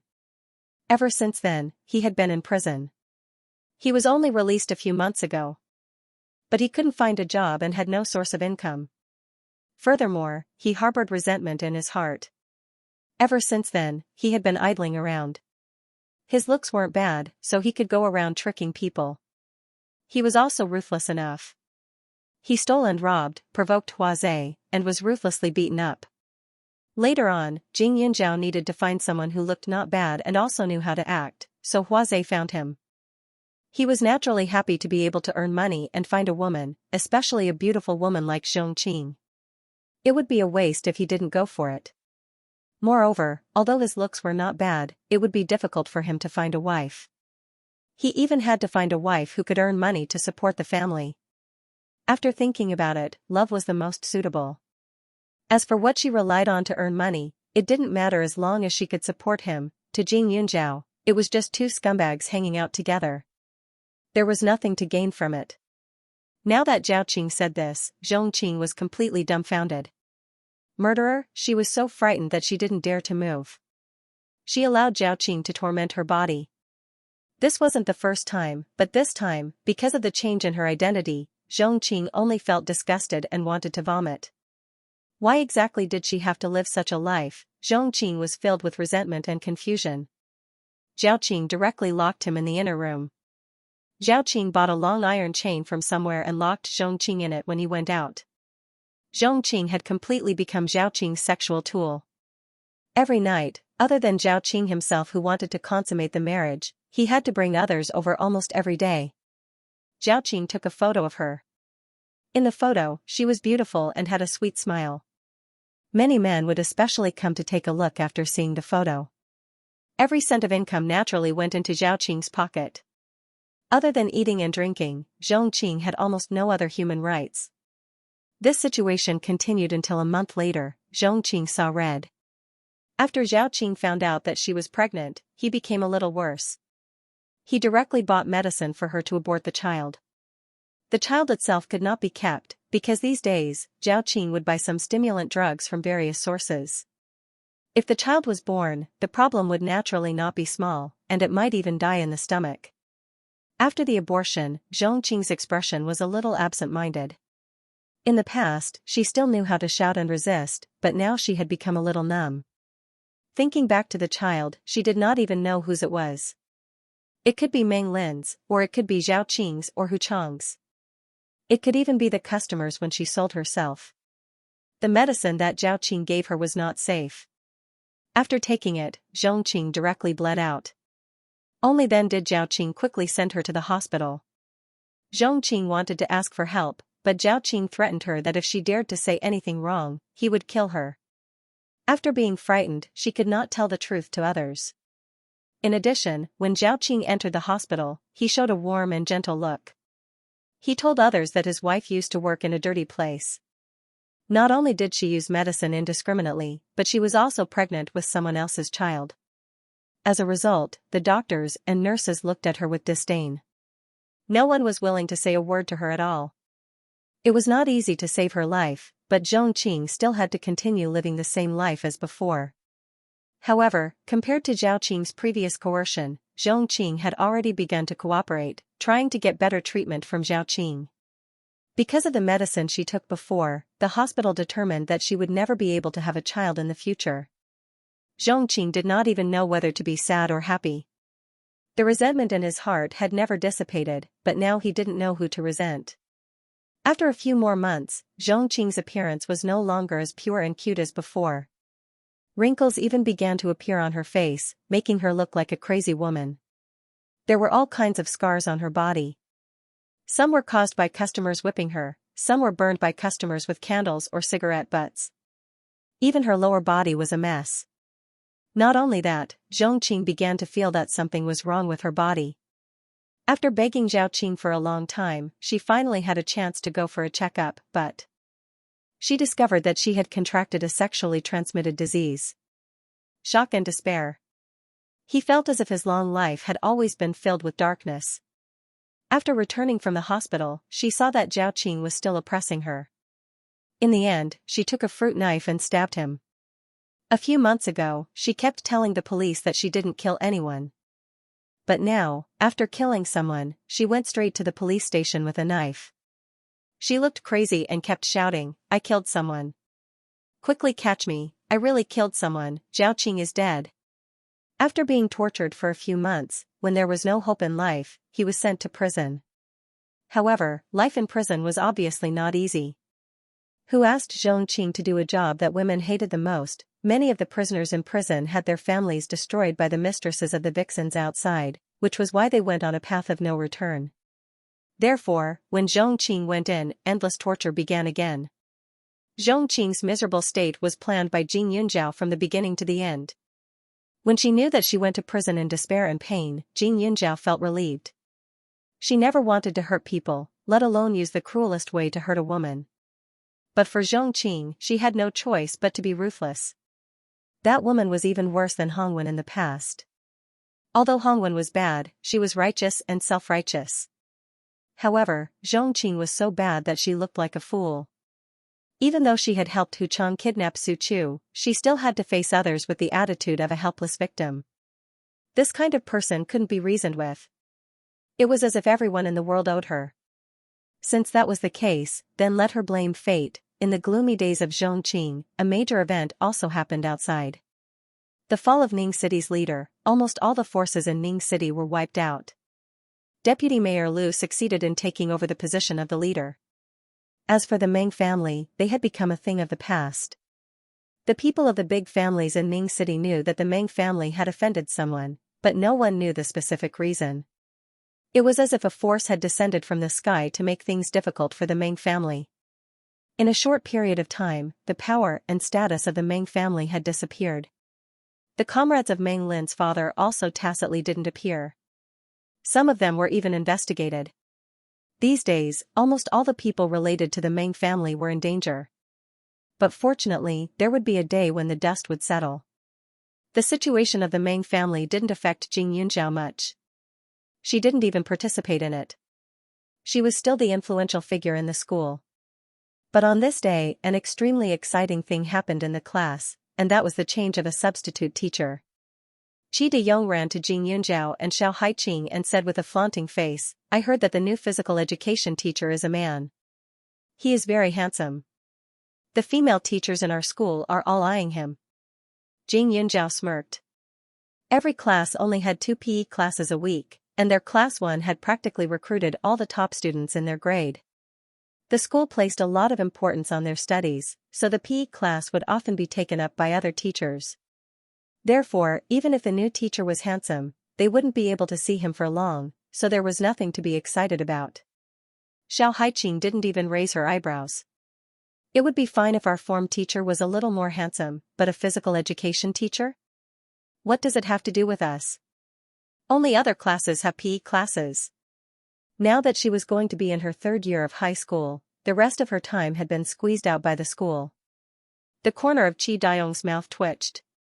"My uncle is already so old, but I heard that he was pretty good when he was young. By the way, I heard from uncle that the new PE teacher seems to be very overbearing. He said that he has to pay attention to the students' health. I'm guessing that he might return our PE lessons to us in the future." Qi Dayong added. He was teacher Qi's nephew, so his words naturally had some authority. Jing Yunzhao and the others were surprised, but they were also a little curious. After all, a domineering PE teacher was rare. They didn't know if he was really as handsome as Qi Dayong said, to the point that women would scream. Sure enough, there was no teacher to inform them to self-study during the 4th period. The students were like little eagles that flew out of their cages, rushing to the field one by one. They lined up neatly and looked up. Not long after, they saw a slender figure slowly walk over. His eyes were scrutinizing, and he had a faint smile. He looked amiable, but inexplicably made people feel a sense of fear. Jing Yunzhao looked over along with everyone else. Her gaze was fixed on the familiar face, and the corner of her mouth twitched. Li Xiaoyun, the new PE teacher was actually Li Xiaoyun. Jing Yunjiao was instantly dumbfounded. As far as she knew, not just anyone could apply for this PE teacher position, right? Especially in a school like No. 1 middle school. Not to mention the PE teacher, even the school security guard at the entrance had higher requirements than other schools. Seeing Jing Yunjiao's suspicious gaze, Li Xiaoyun chuckled. The next second, he said, Jing Yunjiao, lead the students for warm-up exercises. The students were surprised. The previous PE teacher also liked Jing Yunjiao. Her voice was loud and clear, and it wasn't noisy, so she would often lead the team. Who would have thought that after changing teachers, Jing Yunjiao would be the one to lead the team? Also, this PE teacher was indeed a little handsome, but he seemed a little familiar. It was rare to see such a handsome man. In addition, he mentioned Jing Yunjiao as soon as he opened his mouth, so it didn't take long for the students to be shocked and start whispering. Isn't this the handsome guy who came to our school to look for Jing Yunjiao? I've seen him before. He's the owner of Xianxia restaurant. A classmate treated me to a meal before we split classes. I ate there before, when Xiao Weiman came to the school to cause trouble. Li Xiaoyun appeared. At that time, Jing Yunjiao gave Xiao Weiman a vicious beating. Not only was Li Xiaoyun not surprised at all, he even helped Jing Yunjiao snatch someone else's desk. The past surfaced in their minds, and the students became more and more lively. Jing Yunjiao walked out of the team and stood in front of Li Xiaoyun. After looking at him with some confusion, she calmly led the group for warm-up exercises. Her figure was on the skinny side, but her body proportions were excellent. Her simple movements had a unique sense of beauty. Li Xiaoyun stood at the side and watched with raised eyebrows. However, when his gaze swept past the students, he noticed that there were a few boys who kept staring at Jing Yunjiao. After the warm-up exercises, Li Xiaoyun directly said, 3 rounds for girls, 10 rounds for boys. Class monitor and Jing Yunjiao will lead the team. As soon as he said this, the boys immediately wailed. However, this was not the end. 10 laps wasn't a small number. By the time they finished, they were almost out of breath. Some of them even fell down a few times. Li Xiaoyun wasn't in a hurry. He increased the intensity of the few boys. When the girls were resting, Jing Yunjiao couldn't help but walk over and ask, how did you suddenly become a teacher? Didn't you promise me that you wouldn't fall in love at such a young age? I'm here to inspect. Li Xiaoyun smiled wantonly. The results of the inspection were acceptable. Among the group of boys, those who were fair and good-looking had very weak bodies. Those whose bodies were strong didn't have good looks. Jing Yunjiao's taste shouldn't be that bad, right? Moreover, with him as a comparison, he did not believe that the woman he fancied would be snatched away by someone else. How did you get in? It can't be that he used force on the school's leaders, right? Jing Yunjiao was a little speechless and doubtful. Li Xiaoyun sneered, as if Jing Yunjiao insulted his character. I just handed your principal my resume, and he immediately took the initiative to invite me to be your physical education teacher. What can I do?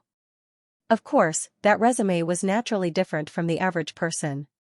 For example, what kind of military rank he had, what kind of missions he had done, and the euphemism that he had to come.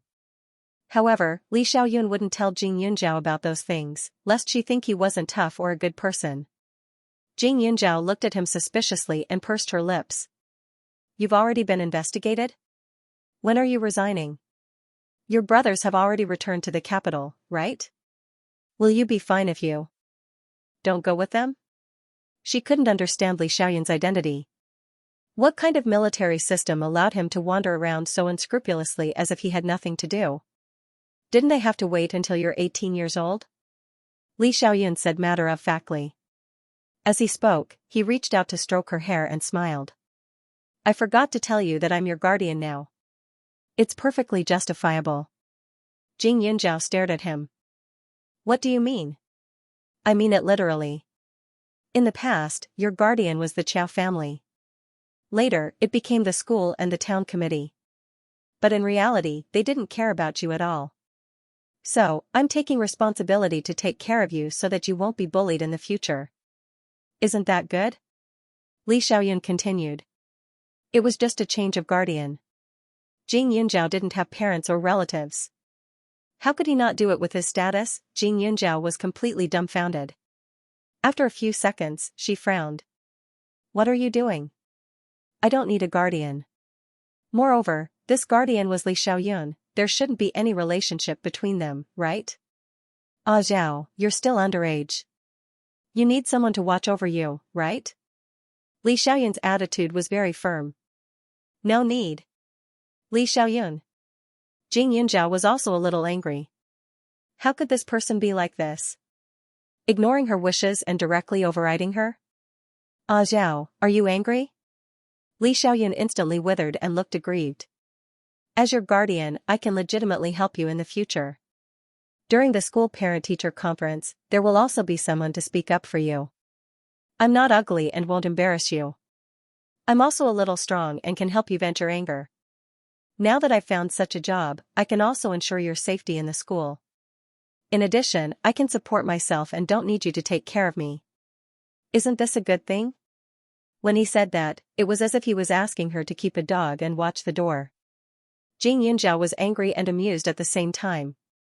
I'm fine on my own. I'm strong enough. I don't care if no one upholds justice for me. Jing Yunjiao said. You despise me? Li Xiaoyun interrupted. No.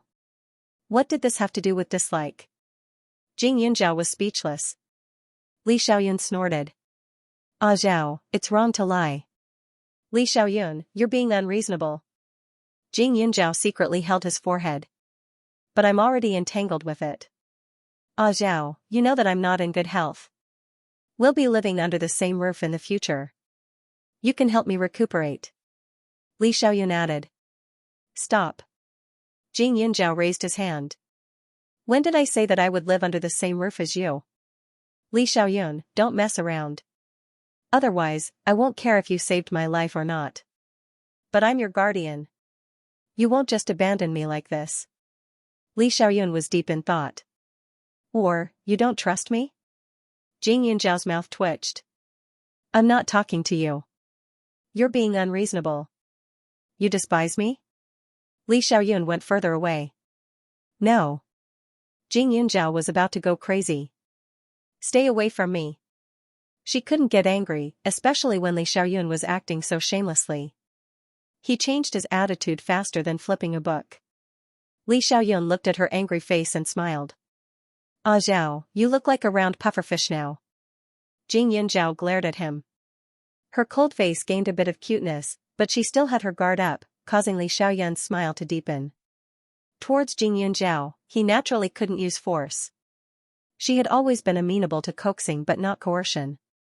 Right now, he had forcefully become her guardian, but on the surface, he couldn't act like he was strong enough to force her to submit to him. He had to coax her and go along with it. It would be best if he could show off his own weak points, lest Jing Yunjiao instantly turn into a round pufferfish or a prickly hedgehog. Li Xiaoyun. Jing Yunjiao's eyes were serious. She continued, don't force me to be angry with you. Li Xiaoyun had helped her a lot, especially with the explosion and the appearance of the Jing family's strange parents. After spending so much time together, she naturally saw him as one of her own. Especially when Li Xiaoyun risked his life to block the danger for her, she had to admit that her heart throbbed a little at that moment. She had lived 2 lives, and no one had ever stood up for her or protected her in her previous life. Now that Li Xiaoyun had appeared, it was impossible for her not to be moved. But gratitude and acknowledgement were 2 different things. She had never thought that a guardian would appear out of nowhere one day, and even say that she wanted to live under the same roof as him. Li Xiaoyun had a place in her heart, but she had never thought of relying on Li Xiaoyun's ability to survive. She owed him a favor, and if there was a chance, she would definitely repay it. She didn't want to owe him more. Seeing Jing Yunjiao so affectionate, Li Xiaoyun knew that she was going to explode. He thought for a while and said seriously, Ah Zhao, I promise that I won't get involved in your private affairs. I'm just a guardian. When you need it, I'll help you get some rights. If you don't want to live under the same roof as me, that's fine too, Li Xiaoyun said. Anyway, he was just joking. With Jing Yunjiao's temper, she would never agree no matter what. He was very clear in his heart. Li Xiaoyun, you're simply a scoundrel, Jing Yunjiao choked out. He knew that she couldn't do anything to him. If it was someone else who really touched her bottom line, she would definitely be at loggerheads with him. However, Li Xiaoyun was different. Li Xiaoyun curled his lips into a smile. Under the sunlight, his shadow curved slightly as he moved closer to Jing Yunjiao and said, "Ah Zhao, I'm just a little shameless towards you." To others? He didn't have such thoughts at all. Jing Yunjiao exhaled. Only this once. Next time, you have to tell me if you have anything to do with me. Alright, Li Xiaoyun replied immediately. The corners of his mouth curled up slightly. The battle was successful. Also, don't do anything in the name of my guardian, Jing Yunjiao added. There was only a little more than a year left before she reached adulthood. It wasn't a long time and it wouldn't affect her much. Moreover, Li Xiaoyun was different from Qiao Weimin. He wouldn't use this relationship to order her around. Sure. Li Xiaoyun was extremely easy to talk to at this moment. Jing Yunjiao turned and left. Li Xiaoyun pursed his thin lips slightly as he stared at the few boys in the class and continued to teach them. With Li Xiaoyun in this school, the teachers' lives became more colorful, especially at the parent-teacher conference not long after. When Li Xiaoyun appeared as her big brother, almost everyone's jaws dropped. Since then, Jing Yunjiao realized that the attitude of all the female teachers towards her had become more and more amiable. It wasn't just the teachers, even the female students became more and more enthusiastic. Jing Yunjiao's drawer had stacks of love letters. Some were for her, but most were for Li Xiaoyun, her nominal big brother. Jing Yunjiao stuffed the stacks of love letters into Li Xiaoyun's arms time and time again. Seeing his slightly stunned and helpless expression, only then did her mood become slightly better. It had to be said that Li Xiaoyun as her guardian had indeed brought her a lot of convenience. In the past, most of her classmates looked at her with a bit of sympathy. Even if her grades were excellent and her martial arts seemed omnipotent, they would still be a little careful when talking to her, as if they would inadvertently touch on her humble feelings. But now, with the addition of Li Xiaoyun, the attitude of these classmates changed from sympathy to envy. Since she accepted Li Xiaoyun's arrangement, Jing Yunjiao did not complain anymore. She calmly prepared for the coming third year of high school. Her life was still unique. A few months later, the air was a little hot, ushering in Yuling Wine's anniversary. Jing Yunjiao, the behind-the-scenes boss, naturally had to attend. In a year, Yuling Wines had already made a name for itself. Now, it was famous in the entire Ning city. Its products had even begun to spread throughout the country, and orders were overwhelming. It was just that Yuling Wine's factory area was limited. This year, while operating non-stop, it had also begun to expand the factory. The turnover was in the tens of billions. Because most of the raw materials came from Jing Yunjiao's space, the proportion of net profit was also very high. A new company like this was almost impossible to find in the country. Yuling Wine Company's success was within Jing Yunjiao's expectations. After all, the recipes left behind by the old ancestor were all top-quality treasures. Anyone who had tasted it would definitely be able to tell that it was different from the rest. Thus, this kind of growth speed to her wasn't even considered amazing. It could definitely be better. Ning City, a prosperous city. Pak Yuan personally drove Jing Yunjiao to the most luxurious hotel in Ning City. The stars were bright, the atmosphere was tense, and the air seemed to be exuding a faint wine fragrance. When Jing Yunjiao entered and saw the lively scene, her eyes shone with a bit of pride. Although everything in Yuling Wines was managed by Pak Yuan and Xianxia, any large-scale changes had to be approved by her. This company was also completely promoted by her. Yunjiao, Brother Bai is really kind. He even specially sent people to pick us up. Later, please thank him on our behalf, Xiao Haiqing said. As soon as Pak Yuan entered, he was surrounded by a group of people. At this moment, he was exchanging greetings with the merchants. This banquet could be said to be an occasion for the merchants to cultivate relationships and explore opportunities. The higher-ups hunted prey that caught their eye, while the prey looked for food that could fill their stomachs. Accompanying Jing Yunjiao was Xiao Haiqing, Su Chu, and Gan Jingchen. As for Tang Zihua, he was naturally accompanying Elder Tang. All the merchants in Ning City knew that the connections behind Yuling Wines were extremely amazing. It was difficult for ordinary people to see Elder Tang, but he also treated Yu Ling wines differently. Xiao Haiqing and the others only knew that Jing Yunjiao had a good relationship with Pak Yuan and Xiong Jin, but they didn't know her true identity. Therefore, when they came to such an occasion, they were more or less surprised. Biaojia, can these things be eaten casually? Su Chu tugged on Jing Yunjiao's arm. There was a lot of delicious food all around, making people's eyes dazzled. Jing Yunjiao nodded, but Xiao Haiqing smiled and said, "Be careful, you'll get fat." Su Chu glared at her. "It's rare to come to such a high-end occasion, what's the point of getting fat?" But Brother Bai's spending is really big. Did he contract the entire hotel? It must have cost a lot. After Su Chu finished speaking, she had already rushed towards the pile of delicacies.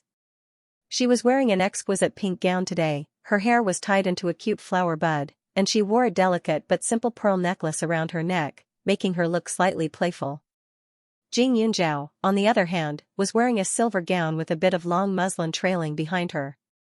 The skirt was slanted down from her knees, and the irregular style was like flowing mercury. It looked a little cool, but it didn't lose its youthfulness and elegance. The skirt was sparkling with diamonds, but it wasn't considered luxurious. "Haiqing, you're here too?" Su Chu and Gan Jinchen had just left, and Jing Yunjiao found a place to sit when a couple walked over and greeted Xiao Haiqing warmly. After saying that, they looked at Jing Yunjiao, and a look of surprise flashed past their eyes. They smiled and said, "I think my daughter should be basking in Miss Jing's glory, right?" The people who came were Xiao Haiqing's father, Xiao Daoan, and his wife, Jiang Rong. Xiao Haiqing was wearing a black gown, and she looked domineering. She glanced at Jiang Rong and smiled. "Isn't it easier to bask in Auntie Zhang's glory? Dad, you've gotten a lot of benefits from marrying a wife." Xiao Daoan looked a little awkward. After the Hong family fell, his life wasn't easy either. Without a big backer, he was naturally ostracized as a newcomer in Serene City. However, Jiang Rong's family wasn't bad, and they had some influence. At the crucial moment, they threw out an olive branch and helped him solve some problems. This time, he didn't receive an invitation, but Jiang Rong's father helped him find some connections. Although it was just a simple anniversary banquet, Yuling Wines had a lot of connections, and there was never a lack of people who came to the banquet. All of them were influential figures in Serene City. As long as he could find a few opportunities to get along with them, his life in the future wouldn't be too difficult. Of course, Jiang Rong's family wasn't very influential. They were just a local business and didn't earn much money, but Jiang Rong's father knew quite a few people. "Haiqing, it's all thanks to your auntie that our family is where it is today. Don't always drag us down," Xiao Daoan said. The next second, he stared at Jing Yunjiao and said, "Previously, when Miss Jing came to our house as a guest, I didn't treat you well. Next time, I promise I won't let you down." After such a long time, Xiao Daoan's skin became thicker. Jing Yunjiao sipped a mouthful of fruit wine and pretended not to hear anything. Xiao Daoan didn't feel disappointed. He glanced at them, then brought Jiang Rong to the other side and started to hand out name cards to the crowd. Xiao Haiqing muttered, "What a haunting spirit." At the banquet, everyone had their own social circles. The adults were discussing business, and there were also quite a few children gathered together. Jing Yunjiao and the other three were all quite good-looking. After a while, another person walked over and sat down nearby. "My shoes were custom-made from country Y and cost a few $100,000. Look, isn't it beautiful?" The girl struck a beautiful pose and waited for others to praise her. "It's like the crystal shoes in fairy tales. It's really beautiful." Su Chu immediately praised in surprise.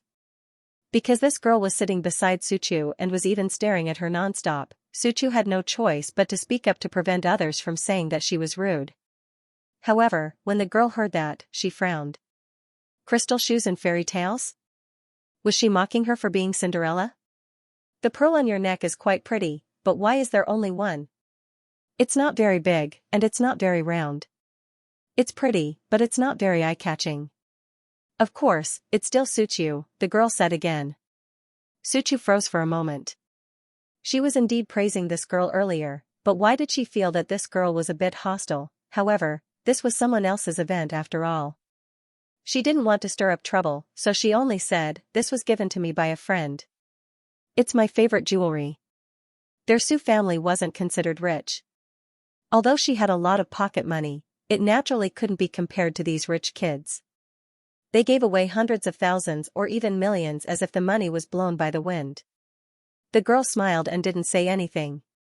She raised her head and looked at the entrance. When she saw her friend, she hurriedly greeted, "Xianxia. I'm here." Hearing the familiar name, the few of them froze for a moment before turning their gazes over. They saw a girl walking in from the entrance. She had a head of big wavy hair and wore a bright red short dress. Her waist was surrounded by a circle of sparkling crystals. Her whole body exuded a powerful aura. She held the arm of a blond man and leisurely walked over. She was clearly only 17 years old, but she was dressed like an adult in her 20s.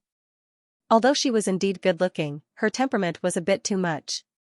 "Hello, long time no see." Xianxia glanced at Jing Yunzhao and smiled. Jing Yunzhao's gaze deepened. She had never forgotten the He family. The He family that used her biological parents as tools to control her. It was just that Xianxia had always been abroad. She didn't expect that she would come back after enduring for a year. Although this was Yu Ling Wine's anniversary, it was actually delayed by a few days. The company had been established for almost a year and a half. At this time last year, Yu Ling Wine's products were already on sale. It was just that they had just started. Today was a rather auspicious day. Moreover, the so-called anniversary banquet was actually just a gimmick to attract attention. "Miss He, have you recovered from your trauma abroad?" Jing Yunzhao directly asked. Xianxia snorted and laughed. "What trauma?"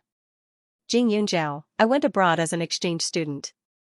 I'm not like you, who can only stay in that remote village and look at the sky every day. You don't have any experience at all." "That's right, I heard that you're neighbors with the boss of Yuling Wines." "You're really lucky to be able to climb up such a big tree," Xianxia said. As soon as she spoke, the girl who had walked over in the beginning also said in surprise, "Xianxia, so you two know each other? It's not like you don't know that I stayed in that lousy place in Huaning County for a few days. These are my classmates at that time." "Oh right, this is Jing Yunzhao. Back then, he took good care of me. Otherwise, I wouldn't have been able to leave Huaning County so quickly," Xianxia said sarcastically. Previously, Xianxia was relatively restrained, but after coming back this time, she seemed to be somewhat flamboyant. Her hands were painted with bright red nail polish, which looked a little scary. She shook the wine glass and looked at Jing Yunzhao with contempt, saying, "Do you want a drink?" "I don't drink with people with bad taste," Jing Yunzhao said directly. "TCH, you're a good student, so you're only fit to drink fruit wine, right?" Xianxia said lightly, then said, "Although I was abroad, I heard a lot about you. I heard that you found your biological parents? Did they make you unforgettable for the rest of your life?" At this point, Xianxia revealed a bit of pride. Although Jing Yunzhao exposed that pair of fake parents, she knew that it was Jing Yunzhao's weakness. Moreover, they did make her unhappy at that time. Jing Yunzhao put down the cup in his hand and looked at her with dark eyes. He said coldly, "It's only been a year and Miss He has become like a mad dog, raising people in Shuitan town overseas." Xianxia clenched her cup when she heard that. For the past year, she couldn't forget the day she was tricked by Jing Yunzhao and her reputation was ruined, even though it was Xianxia who collaborated with that D*MN hooligan. Jing Yunzhao played the role of the Oriole and actually took a picture of all the hooligan's crimes. Not only that, she even handed it over to the police. She'd rather Jing Yunzhao take those things and exchange them for money from her than to see those filthy things exposed under the sun. At that time, everyone laughed at her, saying that she had bitterly followed Tang Zihua only to be tricked by a lowly hooligan in the end. They said that she boasted that she was the daughter-in-law of the Tang family since she was young, but in the end, she didn't get anything. Even those illegitimate daughters of the He family, her so-called sisters, could ride on her head and humiliate her in front of her father. All of this was caused by Jing Yunzhao. Xiaohongya disappeared, so all the debts could only be placed on Jing Yunzhao's head and she had to pay them back one by one. Xianxia sneered, "Whatever you say, but Jing Yunzhao, you're really special. I don't know if you have a guilty conscience or if you're a saint, but you actually let someone who lied to you stay by your side. That girl, she's called Xianxia, right?" He Xiaoxi pointed at the little girl who appeared beside Xianxia. The little girl kept looking left and right as if she was looking for someone. After looking around, she finally saw Jing Yunjiao and hurried over. She used to be called Jing Xiao, but now she was called Jing Fan. Jing Yunjiao hadn't seen her for a long time. Her appearance changed a little. She changed into a neat short hair, a pair of obedient eyes, and a bright smile. Ever since Jing Xiao changed her name to Jing Fan, she had always been by Xiangjin's side. It was as if her life had started anew. Her whole person was brimming with vitality. Sister. She ran in front of Jing Yunjiao and called out sweetly. When He Xiaoxi heard this, she said, Jia Jia? What a joke. Your elder sister just told me that you're not worthy. Look at how eager you are. Are you trying to get the cold shoulder? The people from the Jing family were found by her mother. Although she was abroad, she had seen everything. Naturally, she recognized them. Jing Fan's face paled and he looked at Jing Yunjiao in a daze. No, this is Miss He. She has the same surname as the person who bribed your parents, Jing Yunjiao said.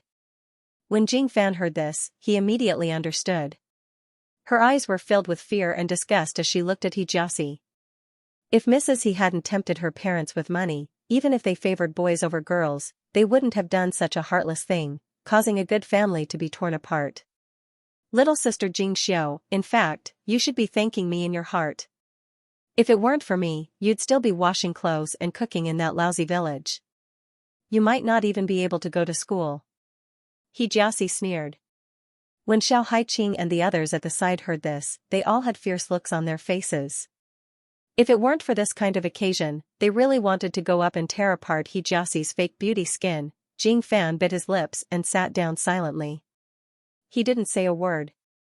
When Jing Yunjiao saw He Xiaoxi's arrogant look, a trace of sharpness flashed in his eyes. Miss He, are you here to cause trouble? If that's the case, I'm afraid I'll have to ask you to scram from this hotel. When He Xiaoxi heard this, she immediately laughed. Jing Yunjiao, it's true that you're favored by Master Tang, but who do you think you are? Let me tell you, did you see the man who came with me? That's my godfather, James. He came this time to cooperate with you Ling Wines. The temptation isn't low. No matter how unyielding Pak Yuan is, it's impossible for him to refuse. As long as he grasps this opportunity, Yu Ling Wines will be able to make a comeback. Moreover, my godfather has always listened to me. Do you think that you can chase me away with your shallow relationship with Pak Yuan? If not, she wouldn't have rushed back so quickly. During this period of time, she sent people to keep an eye on Jing Yunjiao. She found that Jing Yunjiao's days were extremely easy. His grades were still among the best, his friends were increasing, and his relationship with the Tang family was getting better. She couldn't bear it. No matter how lucky Jing Yunjiao was, she was still just a nobody who had no one to rely on. Now that she knew her godfather, her father's attitude towards her had changed. If she wanted to deal with Jing Yunjiao, her father would no longer stop her. As for the Tang family, she wasn't doing this for Tang Zihua. Grandfather Tang didn't have so many things to do. Listening to He Xiaoxi's words, Jing Yunjiao was slightly surprised. You're saying that James wants to cooperate with you Ling Wines? That's right, so, even if I have to scram, I want you to scram. He Xiaoxi smiled. Jing Yunjiao smiled meaningfully. He Xiaoxi, did anyone tell you that you're just thinking that you're infallible? You're as stupid as a pig. Whether Pak Yuan agreed to cooperate or not, it all depended on her. Not to mention that she didn't understand James at all, even if it was really good for Yu Ling Wines, she couldn't disregard her dignity for that little benefit. Money and status, as long as she was alive, she could earn them. No matter how easy it was to take a shortcut, it wasn't as safe as the road she opened up herself. Jing Yunjiao. He Xiaoxi coldly snorted. Humph. You're really asking for it. In the next second, He Xiaoxi suddenly stood up, and the glass in her hand fell to the ground. Pa! It shattered into pieces. The red wine inside spilled out and stained her shoes. Jing Yunjiao. You dare to knock over my cup? He Xiaoxi suddenly yelled loudly. Her voice was sharp, and James, who was not far away, saw her and immediately came over. He hurriedly said in his broken language, "Oh, Jiaxi, what's wrong with you? Are you hurt anywhere?" "James, she bullied me." Jiaxi pointed at Jing Yunjiao and said, "These are the shoes you gave me, and now she's dirted them." "My dear baby, don't be angry. I'll ask her to apologize to you." After James finished speaking, he immediately stared at Jing Yunjiao. However, before he could speak, Pak Yuan and Xiang Jin walked over and said, "Yunjiao, how are you? You didn't get scared, right?" James was stunned for a moment. "Mr. Bai, is this your friend? She was rough with my goddaughter. What do you think we should do about this?" Pak Yuan frowned. Just now, James chatted with him for a while. He said that he was interested in investing in Yuling wines and expanding the winery. In addition, he would spend money to package it and spread its reputation abroad. Regarding this, he was tempted, but he hadn't made a decision yet. After all, the company wasn't his, so he still needed to know Jing Yunjiao's intentions. It was just that he didn't have the time to tell Jing Yunjiao before a conflict arose. Pak Yuan saw a trace of coldness flash across Jing Yunjiao's face and immediately said, "Mr. James, she's my sister. She can't be rough with anyone. On the contrary, I think your goddaughter seems to have scared my sister and her friends." Pak Yuan understood Jing Yunjiao the best. She usually looked cold, but in fact, she treated different people differently. For example, the friends around her. Even if she was in a bad mood, she would be gentler than usual. She would never speak coldly to anyone she approved of. On the contrary, if she rejected someone, she would not give them the slightest bit of face. Just like now, Jing Yunjiao looked at the girl with disgust and ridicule, as if she had already guessed that she would cause trouble. She should be an old acquaintance. At this time, Pak Yuan's words stunned James. Jiaxi frowned and said, "James, what does Manager Bai mean by this? Is he not giving you face? Manager Bai, are you going to go against my wishes for this little sister? Jiaxi is my goddaughter. I love her very much. I absolutely won't allow anyone to bully her." James's voice rose and fell. It was said that he was serious and somewhat comical. Pak Yuan was just about to speak when he saw Jing Yunjiao stand up. "I heard that Mr. James wants to cooperate with Yuling Wines?" Jing Yunjiao said. "I'm considering it. But if Manager Bai is so insincere, then there's no room for discussion. I hope that my business partner is trustworthy," James said again. Jing Yunjiao snorted and said, "So when Mr. James says trust, you mean obedience? Then may I ask, are you looking for a business partner or a slave company?" In business cooperation, it was important to bring enough benefits to the other party. Sometimes, for the sake of benefits, one could temporarily suffer. But this James might not be so trustworthy. "Jing Yunjiao, do you have the right to speak here?" Jiaxi said coldly. "Whether I have the right to speak or not is not up to you." Jing Yunjiao opened his mouth and coldly glanced at the two. He said, "But what I'm interested in is, if Manager Bai cooperates with Mr. James, how are you two going to deal with me?" James was obviously digesting Jing Yunjiao's words. His reaction was slower and he glanced at Jiaxi. Jiaxi was disgusted by Jing Yunjiao's confident look. Jing Yunjiao was a person who had to pretend to be arrogant at all times. This CEO Bai either didn't react in time, or he wanted to see James' sincerity. Jiaxi coldly snorted. "Jing Yunjiao, I've never thought of making things difficult for you. As long as you wipe the dirt off my shoes, I'll let this matter go." The banquet was still going on nearby. Faint melodious sounds could be heard, and some people on the dance floor were enjoying themselves. However, some people were also attracted by the commotion. Among them were Xiao Haiqing's father, Xiao Daoan, and Jiang Rong. Sitting at the side, Jing Yunjiao was a little nervous. Ever since she arrived, this miss he had been acting strangely. Could it be because of her that she was arguing with Jing Yunjiao? His eyes flickered, and he looked nervous and scared. Jing Yunjiao chuckled. "Cleaning your shoes? I don't think it's necessary, because these shoes are cleaner than your face," Jing Yunjiao said with a poisonous tongue. "Jing Yunjiao." Jiaxi gritted her teeth and quickly turned to look at James. "Godfather, look at her. She was the one who bullied me before, and now she's still so arrogant.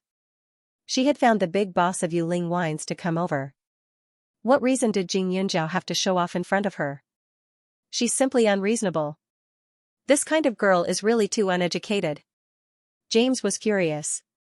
He stared at Pak Yuan. CEO Bai. Your sincerity is not enough.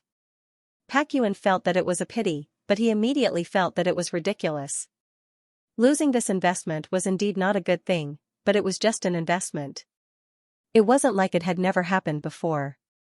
Yuling Wines would still consider whether to accept other people's interference. Their domestic rice bowl wasn't stable yet, so they weren't in a hurry to sell overseas. This Mr. James thought that he had taken his lifeline and even learned to threaten him. However, he didn't know that the lifeline of Pak Yuan and even the entire Yuling Wines was Jing Yunjiao. Mr. James, what you said is wrong. What do you mean by not sincere enough? We don't have any sincerity at all. Pak Yuan said directly. What do you mean by that? James didn't understand. The meaning is very simple. Yuling Wines doesn't care about Mr. James' investment. Don't you understand? Jing Yunjiao laughed. When this was said, the surrounding people were stunned. What was Jing Yunjiao? How could he say such things so decisively? However, there were also some people who just laughed and didn't take it seriously. Those people knew that Jing Yunjiao had another identity as a doctor. For them, it was natural for a miracle doctor like Jing Yunjiao to have some arrogance.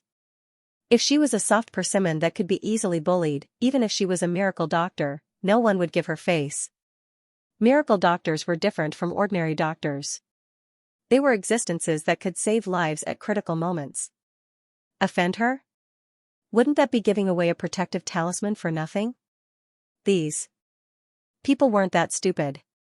Only those who thought that Jing Yunjiao was really just an ordinary student would think so. He Jiaxi was so angry that she laughed. Jing Yunjiao, you are really crazy. Who do you think you are? Slap. Jing Yunjiao raised his hand and slapped her. Then, he swung his wrist. You ask me who I am? Miss He, didn't your family teach you to be polite to others? This kind of question isn't very pleasant to hear. I don't mind teaching you properly. Jing Yunjiao. He Jiaxi covered her face. You actually slapped me? Alright, CEO Bai, let's call this deal off. Don't even think about a 1 billion yuan investment. Pak Yuan raised his eyebrows. Actually, it's just 1 billion. We don't really care. Their Jade Spirit wines had earned more than 1 billion.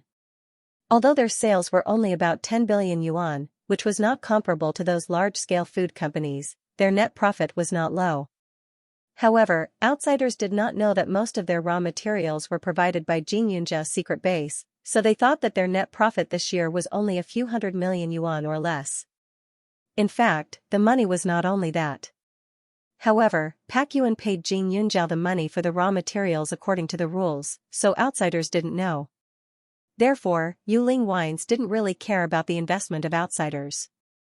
After all, if there were more investors, the company would more or less have some changes.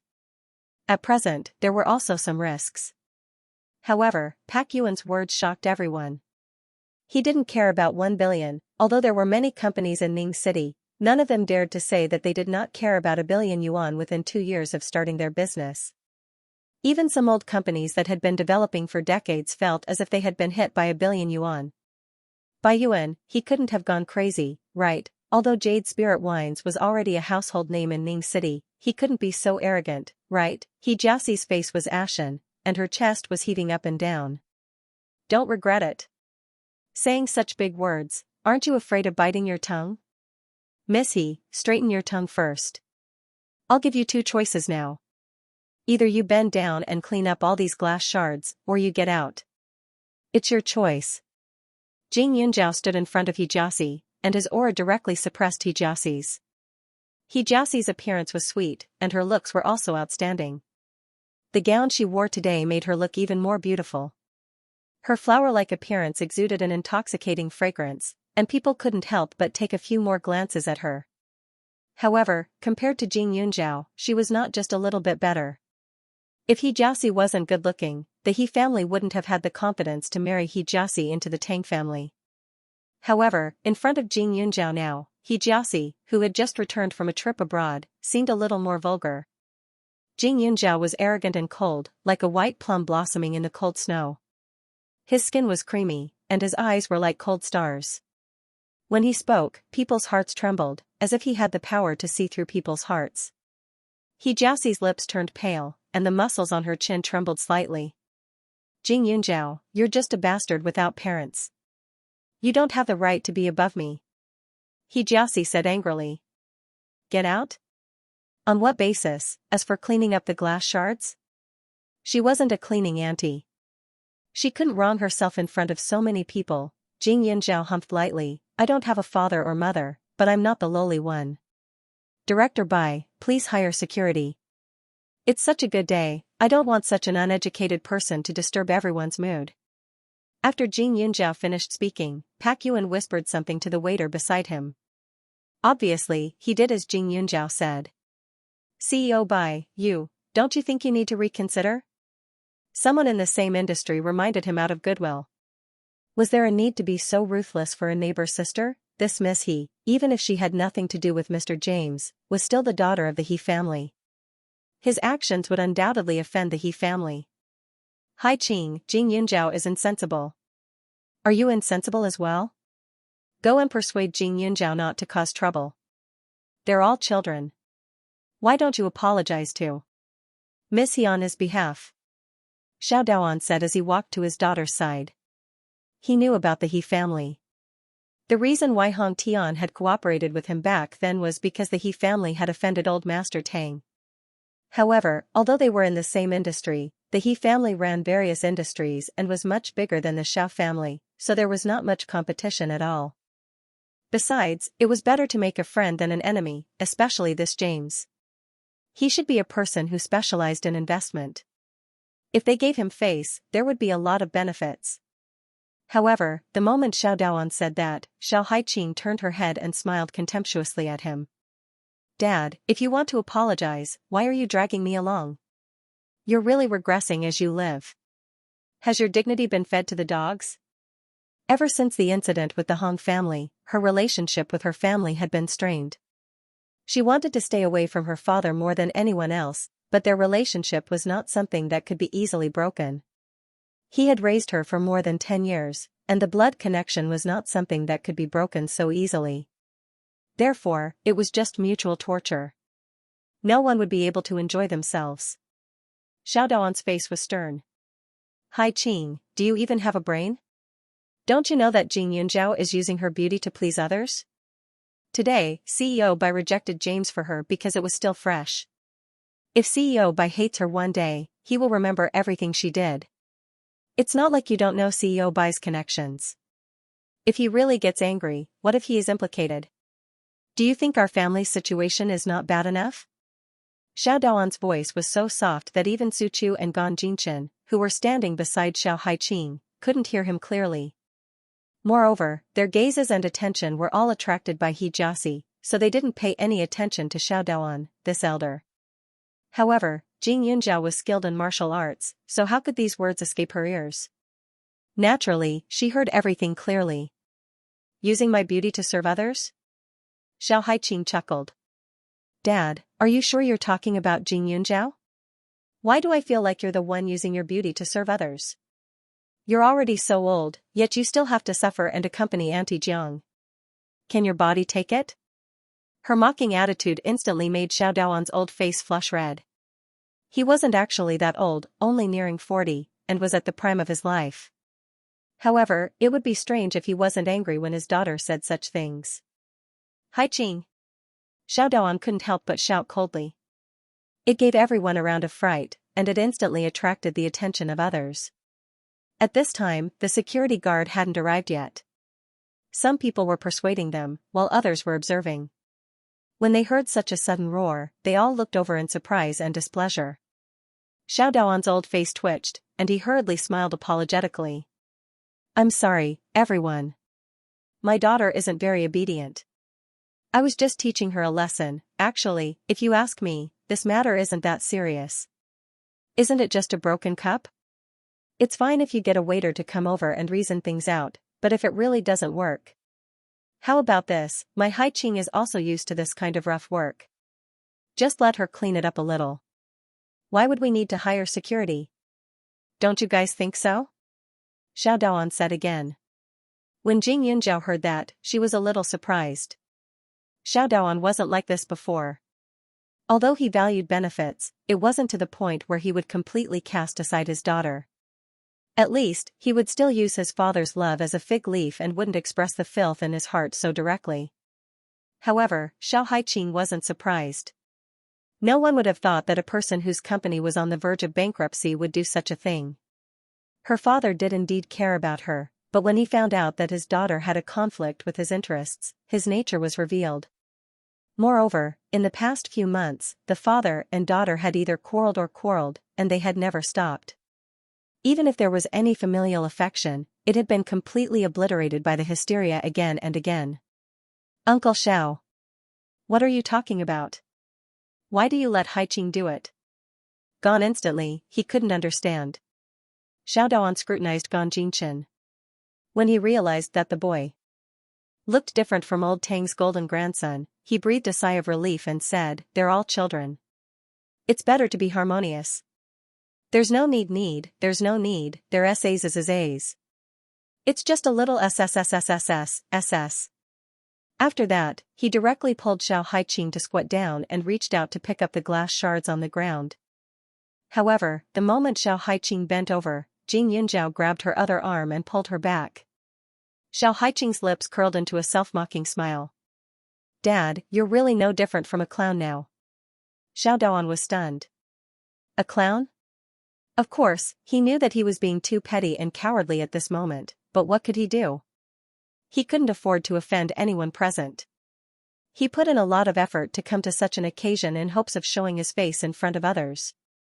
After coming to Serene City, he realized that sometimes, the company's was not that important. Even if he was down to earth when doing business, he couldn't compare to those with connections. In order to protect the company, he had already lost all his face. What was this, littles? Xiao Daoan laughed dryly and picked up all the things on the floor. The others looked at each other in dismay. Pak Yuan's expression was strange. He really didn't know if this Xiao Daoan was stupid or smart. If Jing Yunjiao was really just an ordinary little sister of the Lin family, his actions would indeed be giving both parties a way out of the situation to prevent things from getting out of hand. However, the problem was that Jing Yunjiao wasn't an ordinary little sister at all. Moreover, he thought that James was also quite important to Yuling Wines, right? But in reality, he wasn't exaggerating. Now that it was confirmed that they couldn't accept James' investment, Xiao Daoan's bootlicking had really hit the nail on the head. Alright, haven't these things been cleaned up? Miss He, don't be angry. I think Jing Yunjiao didn't do it on purpose just now. Xiao Daoan said with a smile. Xiao Haiqing sneered and didn't say anything. Jing Yunjiao also looked at him with a smile that wasn't a smile. He Jiaxi's expression improved a little. She stared at Xiao Daoan and said, "Are you and your daughter going to apologize to me on behalf of Jing Yunjiao now?" She really didn't expect that Xiao Haiqing's father was actually such a good-for-nothing. Xiao Haiqing and Jing Yunjiao were usually so close that they were like one person. When they were in school in Huaning County, this Xiao Haiqing and Jing Yunjiao were always at odds with her. It was just that she didn't take Xiao Haiqing to heart. But she didn't expect that Xiao Haiqing's father would actually pop out to apologize now. How ironic. Miss He, Jing Yunjiao is my daughter's classmate. I know him better. He's not a bad person. You two are the same age, so I think you can get along well. Who knows, you can even be friends. Xiao Daoan said again. He didn't know that He Jiaxi had gone to school in Huaning County before. But to Jing Yunjiao, he was considered polite. He didn't belittle him blindly, nor did he put him in Pak Yuan's camp. Instead, he spoke as if he was a junior. He did this because he was afraid that Pak Yuan would think that he wasn't giving him face. He really put in a lot of effort. Be friends with her? Looking at you, only your daughter can get along with her. Birds of a feather flock together. No wonder you two are so close that it's like you're wearing the same pants, He Jiaxi said sarcastically. Xiao Daoan's eyelids twitched. At this moment, Xiao Daoan's father, Xiao Daoan said, Xiao Daoan's father's is. He SSS, and said, he's. As soon as these words were said, everyone was stunned. Xiao was. Was there a need to make it so serious? There were so many people here today. If he Jiaxi was chased out, it would definitely make the headlines of Tianning City tomorrow. By then, not only would the He family be humiliated, but Yu Ling wines would also be pushed to the heart of the storm. It would definitely become famous. Why was CEO by acting so recklessly when both sides couldn't get any benefits? Could it be that this Jing Yunjiao was so important? More valuable than 1 billion yuan? Mr. Xiao, seeing that your daughter is our Yu Ling Wines VIP, I'll give her face and not chase you out. But I hope you won't meddle in other people's business, Pak Yuan said directly. He had never seen such a stupid person. He went around trying to curry favor with others, but he didn't know that the person he should curry favor with the most was his own daughter. Jing Yunjiao's connections couldn't even be compared to the Tang family. Jing Yunjiao had no parents and only a few friends by his side. He valued them more than himself, especially with Xiao Haiqing, who had the best relationship. If Xiao Daoan had some awareness, perhaps the Xiao family wouldn't be like this. Previously, when the Hong family collapsed, logically speaking, Xiao Daoan wouldn't be in a good situation.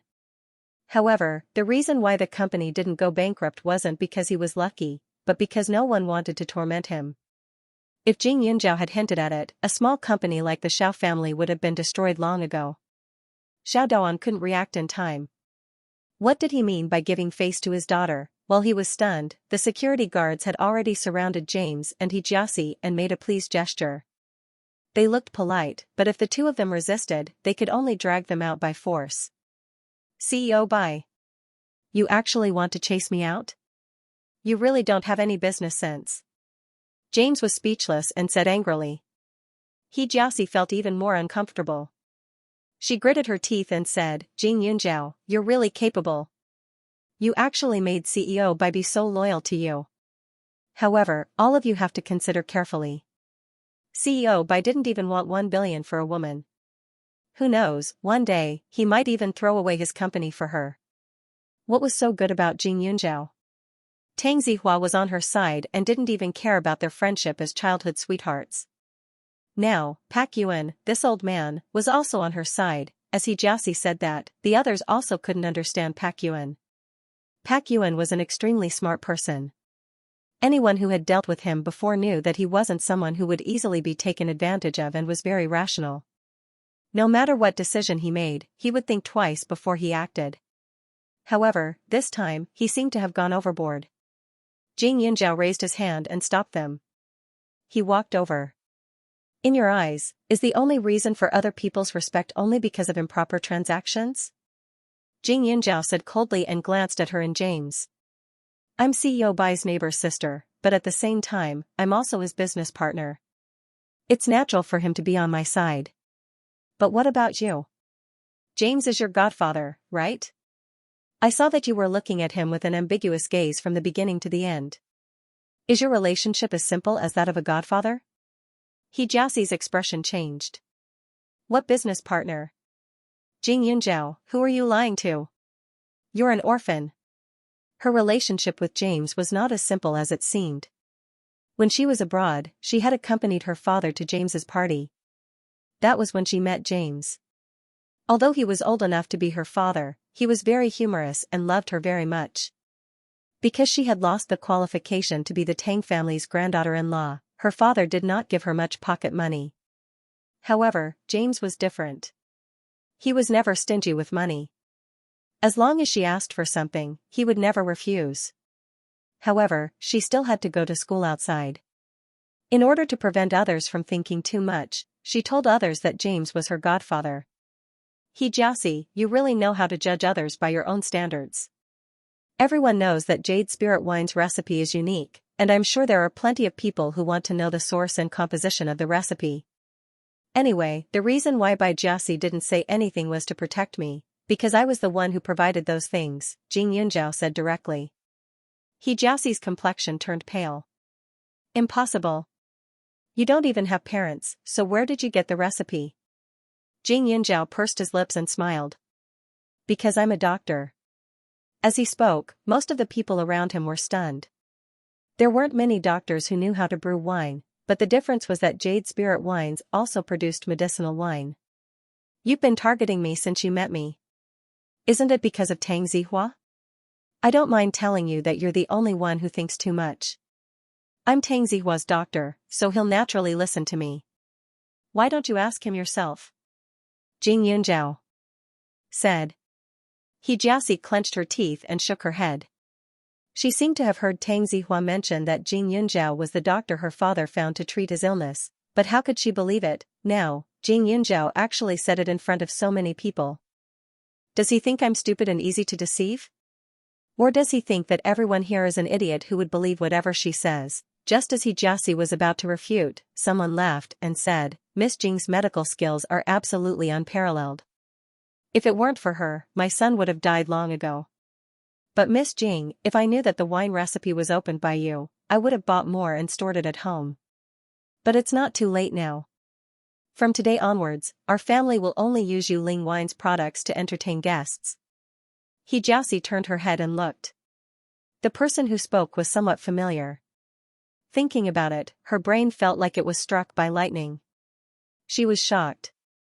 She had accompanied her father to many banquets, so she heard her father mention that this person should be the chairman of Xianxia Group. His business was spread all over the city, and his words carried a lot of weight. Could it be true? Chairman Zhang, I've long guessed that Miss Jing and Yuling Wine have a close relationship. I even specially opened the wine cellar for Yuling Wine. It's full of good wine. I'll keep it as a collection and wait for it to appreciate in the future. A person next to him laughed. He Jiaxi looked again, and her heart suddenly trembled again. He's also a shareholder of a big company. What's going on? Why do they seem to be very polite to Jing Yunzhao? Not only did he Jiaxi not understand the situation, but the others were also completely confused. When the Jade Spirit Wines first entered the market, it brought about a very good response. There were even experts who said that this wine recipe was definitely the essence left behind by their ancestors. It was a pity that it was only released now, but the prospects were definitely good. In short, after the Jade Spirit Wine was released, it occupied the hearts of many consumers in a short period of time, and even had a group of very loyal people as a base. The various sales channels were often in short supply, and there were many people outside who had ideas about this wine, which had long since made people extremely jealous. But no one would have thought that this kind of wine recipe actually came from Jing Yunzhao's hands. A 16 or 17-year-old child. He's actually a doctor? A doctor who was even praised by so many big shots? If they said she was real, it was hard to believe at her age. But if they said she was fake, could it be that those people who supported her were all crazy? CEO Bai. What Jing Yunzhao said can't be true, right? Xiao Daoan asked. Pak Yuan coughed dryly, his eyes filled with pride. That's right, these wine recipes were all provided by Yunzhao. It wouldn't be an exaggeration to say that she's the breadwinner of Yuling Wine's employees. He Jiaxi was simply jealous to the extreme. What are you talking about? Even if the wine recipe was hers, she should have sold it to Yuling Wines by now.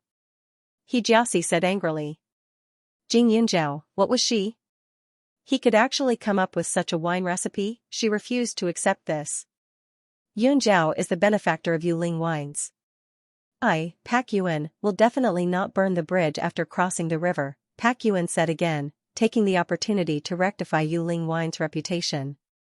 He didn't want others to think that he really didn't want money for lust. Otherwise, who would dare to cooperate with him in the future? But it was different now. Others might even think that he was a person who valued friendship and righteousness. But when would these days come to an end? He only hoped that Jing Yunzhao would become an adult soon so that he could stand in a proper position and shut the mouths of these blind things. Pak Yuan's words made He Jiaxi's heart tremble.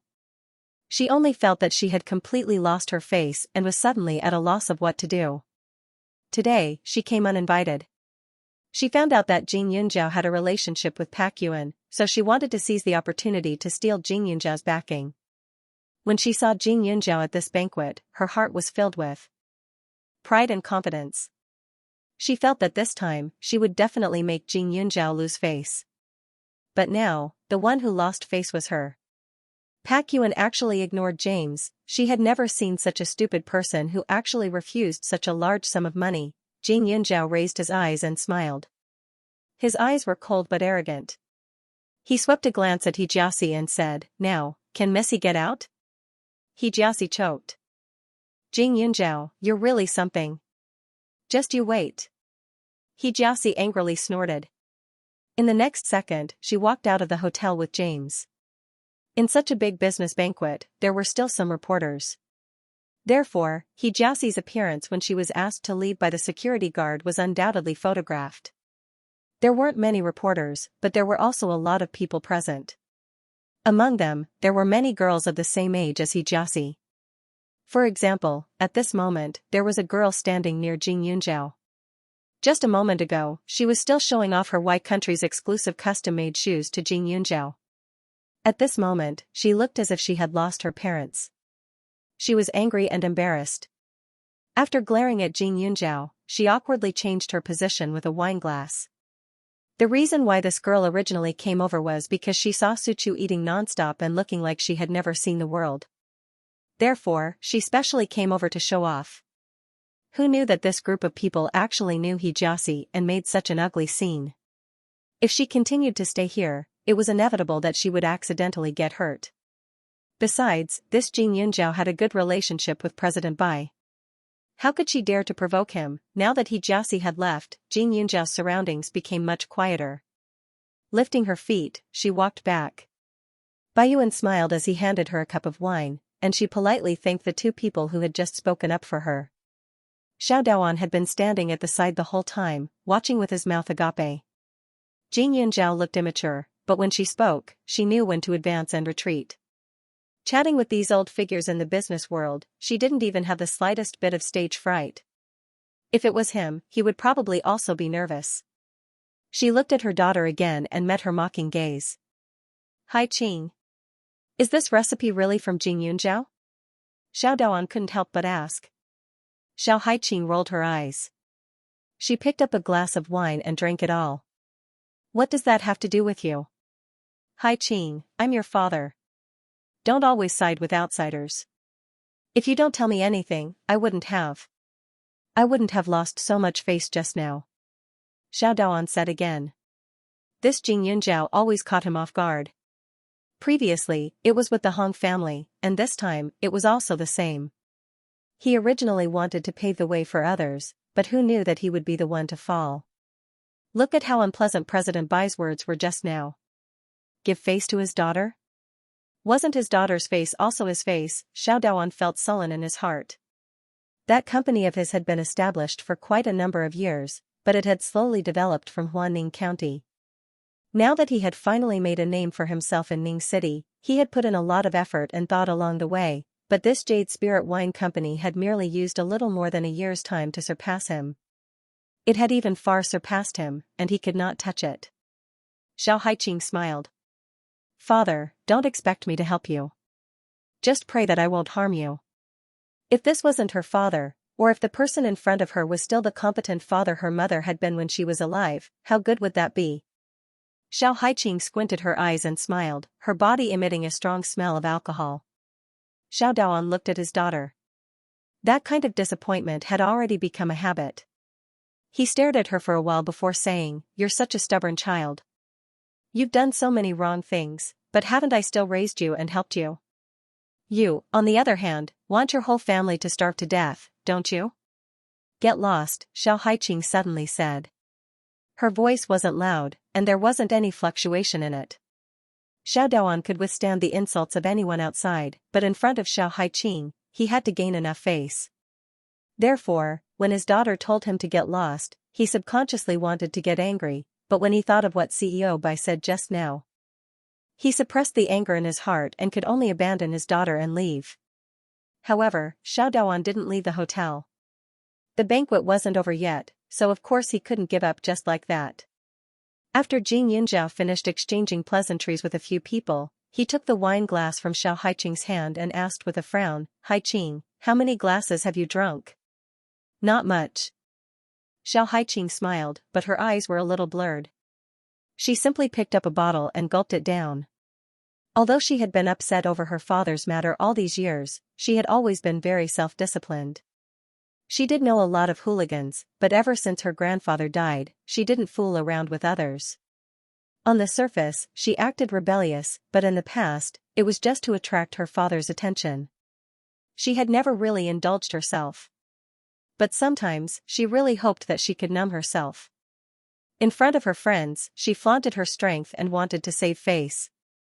She didn't want to talk too much about these private matters. She could even show an attitude of wanting to cut ties with her family, but how could it be that easy, seeing her father, who she was once proud of, lowering his head like a clown to please others and seeing him treat her, a daughter, as a commodity? That feeling was really sad and miserable. Jing Yunjiao sighed faintly. Suchu and Gan Jinchen looked at each other and glanced at Xiao Haiqing, feeling that it was a pity. No wonder Xiao Haiqing's personality was so independent. It turned out that there was another layer of reason. Yunjiao. Sometimes, when I see how he completely forgets my mother, I really want to kill him. Xiao Haiqing leaned her head on Jing Yunjiao's shoulder and continued, when I was young, my mom told me that my dad was a very hardworking but very capable man. At that time, he was still working for someone else, leaving early and coming home late every day, but my mom never blamed him. She would prepare everything for him and let him have no worries. He said that he wanted to start his own business, and my mom supported him regardless of the cost. At that time, our family was in a huge debt. My grandparents' coffins were all sent to him to squander. He slept outside, and there would often be people coming to collect the debt. My mom was so scared that her face turned pale, but she never cried in front of me and never told him. Her heart wasn't good to begin with, so she didn't make it in the end. At that time, I still felt that my father was still working hard. I thought that he would feel worse than me, but I didn't expect that in less than 3 years, a newbie would enter the family, and even get married with a child. Men who only think about their careers are really not good people. They say it's for the family, but it's all an excuse. They're just doing it for themselves, Xiao Haiqing said faintly as she drank. She finished the bottle of wine in a short while. In addition to the previous few glasses, she was completely drunk. Jing Yunjiao and Suchu said a few words and helped her up to her room to rest. At this time, a waiter walked towards Xiao Daoan and gave him a note, saying, "Sir, a girl wants you to call her back. She said that she has something important to talk to you about." Xiao Daoan opened the note with a look of surprise. When he saw the number on it, he thought for a moment and dialed it. He had no status at all in this banquet. He didn't know how many name cards he had handed out, but no one was willing to pay attention to him. There were even people who turned around and threw his name cards into the trash can. It was a blow to his self-esteem. On the other end of the phone, a female voice sounded. When Xiao Daoan heard it, he was pleasantly surprised and a little flustered. He didn't seem to fit in with the lively crowd. At this moment, Jing Yunjiao arranged for Xiao Haiqing to stay in a room. Xiao Haiqing was very drunk, and the smell of alcohol on her was very strong. She couldn't even speak clearly. "Yunjiao. Why do you have two?" Xiao Haiqing pointed at her shakily and tried to stand up straight. "Oh, I know. Someone is pretending to be you." As soon as she finished speaking, she pushed Jing Yunjiao away. "Monster, go away. I want Yunjiao." With that, she fell onto the bed. Jing Yunjiao blushed with shame. Xiao Haiqing was still mumbling something. It looked very funny, and Jing Yunjiao was dumbfounded. She couldn't believe that a person could be so different before and after being drunk. After settling her down, Jing Yunjiao went downstairs. Suchu and Gan Jinchen were both there. After all, she was half the host, so she couldn't just abandon them. The banquet was still very lively. Because she had mentioned the wine recipe, more people approached her than before. "Miss Jing, I heard from Director Zhang that you're a doctor. I wonder if you can let me have a look." Just as he sent one away, another person came forward. This person was about 40 years old. He had a prominent belly, a short and fat figure, and was a little bald. There were many people who looked like him, but the one who suddenly appeared in front of her looked a little wretched. As he spoke, he sat beside Jing Yunjiao and sized her up. His eyes shone with a lewd light, and his face was full of expectation. Jing Yunjiao turned to look at the man. Sir, I'm afraid you can't afford my consultation fee. Although there were people who were willing to be her backer, others might not treat her as someone important. She was afraid that although they looked respectful on the surface, they would think that she was just a gold digger who used the name of a doctor to hunt for men. After all, at her age, no one would believe that she was a godly doctor. Those who believed in her were only people who had experienced it firsthand. Outsiders would never be able to understand. When Jing Yunjiao said that, the man snorted in his heart, but on the surface, he was smiling like a flower. He stared at her and said, "Miss Jing, you must be joking. Although I can't compare to someone like Director Zhang, I can still be considered a little famous. Let's put it this way, I also have a pretty good advertising company under my name. Oh right, my brother is the CEO of a listed gaming company. Miss Jing is so beautiful, how about I introduce you to be the spokesperson for the game?" As the man spoke, he began to become a little arrogant. His body was getting closer and closer. Advertising company? Jing Yunjiao smiled. Sir, don't tell me you want to take the order of Yuling wine? The other party was stunned, and his face showed a little embarrassment. Didn't I hear that Yuling is going to launch a new product? Our company still has some strength. It's one of the top 3 advertising companies in Ning City. It's a big company, so if you leave it to us, Director Bai can rest assured. Since you're so confident, why are you looking for me? The man's lips curled into a dry smile. Why was he looking for Jing Yunjiao? Of course, there was a reason. On the one hand, President Bai liked Jing Yunjiao very much. If she agreed, the advertisement plan might really be successful. On the other hand, Jing Yunjiao was quite good-looking. It was a man's instinct to get close to beautiful women. Isn't it because Miss Jing's looks are outstanding? It would be a pity if such a talent doesn't enter the entertainment industry in the future. Although it's just a game endorsement now, it's still a start. My big brother has a wide network. In the future, he might introduce you to some big directors. By then, you will definitely have limitless prospects in the entertainment industry. With your potential, I guarantee that many fans will follow you. Everyone will be envious, the man said again. He didn't believe that such a young girl could resist the temptation of fame. The man's face was full of confidence. Jing Yunjiao couldn't help but laugh when he heard that. So that's the case? Jing Yunjiao mocked and said, but it's a pity that I'm not interested in the entertainment industry. Besides, can you represent your big brother? I've seen many people like you who talk about the abilities of their relatives and friends. In fact, it's just nonsense. Also, can you stay away from me? Your eyeballs are about to fall out. After Jing Yunjiao finished speaking, Suchu laughed and said directly, aren't you just trying to bribe Yunjiao to get him to help? Just say it directly. Why are you pretending to be a wolf? He kept calling him big brother. Was he a fox pretending to be a tiger? When Suchu said that, the man's face stiffened. Miss Jing, I'm very sincere. As he said that, he thought of something. He paused and quickly took out a small brocade box from his pocket. I'm different from those people. Miss Jing, don't misunderstand. I already knew that Miss Jing was beautiful, so I specially chose a bracelet as a gift. I hope you like it. As he said that, he opened the box. Inside the box was a diamond bracelet worth about tens of thousands of yuan.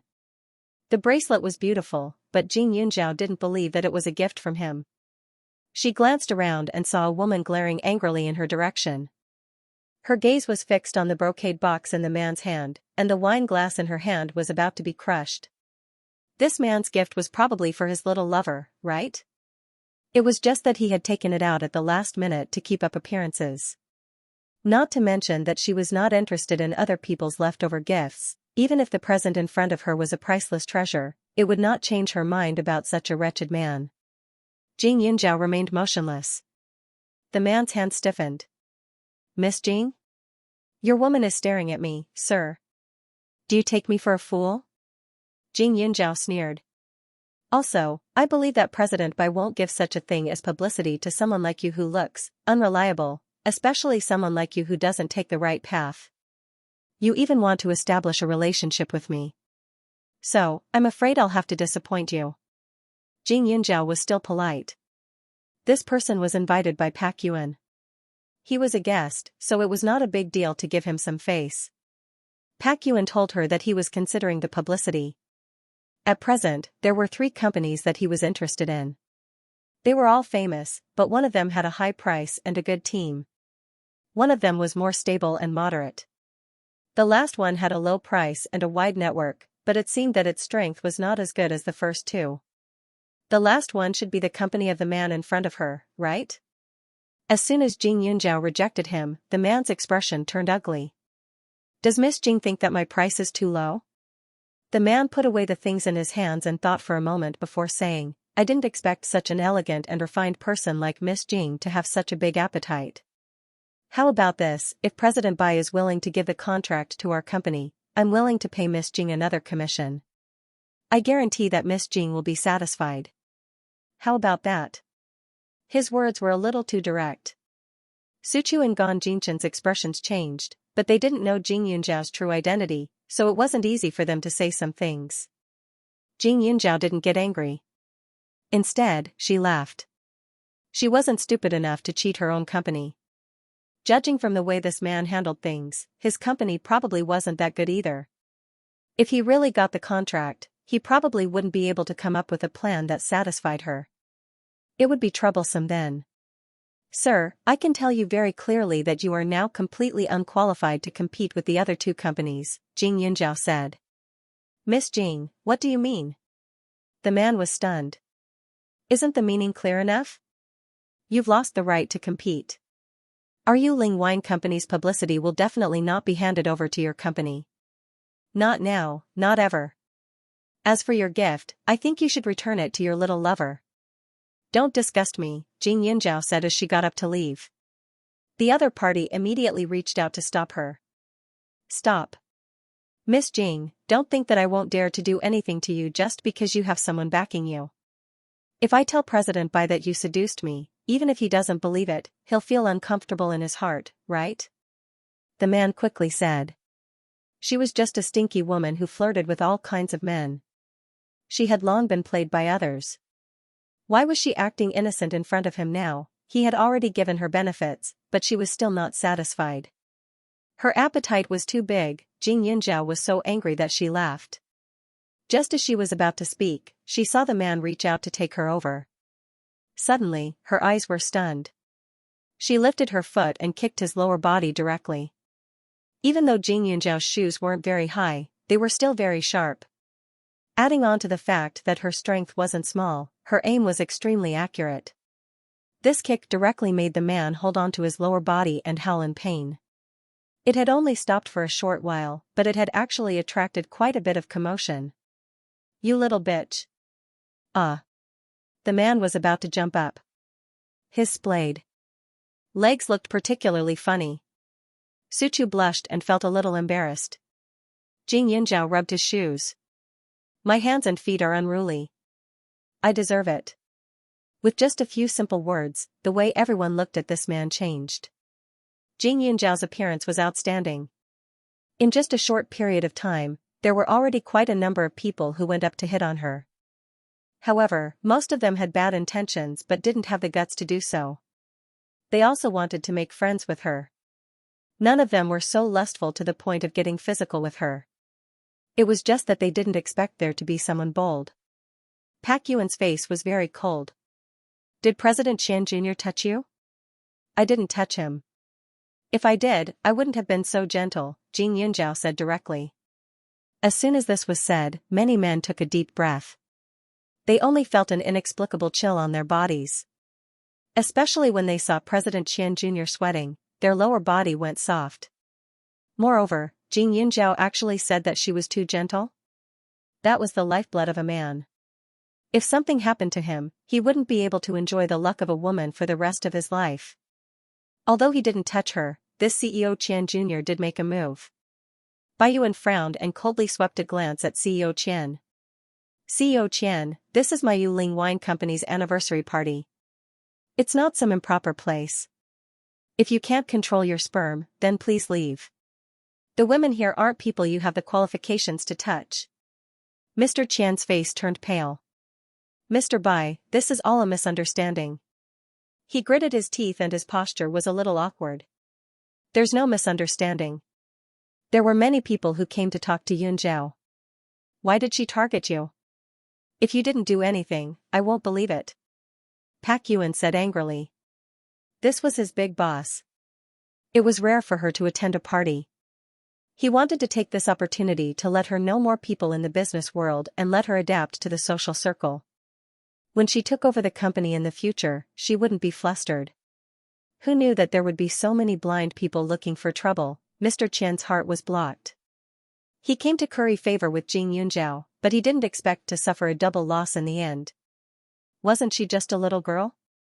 She had an arrogant attitude and didn't even accept his good intentions. The Yuling Wine Company had to choose one of the three companies. It wasn't difficult for her to say a few good words to CEO Bai, and CEO Bai wouldn't blame her at all. She wouldn't lose anything and would even benefit from it. She actually didn't want to do such a thing. That was fine, but she actually hit him. Mr. Qian's face turned pale. The pain was still unbearable. At this moment, it was hard for him to say anything. Director Qian could only say, Director Bai, calm down. I think I should leave first. Then, he walked out with strange steps. Jing Yunjiao glanced at them and said, there should be quite a few people here who want to work with Yuling Wines. Everyone here is a businessman and benefits come first. However, there are some people who want to take a shortcut, thinking that I can influence CEO Bai's thoughts. Towards these kinds of people, I'm afraid CEO Bai will never work with them in the future. As soon as he said that, many people understood in their hearts. On one hand, Boss Qian Jr.'s hands were dirty. More importantly, he wanted to attack Pak Yuan from Jing Yunjiao. She just didn't expect Jing Yunjiao to be such a tough nut to crack. No wonder CEO Bai trusted her so much. There were plenty of people who were letting their imaginations run wild, but after Jing Yunjiao's words, they all became more vigilant. Everyone has seen the results of our Yuling wines in the past year. The reason why we can go further than other companies in the same period is not only because of luck, but also because of our responsible attitude. So, if you have any ideas, you can talk to me. However, if you disturb someone you shouldn't, then I'm sorry. Just like Mr. Qian Jr., I won't accompany you, Pak Yuan said. Most of the people around had the intention of chatting with Jing Yunjiao, so they purposely stood nearby. When they heard Jing Yunjiao's words, their expressions changed, extinguishing any thoughts they had. Jing Yunjiao was also tired after being tossed back and forth. He told Pak Yuan that he was going to rest in his room. It was obviously much quieter upstairs, which made people relax. But when he passed by Xiao Haiqing's room, he saw a housekeeper cleaning. He was surprised and walked in. The bed was empty. Where is the person in this room? Jing Yunjiao said coldly. Are you talking about Miss Xiao? It seems that her father just took her away. In fact, I'm not very sure. You can ask the front desk. The housekeeper replied carefully. Although she was facing a little girl, she still felt very nervous. In an instant, Jing Yunjiao looked like he wanted to kill someone. His expression was frighteningly cold. He immediately called the waiter over and asked about the situation. I seem to have said that no one is allowed to enter this room except for me, right? At this time, Jing Yunjiao had already asked Gan Jingchen to call Xiao Haiqing while Suchu contacted Xiao Daoan. Jing Yunjiao looked coldly at the frightened waiter. She had arranged this room.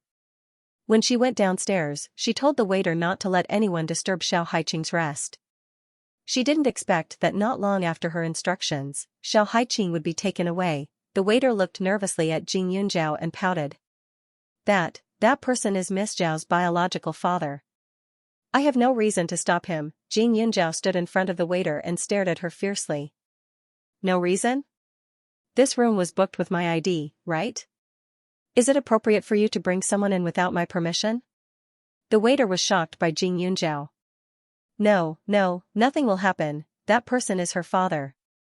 The waiter said again. Her hand instinctively covered her pocket. Jing Yunjiao's eyes were like torches. He glanced over and his expression became colder. You received a tip from him? No. The waiter quickly said. Call your manager over. Jing Yunjiao's attitude was firm. He looked at the girl in front of him with disgust. You will soon know that some small advantages shouldn't be taken by you. Otherwise, you will lose a lot. Choo-choo, Xianxia, did you get through? Jing Yunjiao restrained himself and turned to ask. The two of them frowned and shook their heads. Gong Xianxia also looked worried. Yunjiao, Uncle Xiao, he won't do anything, right? After all, she was his biological daughter. It was possible that he was worried because Haiqing was drunk. Jing Yunjiao also hoped that she was thinking too badly of him. After all, although Xiao Daoan didn't get along with Xiao Haiqing's father and daughter in the past, he was still very protective of Xiao Haiqing. It was just that she kept feeling that things weren't that simple. Sometimes, Xiao Daoan could be considered a gentleman, but that was only when it didn't involve his own interests. He had always been indifferent to Xiao Haiqing. Aside from roaring angrily and scolding her, he had never taken the initiative to show concern for her, especially after that kind of conflict had occurred today. Logically speaking, it was impossible for Xiao Daoan to be so kind as to send her home to recuperate. What do we do now? Gong Xianxia asked. Now that they didn't know if Xiao Daoan had returned home, it wasn't good for them to chase after him. There were so many cars on the street outside, who knew which road Xiao Daoan took? What direction did they go? Jing Yunjiao clenched his fists helplessly. Not long after, the manager hurried over. When he saw that the one causing trouble was Jing Yunjiao, he immediately became listless. Just now, when they were in the lobby downstairs, even though the commotion Jing Yunjiao made wasn't that big, as the manager, he had been waiting in the lobby the whole time. Thus, even if it was just a little bit of friction, he would still be able to hear it clearly. Miss Jing, what happened? The manager's attitude was ingratiating. Seeing the manager's attitude, the waiter also became a little nervous. He hurriedly said, Manager, the girl who stayed in this room just now was taken away by her father. Miss Jing insisted that I accepted that person's money. Jing Yunjiao couldn't be bothered to talk nonsense with the waiter. He said directly, I reminded her that no one else was allowed to enter this room except for me, but in the end, she took the room card and opened the door to let someone take my friend away. Is this how your hotel does things? The manager's heart skipped a beat, and he hurriedly said, Miss Jing, I'm really sorry. This is our negligence. As soon as the manager spoke, the waitress's face turned pale. She looked nervous and stunned, as if she didn't know what to do. It has already happened, and it's impossible to undo it. But I don't want to see this waitress in your hotel anymore, Jing Yunjiao said directly. She didn't have the intention to cause trouble. Even if she did, she would just ask the hotel to compensate her or waive the room fee. This amount of money was nothing to her, and she didn't need to waste her breath on this amount of money. However, this waiter couldn't stay. There was no reason for him to get away with his wrongdoings. The waitress's eyes widened when she heard that. Manager. I didn't do anything wrong. That person is indeed Miss Zhao's father. Shouldn't a father take his daughter away? It's natural for me to open the door for him. The waitress hurriedly said. She did take the money. It wasn't much, just 500 yuan. When Mr. Xiao came to inquire, she didn't allow anyone to enter according to Miss Jing's request, but he said that he was Miss Zhao's father. He also said that Miss Xiao was drunk and he was worried about her staying in the hotel. So she hesitated and felt that it shouldn't be a problem. After all, they were father and daughter, and Mr. Xiao wasn't a bad person. Besides, he was a guest at the banquet. The customer was God, and she didn't do anything wrong. The manager was also a little embarrassed. Miss Jing, since Miss Xiao was taken away by her father, it seems that the manager thinks that your waitress didn't do anything wrong? Jing Yunjiao's expression was a little dangerous. The manager looked and hurriedly said, Wrong. Of course she did something wrong. Miss Jing, don't worry. We will definitely give you an explanation for this matter. This Jing Yunjiao wasn't a normal customer. She was Director Bai's most precious person. She knew quite a few business tycoons. If they really offended her, then their hotel's business would definitely be affected. If this Miss Jing was someone who held grudges, then the hotel would face a lot of trouble in the future. Xiao Wang, go to the finance department to get your salary and leave. From today onwards, you are no longer an employee of our hotel, the manager said again. The waitress's face fell when she heard that. Why? She was just following the guests' wishes. Why did they fire her? Manager, I'm not convinced. If I hadn't allowed Mr. Xiao to take his daughter away just now, he would have definitely made a scene. Maybe he would have said that the hotel deliberately detained his daughter and refused to let her go. Anyway, Miss Xiao had to go home. Wasn't it just right for her father to take her home now? What did I do wrong? The waiter retorted. Since she was about to be fired, what else could she not say? Jing Yunjiao sneered and walked up to her. He looked down at her and said coldly, "You're not convinced? Ever since I started talking to you, you've been subconsciously protecting your pockets. There's money in there, right? There are also surveillance cameras installed in this hotel. Do I need to check them? Are you really doing this for the sake of your father-daughter relationship or for the tip? You're right. It's reasonable for Mr. Xiao to take his daughter away. However, you disobeyed my orders as a guest. It's not wrong for me to hold you accountable. Firing you is a light punishment," Jing Yunjiao said as he grabbed the man's wrist and took the money from his pocket. In addition to the money, there was also a beauty card from a high-end beauty salon. Jing Yunjiao looked at the beauty card and the few hundred yuan notes and directly threw the person out. "Do you still need me to investigate the origin of this card? Every card sold by this kind of beauty salon is recorded. Whether or not it has anything to do with Xiaodaoan will be clear when the time comes," Jing Yunjiao said again. The waitress staggered and was thrown out, her whole body falling to the ground. When she saw the membership card, her face was extremely flustered. "Manager, this card was given by Mr. Zhao's wife. Which girl didn't like to be beautiful?" She had never been to such a high-class beauty salon, so she wanted to take a look. It wasn't rare for the guests in this hotel to tip, so she didn't think there was anything wrong at that time. The manager's face was extremely ugly. "Don't embarrass yourself here. Leave the hotel immediately, or I'll get the security to escort you out." Later. The waitress was shocked. However, this was just a job. Although the treatment was good, there was no need to bow and scrape to others for that little bit of salary. Therefore, when the waitress saw that the manager's attitude was getting worse, she didn't stay any longer. She quickly got up from the ground, took the card and money, and turned to leave without saying anything. However, before she left, she couldn't help but roll her eyes at Jing Yunjiao and grumble, "What's so great about that? Just because you know a few rich people, you can make a scene. You only know how to bully small waitresses like us." Her voice wasn't loud, but Jing Yunjiao heard it clearly. Immediately, a silver needle in Jing Yunjiao's hand was thrown out. The waitress only felt a slight pain from the needle on her back, but she didn't think too much about it. She moved her body and continued to walk forward. Jing Yunjiao glanced at her and didn't care anymore. She had specially made many silver needles to put in her space. They were considered to be relatively useful hidden weapons. As long as the distance wasn't too far, she could guarantee that she would hit the target 100% of the time. Moreover, the silver needles were thin, so even if they were under the eyes of others, they wouldn't be discovered. Just now, he didn't hit the waitress very hard. The silver needles wouldn't harm her life, but she would still be tortured on a daily basis. As soon as the waiter left, the manager kept apologizing. Behind him, Suchu and Gan Jinchen still couldn't get through to Xiaodaoan and Xiao Haiqing's calls. In his anxiety, Jing Yunjiao directly got someone to drive the three of them to the Xiao family. At this moment, Xiao Haiqing was lying in the car. The one driving in front was Xiaodaoan, and Jiang Rong was sitting beside Xiao Haiqing. She was holding a bottle of wine in her hand and continuously pouring it into Xiao Haiqing. Xiaodaoan looked at his daughter's drowsy appearance from the rearview mirror and felt complicated. "Rong, it's about time. Don't let her drink anymore." Jiang Rong looked at Xiao Haiqing with a look of disgust. She then said worriedly, "Hubby, it's not like you don't know Haiqing's temper.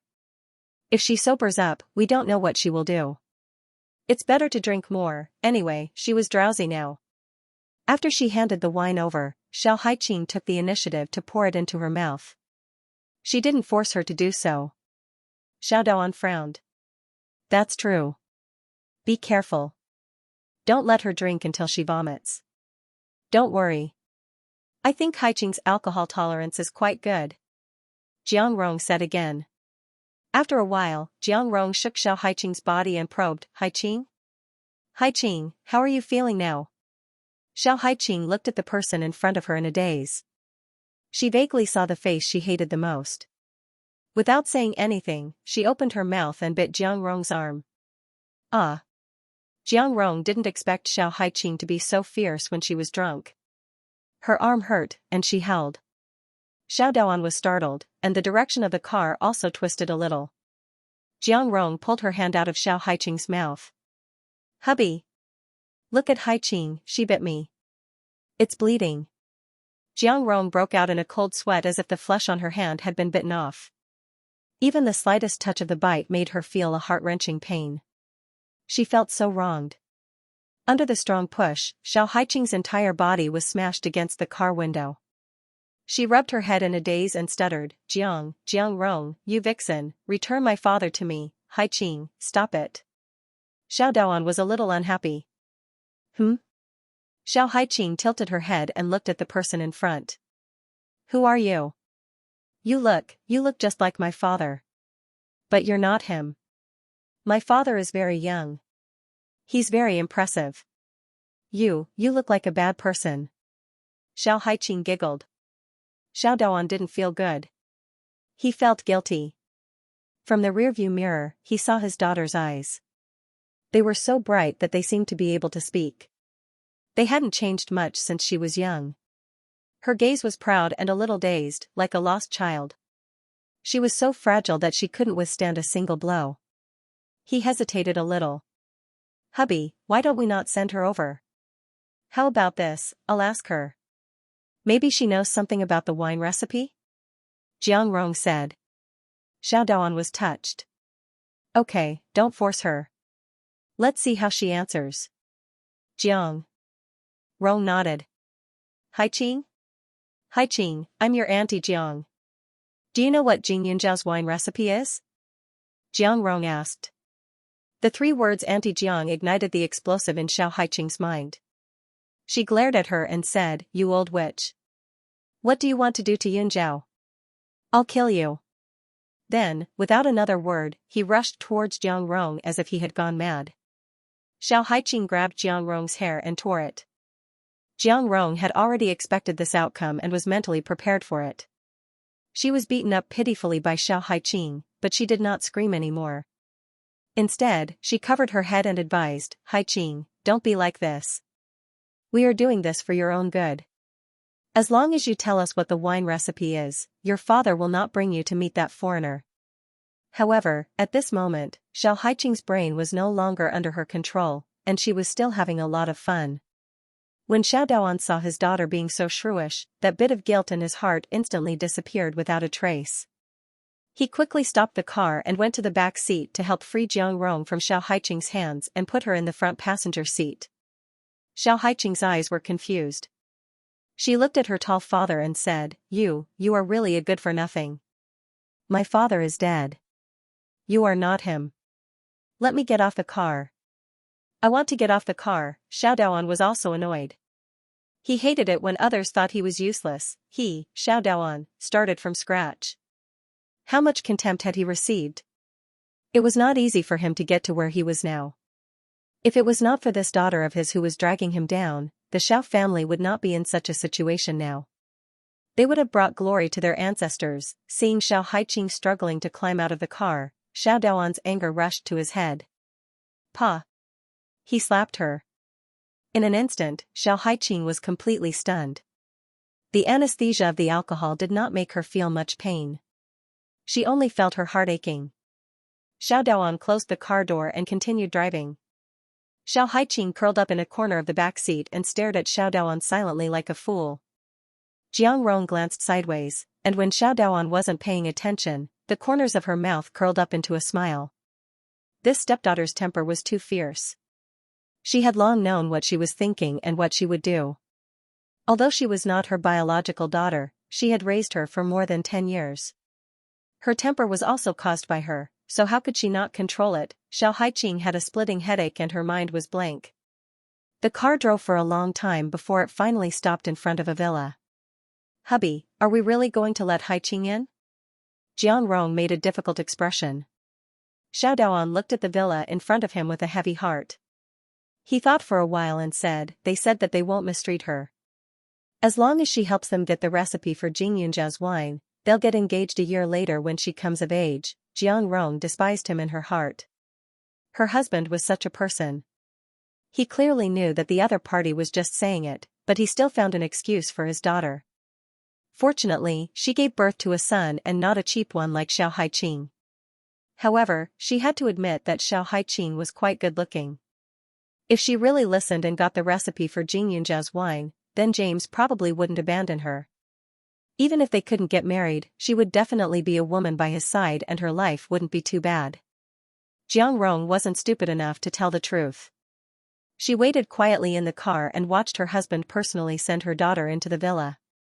After Xiao Daoan carried the drunk Xiao Haiqing in, James nodded at him in satisfaction and stuffed the check he had prepared into his hands. "Mr. Xiao, your daughter is really like an angel," James said in his broken language. Xiao Daoan laughed dryly. 5 million was nothing to a big company, but to him, it was a timely rain. James also said that if Haiqing was obedient, he would help him get in touch with some business in the future and ensure that his company wouldn't starve and would even develop better. The He family hadn't received any benefits from James yet. "Mr. James, my daughter isn't feeling well, so she'll be resting here for the time being. I'll pick her up tomorrow morning. Is that okay?" Xiao Daoan said politely. "Of course." James smiled. Xiao Daoan flattered a few times, then glanced at Xiao Haiqing who was sitting on the sofa and walked out with heavy steps. The night outside was getting darker, and a cool breeze was blowing. Xiao Daoan only felt a chill in his heart, and the figure of his previous wife appeared in his mind. His emotions were complicated and flustered. He sighed faintly and returned to the car. He wasn't in a hurry to leave, but stared at the villa and smoked an entire pack of cigarettes. Smoke rose in the car. Jiang Rong didn't urge him, but kept comforting him. "Honey, think about Miss He.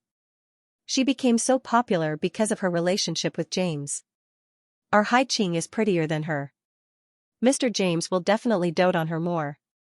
You found a good family for her. She'll thank you in the future." Her gentle voice kept numbing his nerves. Xiao Daoan's eyes were slightly red, and his hands were trembling. In the end, he went to the back seat and let Jiang Rong drive away. At this time, Jing Yunjiao had already arrived at the door of the Xiao family. When he saw the dark house, he secretly gritted his teeth. "Brother Bai, haven't you found out where James lives?" Jing Yunjiao called and asked. Jing Yunjiao wasn't sure if Xiao Daoan brought the person to James's place, but she was certain that the person who could make Xiao Daoan do this was definitely someone from the banquet, and someone who had already left. Among them, James and He Jiasi were the most suspicious. "I've already sent people to check. There's no one in James's houses, and they're not at the He family's house. James's car is currently parked in the parking lot of a shopping mall. There were too many other cars coming out of the parking lot at that time, and the names of the owners of the houses weren't suspicious either," Pak Yuan said. Jing Yunjiao's heart sank to the bottom. The less suspicious it was, the more nervous she was. After Pak Yuan said that, Jing Yunjiao was almost certain that James was behind it. If James was really innocent, then there was no need for him to change cars on the way and hide under the surveillance cameras' noses. The reason he did this was definitely because he was afraid she would find him. Not only that, even Xiao Daoan used the same method to hide his location, but there were so many houses right now, and it was really difficult for her to determine Xiao Haiqing's location in such a short time. Jing Yunjiao was about to go crazy. After a moment of silence, she stared at the driver and said, "Go to the He family's house." James was someone who had just returned from abroad. Even if he had enough money, he definitely didn't have that many connections in the country. She had checked and found that before Xiao Daoan left the hotel, a waiter had passed him a note, and that waiter said the note was from a girl. Only He Jiasi.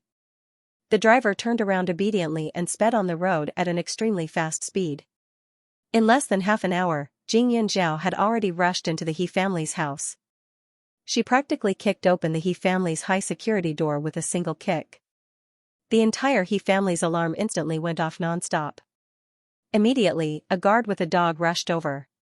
At this time, the driver stopped at a safe place with Suchu and Gan Jinchen, and reported the matter to Pak Yuan word by word with a serious expression. Suchu and Gan Jinchen were obviously frightened by Jing Yunjiao, especially Suchu. She couldn't help but think of the scene where Jing Yunjiao single-handedly rescued her. Although she didn't remember and didn't see it, she could imagine it now. Jing Yunjiao was still wearing a silver suit, which shone brightly under the moonlight. He wore a simple black coat to protect himself from the wind, and his eyes were dark and terrifying. Seeing the dogs charging forward bravely, he sprinkled some powder from his hand. In just an instant, the dogs became listless and stopped barking. It looked extremely strange, scaring the group of guards. He Jiasi. Jing Yunjiao was like a madman. He broke through the courtyard and directly rushed into the He family. As soon as he opened the door, he saw that the He family of 3 looked somewhat serious and nervous. He Jiasi wrinkled her brows and said, "Jing Yunjiao, are you sick?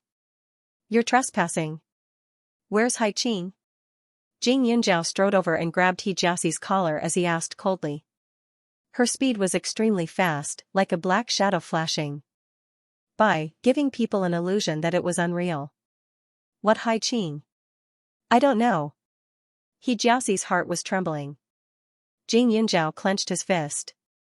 He Jiasi, it seems like we have to settle old and new grudges.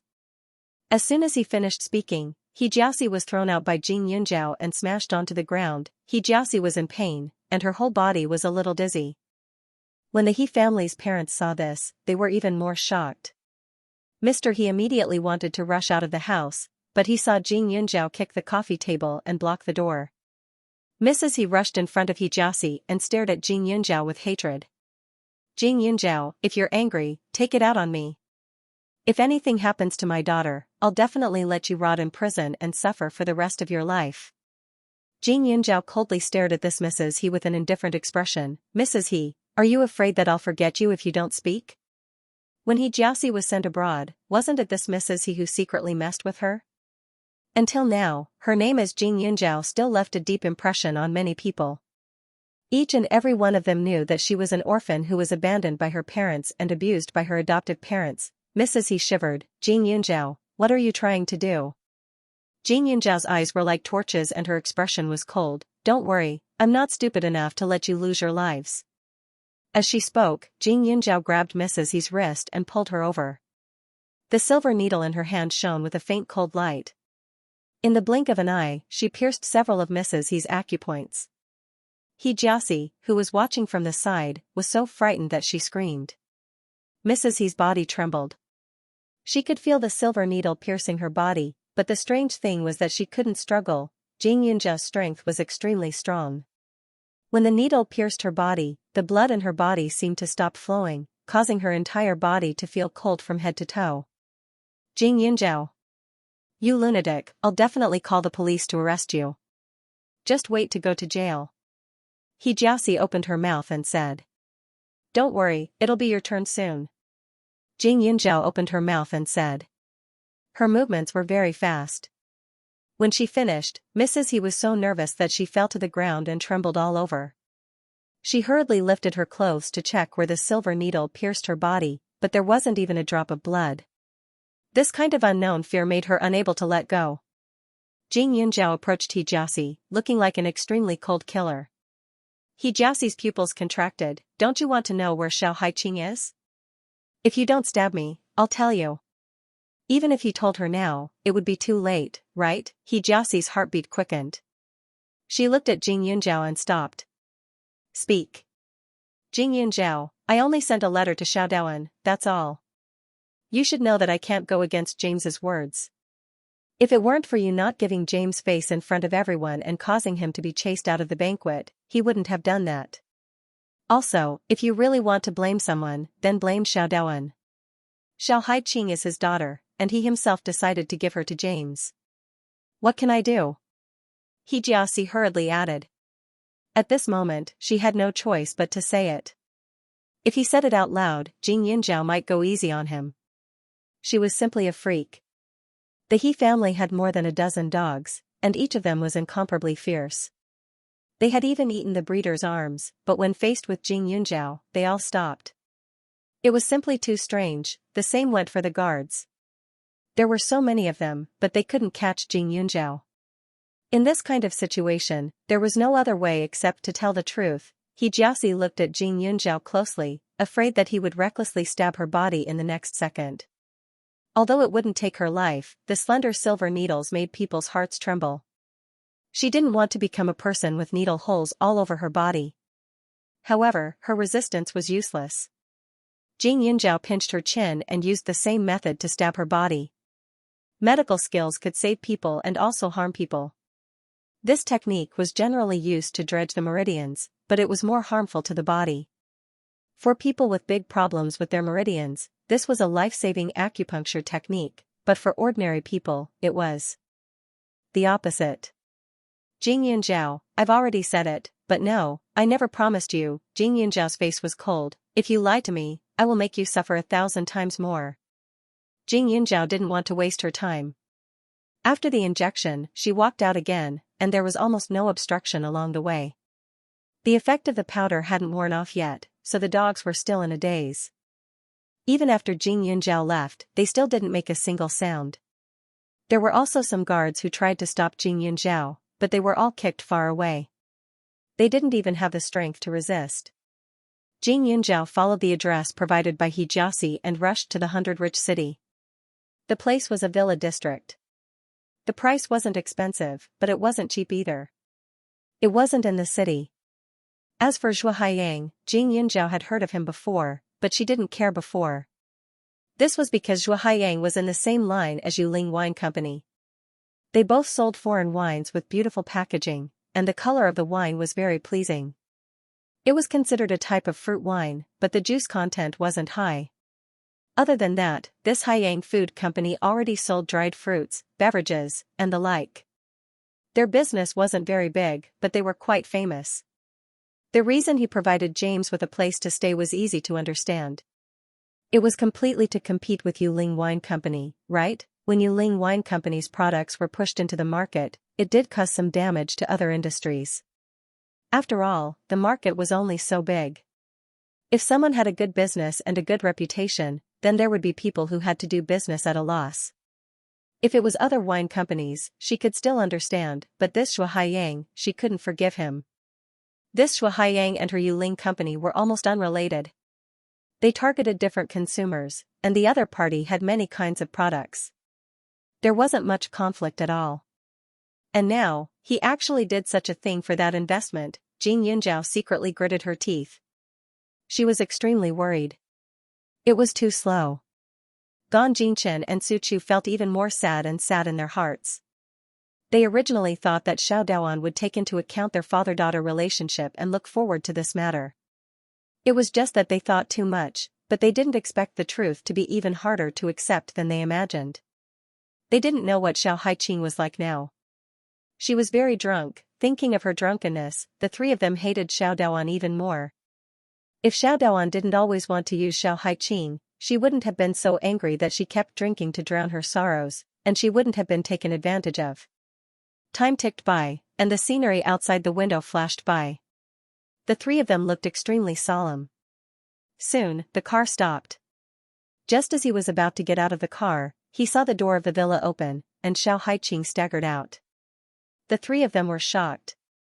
Xiao Haiqing's clothes were disheveled, her short hair was messy, and her black dress was a little out of place.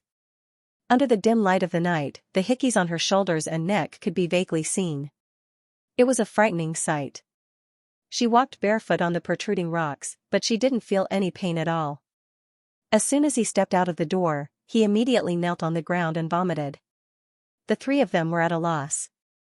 They had never seen Xiao Haiqing like this before. She was like a broken doll, empty and desperate. The clear bloodstains on her hands were long and frightening. They didn't seem like they were caused by a man. They were afraid that she had scratched herself. She was swaying as if she was still drunk, but also very sober. The tears in her eyes dripped into the hearts of the three people in the night. Jing Yunzhao got out of the car with red eyes. He took off his jacket and walked over to put it on her. Xiao Haiqing froze. Jing Yunzhao could feel her trembling resistance. "Haiqing, it's me," Jing Yunzhao said. The house was very quiet, and no one came out. She wanted to ask and go in to see what was going on. She wanted to stand up for her and take revenge. However, when she saw Xiao Haiqing like this, she couldn't do anything. When she heard Jing Yunjiao's voice, Xiao Haiqing's tense body instantly relaxed. After vomiting for a while, she stood up weakly and hugged Jing Yunjiao. Without saying a word. It was unclear if she was sober or drunk. Yunjiao, take me home. Her voice was ethereal and extremely hoarse. Jing Yunjiao looked at the house, thought for a while and nodded. He helped her step by step into the car. In the car, Xiao Haiqing did not say a word. She kept rubbing her body with her hands and frowned slightly, as if she felt that she was extremely dirty. Suchu sat beside her with red eyes and bit her lips. She did not need to think to know what Xiao Haiqing had gone through. Gan Jinchen, who was sitting in the front passenger seat, also had a gloomy expression. Something in his heart was shattered. Xiao Haiqing was very quiet, but her body was trembling slightly. Jing Yunjiao was full of self-blame.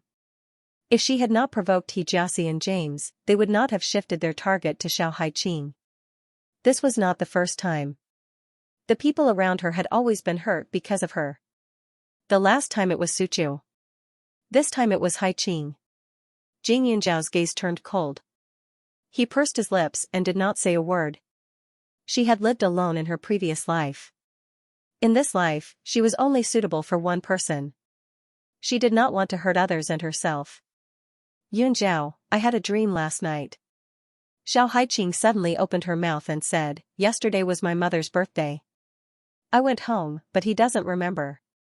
He was cleaning the small garden outside the door with Jiang Rong and her son. It was a happy time. I was unhappy, so I picked the flowers that Jiang Rong had planted. My mother hates that smell. He was very angry and said that I went home just to make things difficult for him. I thought that it was my mother's birthday, so I didn't argue with him and stayed at home that night. I dreamt that he was rich and his business was getting better and better. There were many people around me that I didn't know. He asked Jiang Rong to introduce them to me. I couldn't escape.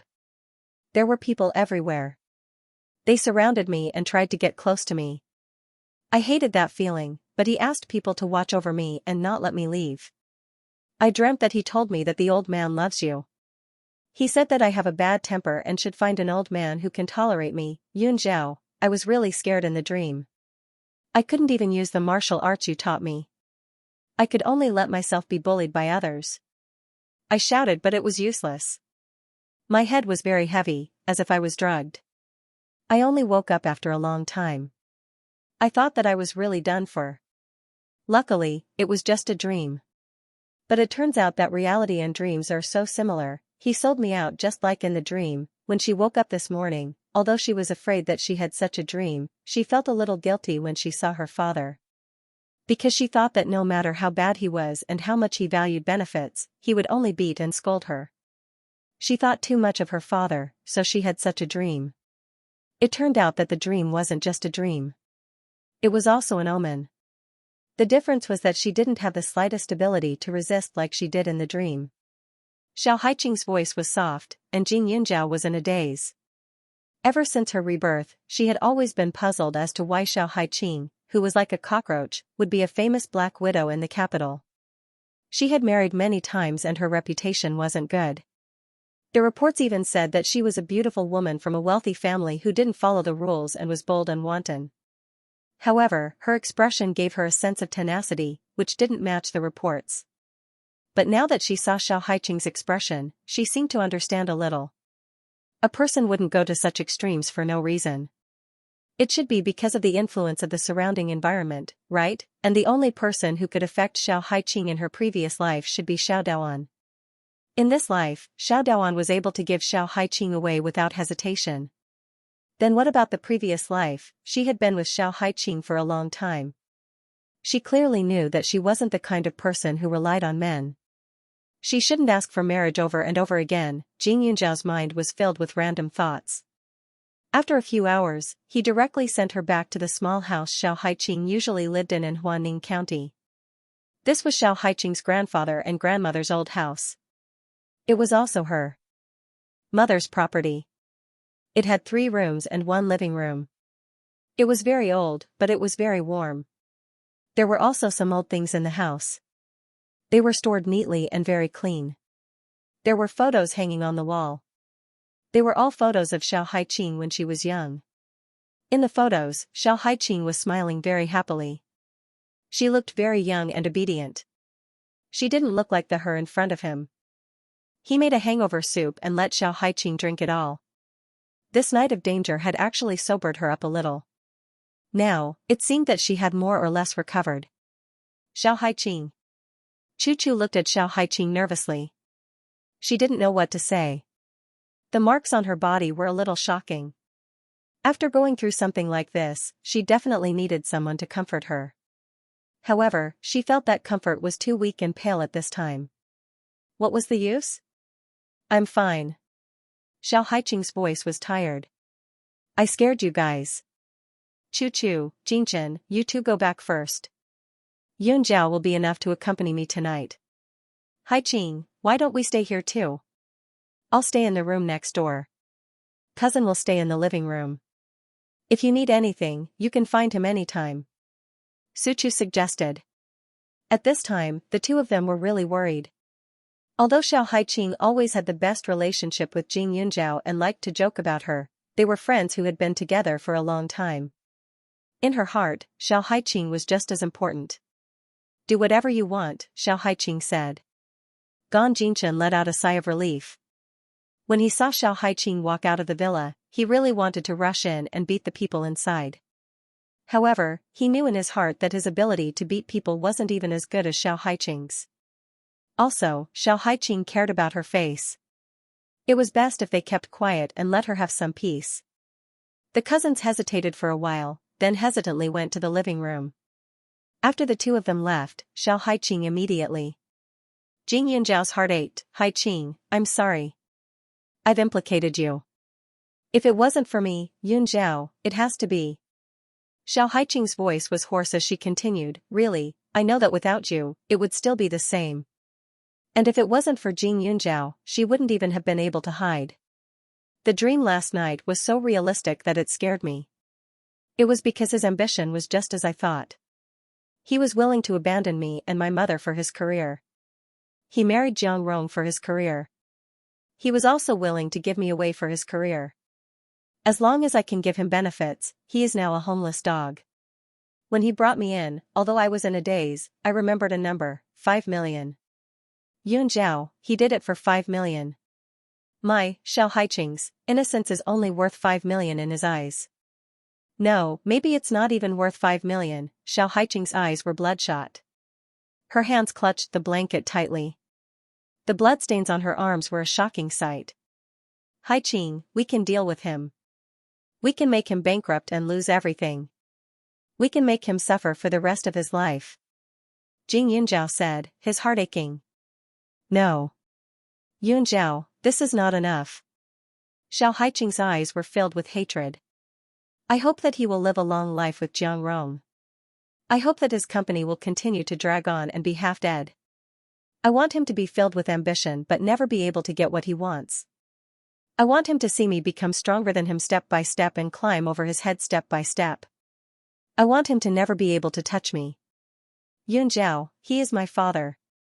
I don't want him to die. I want him to live, but it is worse than death, Xiao Haiqing said word by word.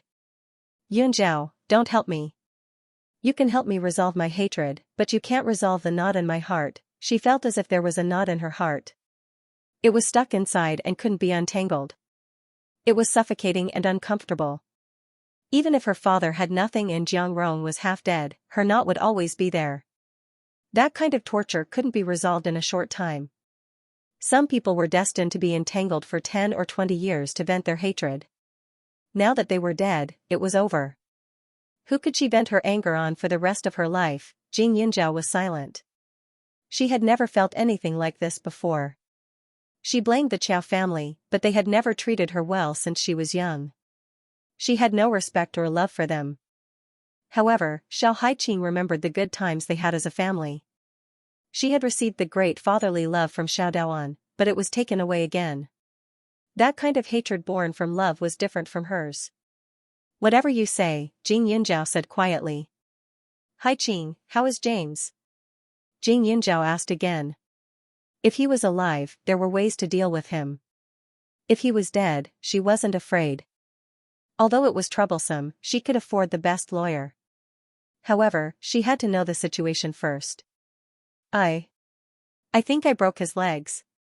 I can't remember. Anyway, he should have fainted. Xiao Haiqing rubbed her head. She couldn't remember the occasional scene. She only knew that her head was very heavy at that time. Her mind was only thinking about the 5 million. She was a little dazed. There was someone on top of her. The smell made her feel disgusted. He wanted to tear off her clothes, then, she tried to resist, but the other party's actions were much rougher. She used all her strength to kick him away, but she was afraid that she would faint, so she forced herself to pinch her arm. After feeling the pain, she felt much better. Later on, Xiao Haiqing tried hard to recall. She remembered that Jing Yunjiao had taught her the acupuncture points that could temporarily paralyze the body. After the man could no longer move, she seemed to have gone crazy. She found a stick in the room and kept hitting his legs. She couldn't remember how many times she had smashed the door. She was afraid that the man would chase after her when she tried to escape. She recalled the dream she had yesterday and was afraid that the man would be the same as in her dream. No matter how hard she tried, she wouldn't be able to escape. Therefore, she used a lot of strength. Oh right, there seemed to be a camera in the house. She smashed it too. Xiao Haiqing hugged her arms tightly. Yunjiao, you'd better not drink in the future. Jing Yunjiao was stunned. Why? He asked. If you drink, you should be scarier than me, right? Xiao Haiqing said faintly. Alcohol was really a burden. Fortunately, she had a high alcohol tolerance.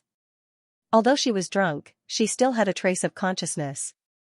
If she was drunk like a dead pig, she would probably despise herself for the rest of her life. Moreover, at the moment when she hit, all her thoughts were in a mess. At that moment, she felt as if she had gone crazy. She only wanted to make that man unable to stand up and catch up with her. She was impulsive and confused, like a beast without a sense of self. Thinking back to that feeling, it was too scary. Jing Yunjiao heaved a sigh of relief. She was wobbly, but her thoughts were clear. It seemed like she had recovered a lot. Haiqing, rest well. I'll stay here with you tonight, Jing Yunjiao comforted her. The room gave off a warm and old-fashioned atmosphere that made people feel more relaxed. Xiao Haiqing nodded and lay on the bed. Her head felt as if it weighed 1,000 pounds. It was very dull. Although she was extremely sleepy, when she closed her eyes, her mind was filled with the scene that had just happened and the dream from last night. It was as if they were connected together, making her unable to fall asleep. Her eyes were tightly shut, but her brows didn't relax for even a moment. Jing Yunjiao sat by the bed and found some medicinal powder to clean her wound. The wound was long and thin, and the claw print was very frightening. There were even remnants of blood under the fingernails on the other hand, looking very frightening. Jing Yunjiao cleaned it up bit by bit, and a trace of sadness flashed across his eyes. Xiao Haiqing's forehead was covered in sweat. Even in her sleep, her fists were tightly clenched. She was probably having a nightmare. Jing Yunjiao took out a few more silver needles and inserted them into her wound to calm her mind and help her sleep. After her breathing stabilized, Jing Yunjiao asked Pak Yuan about the situation in Serene City. Although she broke into the He family's house and Xiao Haiqing seemed to have caused serious injuries to James, the two families didn't call the police. However, it was understandable. Once they called the police would investigate carefully. When the time came, they would naturally find out that Xianxia and James had colluded to make a request to Xiao Daoan. If this spread out, it wouldn't be good for the He families and James's reputation. Moreover, Xiao Haiqing was drunk at the time, and she was ruthless because she resisted. Xianxia and James were very clear about this. However, the He family's mother and daughter, as well as James, were sent to the hospital. The specific situation wasn't clear for now. Jing Yunjiao wasn't in a hurry to ask and stayed in the room for the night. The next day, before dawn, the three of them were woken up by a knock on the door. When they opened the door, they saw Xiao Daoan's travel-worn appearance. He was obviously stunned when he saw the three of them, and a trace of awkwardness flashed across his face. "Where's Haiqing?" Xiao Daoan looked into the room and asked. Xiao Daoan looked a little disheveled. His hair was messy, and his suit was a little wrinkled. He reeked of smoke, and he probably hadn't cleaned his stubble this morning. He looked like a middle-aged man in dire straits. Jing Yunjiao glanced at him and remembered what Xiao Haiqing had said last night. She hoped that this father of hers would live well. In fact, she just wanted to use her own way to take revenge, right? Since that was the case, she would not get involved. However, that did not mean that she would serve Xiao Daoan nicely when she saw him. "May I ask why Mr. Xiao is here?" Jing Yunjiao asked, even though he already knew the answer. His expression was cold and sarcastic. Xiao Daoan frowned. "Miss Jing. Miss Jing, how is Haiqing now? Why didn't you call her last night to ask how she was doing? Running over here so early in the morning, I think you don't have good intentions." Suchu immediately said angrily. She had never seen such a shameless father. For the sake of business, he gave his daughter away, yet he still pretended that he cared about her. It was simply trying to pretend to be chaste after being a asterisk. Mr. Xiao, you know better than anyone what your daughter went through last night. I hope you can scram far away now and not disturb her rest, Jing Yunjiao said coldly. Last night, Xiao Haiqing slept very late and had nightmares for a long time. She had to perform acupuncture on her several times before she could sleep peacefully. Coupled with the effects of alcohol, she would sleep until the sun was high in the sky. Right now, it was only dawn. Xiao Daoan's expression was ugly. He looked at Jing Yunjiao helplessly and pleadingly. "Miss Jing, you're Haiqing's classmate. You should know what she did last night, right? Mr. James is hospitalized. The bones in his legs are completely shattered. No matter how good medicine is, it won't be able to recover. Haiqing did it." Xiao Daoan was trembling with anger. "I really don't know what sin I committed to give birth to such a daughter. I know I let her down and sent her to the hospital yesterday, but no matter how big the grudge is, she can't do such a thing, right? You didn't see it. Mr. James's legs are a bloody mess. It's so painful." Xiao Daoan's heart trembled. He couldn't believe that his daughter would do such a thing. He received a call from Miss He in the middle of the night and found out that Miss He and Mr. James were hospitalized. He hurried over to take a look. Although Miss He and Mrs. He were shocked, they didn't have any physical problems. Mr. James, on the other hand, was in a terrible state. He would probably have to rely on a wheelchair for the rest of his life and would never be able to stand up again. It didn't matter how Mr. James was, but the problem was that his daughter did it. It was already a great blessing that the other party didn't call the police. If his daughter didn't apologize now, would he still have the rest of his life? Who knew when Mr. James would take revenge on him and ruin his life? "Mr. Xiao, you only know how to blame Haiqing, but this is actually your own fault, right? You sold your own daughter for 5 million. You're really something. I don't care how Mr. James is now, and I don't care about your future. I only know that Haiqing doesn't want to see you. If you don't leave, don't blame me for using violence," Jing Yunjiao said. "She knows?" Xiao Daoan was shocked. Haiqing was clearly sleeping soundly on the sofa when he received the $5 million. Jiang Rong saw her husband in a daze and quickly shouted, "Haiqing! Haiqing, are you inside? Come out and help us, okay? If you don't help, your father will really..." "Ah." Jing Yunjiao kicked him out. Jiang Rong clutched her stomach and struggled. Xiao Daoan was so scared that his face turned pale. "Jing Yunjiao, this has nothing to do with you. I'm disciplining my own daughter," Xiao Daoan hurriedly said. However, before he could finish, Xiao Haiqing appeared behind Jing Yunjiao and stared at her father. Xiao Daoan jumped in fright. His daughter's eyes were bloodshot, her hair was messy, and there were some marks on her body. She looked like a ghost that had crawled out from hell, looking extremely terrifying. "Dad, you're here," Xiao Haiqing's hoarse voice traveled over, causing Xiao Daoan to shudder violently. His voice was bone-chilling, causing the hearts of those who heard it to turn cold. It was clearly the same tone as before, but he felt like something had changed. Xiao Daoan's old face tensed up. "Haiqing, Dad knows he's wrong, but you don't know that I was forced to do this. Ever since the Hong family fell, your father has been like a rat crossing the street. My business has plummeted, and no one is willing to help me. If this continues, the company will be finished. Hai Qing, I know it's useless for me to say anything now, but do you think that as a father, my heart doesn't ache? I didn't sleep last night and stayed outside the house for a long time. I wanted to go in and take you away, but I can't afford to offend the He family and Mr. James. Also, if you and Jing Yunjiao hadn't offended them, I wouldn't have been used by them. Xiao Daoan talked non-stop. At first, he looked like he sincerely wanted to admit his mistake, but the more he spoke, the more excuses he used. It was as if everything was Xiao Haiqing's own shamelessness. Jing Yunjiao and the other two couldn't bear to listen anymore. They wanted to stop him, but Xiao Haiqing stopped them. She just looked at him and memorized every word. Dad, what do you need me to do now? Xiao Haiqing's voice was calm. Xiao Daoan was suddenly stunned. He thought his daughter would argue with him and question him righteously, but she didn't. She just calmly asked him what he wanted to do. Her expression made him at a loss for what to do. After being stunned for a while, he said awkwardly, Mr. James didn't call the police. I'll take you to meet him now. Hopefully, we can salvage the situation. If you don't go, then, if James blamed him, the He family would put pressure on him. When the business couldn't go on and was about to go bankrupt, he would sell this house. This house was his daughter's lifeline. Everything here was. He knew this very well. However, before he could finish his threat, Xiao Haiqing said, Okay, let's go. Haiqing. Jing Yunjiao looked at her in surprise.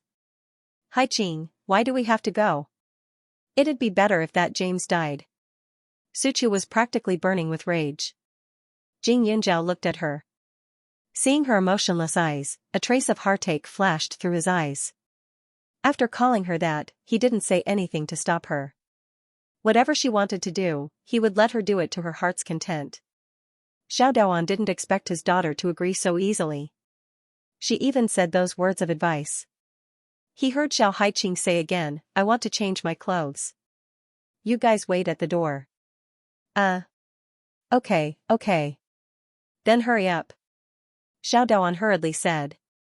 After saying that, Xiao Haiqing closed the door with a bang, almost hitting Xiao Daoan's nose.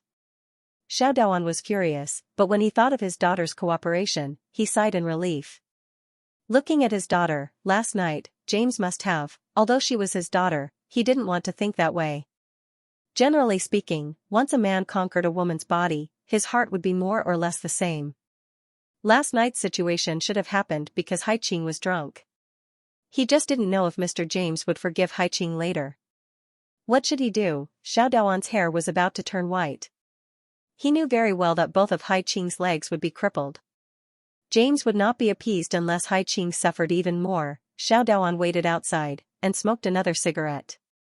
Hubby, why is Haiqing suddenly so sensible? Don't tell me he's trying to escape. Jiang Rong said suspiciously. Let's wait and see. If he doesn't come out in a few minutes, I'll go get him, Xiao Daoan said. Jiang Rui too. At this time, Xiao Haiqing took off yesterday's dirty clothes and went into the bathroom to take a simple shower. She changed into a clean red dress. Haiqing, you really want to go? What if they call them to the police? Won't the police arrest you? Suchu was worried. After all, it was a serious injury. How could the other party let it go so easily? If he went over it this time, wouldn't he be hitting the muzzle of the other party's gun? He had to bear the other party's anger, and it was clearly the other party's fault. This was too sullen. Clearly, if they call the police, he will be charged with attempted rape. Xiao Haiqing changed her clothes and said calmly, How hard did I hit him last night? I don't even remember it myself. I have to go and deepen my memory. After Xiao Haiqing finished speaking, Suchu pursed her lips. She was like a little headless fly that was anxious behind her. She was also a little timid and did not know how to open her mouth. She felt that Xiao Haiqing looked a little scary at this moment. Could it be that she felt that she had been too lenient on her and wanted to fight again? She did not have the same courage as Xiao Haiqing. If it were her, after experiencing such a thing, she would probably hide in the house for 10 days to half a month and not go out to see anyone. She might even lose the courage to continue living. How would she dare to deepen her memory? Moreover, that kind of memory was extremely painful to recall, not to mention seeing the perpetrator with her own eyes. Suchu looked at Xiao Haiqing anxiously. She felt that compared to her and Jing Yunjiao, she was simply too weak. When something happened, she would only cry and be anxious. She could be scared to death. She would usually say brave words, but it was useless. Haiqing, don't go, okay? That James is so bad. If you go, your mood will definitely be worse, Suchu said carefully. Gan Jinchen was a boy, and he did not know how to comfort her when faced with such a situation. However, he agreed with Suchu. After all, Xiao Haiqing was just a girl. There was no need to pretend to be so strong. Some things should be avoided and let go. Everything could start over. One day, the dark clouds would be lifted and the sun would be revealed. Xiao Haiqing turned her head and looked at Suchu. She pinched Suchu's cheek. Among the few of them, Suchu was probably the most relaxed and carefree one, right? Jing Yunjiao was independent and had to face many things. Tang Zihua was the crown prince of the Tang family. Although he was dressed in golden clothes, he had been ill for more than 10 years. In the past, he was in a half-dead state. Moreover, he had to face all kinds of schemes in the Tang family, so he had been hiding in Huaning County and refused to go back. In contrast, Gan Jinchen was much more relaxed, but after all, he was a boy. Grandpa Gan was strict with him and hoped that he could inherit his mantle in the future. Suchu, on the other hand, had harmonious relatives and happy parents. The whole person was like wrapped in honey. There were a lot of friends around her. She had good grades and a good reputation. She lived an easy life, which was enviable to the extreme. Therefore, her point of view on things was often different from hers and Jing Yunjiao's. She and Jing Yunjiao were used to living alone. More or less have a kind of ruthlessness, which Suchu did not have. But I hope she never will. You're hurting me. Suchu rubbed her face innocently. She didn't dare to say anything now. Haiqing was really scary. Her IQ had always been on a completely different level from her cousins. So. No. What if James bullies you? I know I'm useless, but at least I'm a living person. I should be able to increase your power, right? Suchu said anxiously. She felt that Xiao Haiqing and Jing Yunjiao were both strange. This morning, Jing Yunjiao didn't look at her as intimately as before. Whether it was her or her cousin, he seemed to be deliberately avoiding her. Their relationship was getting better and better. Suddenly, they became distant. She really couldn't accept it. Jinchen, you should take Chuchu back. She didn't come home last night. Grandpa Gan and Uncle Su should be worried. Jing Yunjiao also said. Hearing this, Suchu stood there in a daze. Jing Yunjiao's mouth showed a trace of bitterness, and said, Chu, that kind of occasion really doesn't suit you. Suchu looked at her and Xiao Haiqing with disappointment, and slightly lowered her head without saying a word. Gan Jinchen sighed in his heart, alright, you guys pay attention to your safety. If there's anything, you have to tell us. Jing Yunjiao nodded, opened the door, and walked out with Xiao Haiqing. When he opened the door, he saw Xiao Daoan standing a step away from the door, as if he was hesitating whether to push the door open or not. Xiao Haiqing glanced at him as if he didn't see him. Let's go? Xiao Haiqing's voice was slightly raised. Xiao Haiqing's red dress was paired with a short white jacket, covering all the marks on her body. When Xiao Daoan heard this, he hurriedly went to open the car door, looking like a dog's leg. Jing Yunjiao couldn't help but sigh. This person's change was really big. When she first saw Xiao Daoan, he still had the pride of an ambitious person. His every move was mature and steady, like a successful person. However, in just a few months, he had transformed from a successful person to a loser with no confidence. His flattery had been cultivated to the point of perfection. Suchu watched the two get in the car and leave, and curled her lips. Cousin, am I really useless? Suchu muttered. She would only cause trouble. When she encountered those things, she couldn't even help. She didn't have the strength, and she didn't have the ability. I still think I'm quite useless. It was awkward for the whole night. Gan Jinchen sighed and was speechless. Before, he and Tang Zihua were still targeting young Master Li. Now, it seemed that young Master Li was much stronger than the two of them. At the very least, he would be able to protect the three little girls. Unlike now, he could do nothing but watch from the side. But don't think too much about it. From what I see, Yunjiao's shock this time is no less than Hai Qing's. He probably feels that he has implicated his friends. Gan Jingchen continued, you don't know, but the last time you were kidnapped, she looked a little flustered when she saw Grandpa. We've known her for so long, and even when she was cornered by a group of people, she didn't show the slightest bit of fear. But at that time, her eyes were extremely weak, as if she was afraid that Grandpa would blame her and hate her because of you. Was it because they were treating them as family? Was that why they were behaving like this? Suchu raised her head. Then what should we do? Jing Yunjiao obviously wanted to keep a distance from her. The incident that time was indeed quite dangerous, but I think it was actually quite exciting. Suchu scratched her head and said, Cousin, don't tell me you're scared. I really don't think it's a big deal. There will be trouble, but Cousin isn't the only one who brings danger to us. Take the previous incident for example. That Zhong Qing is our relative. If I didn't drag Cousin to the clinic, they wouldn't have run into each other again. Also, the conflict with Zhong Jia's brother was also because of me. How can she think that she was the only one who caused it? Gan Jingchen rolled his eyes. What's the use of telling me this? Go and explain it to her yourself. He still felt that he was quite innocent. He was a guy. Jing Yunjiao actually thought that he was so timid that he would abandon his friends because of an unknown or even something that might not happen? Was he that unloyal? Gan Jingchen and Suchu were disappointed. Seeing that Xiao Haiqing and Jing Yunjiao had left, they didn't stay any longer. They locked the door and went home. However, they couldn't sit still at home. At this time, Jing Yunjiao and Xiao Haiqing were already on the road. Xiao Daoan drove the car. The two of them sat in the back while Jiang Rong sat in the front passenger seat. Jiang Rong wasn't even 30 years old yet. Her skin was still young and delicate. She wore a light green dress today. Her long hair was tied up, and her brows were gentle. She looked virtuous and gentle. She looked at Xiao Haiqing as if she wanted to say something. Just now at the door, Jiang Rong was kicked by Jing Yunjiao. That kick wasn't light, but now Jiang Rong seemed to be fine. She could bear with it. Haiqing, you have to suffer a little. Your father has been working hard for you all these years. Now that he needs your help, you can't be a burden to him. Everything that happened in the past was my fault. As long as you help your father this time, I promise you that I will do whatever you say. Even if you want all of the Xiao family's assets in the future, Junjun and I will give it to you. We don't want a single cent. Jiang Rong said sincerely.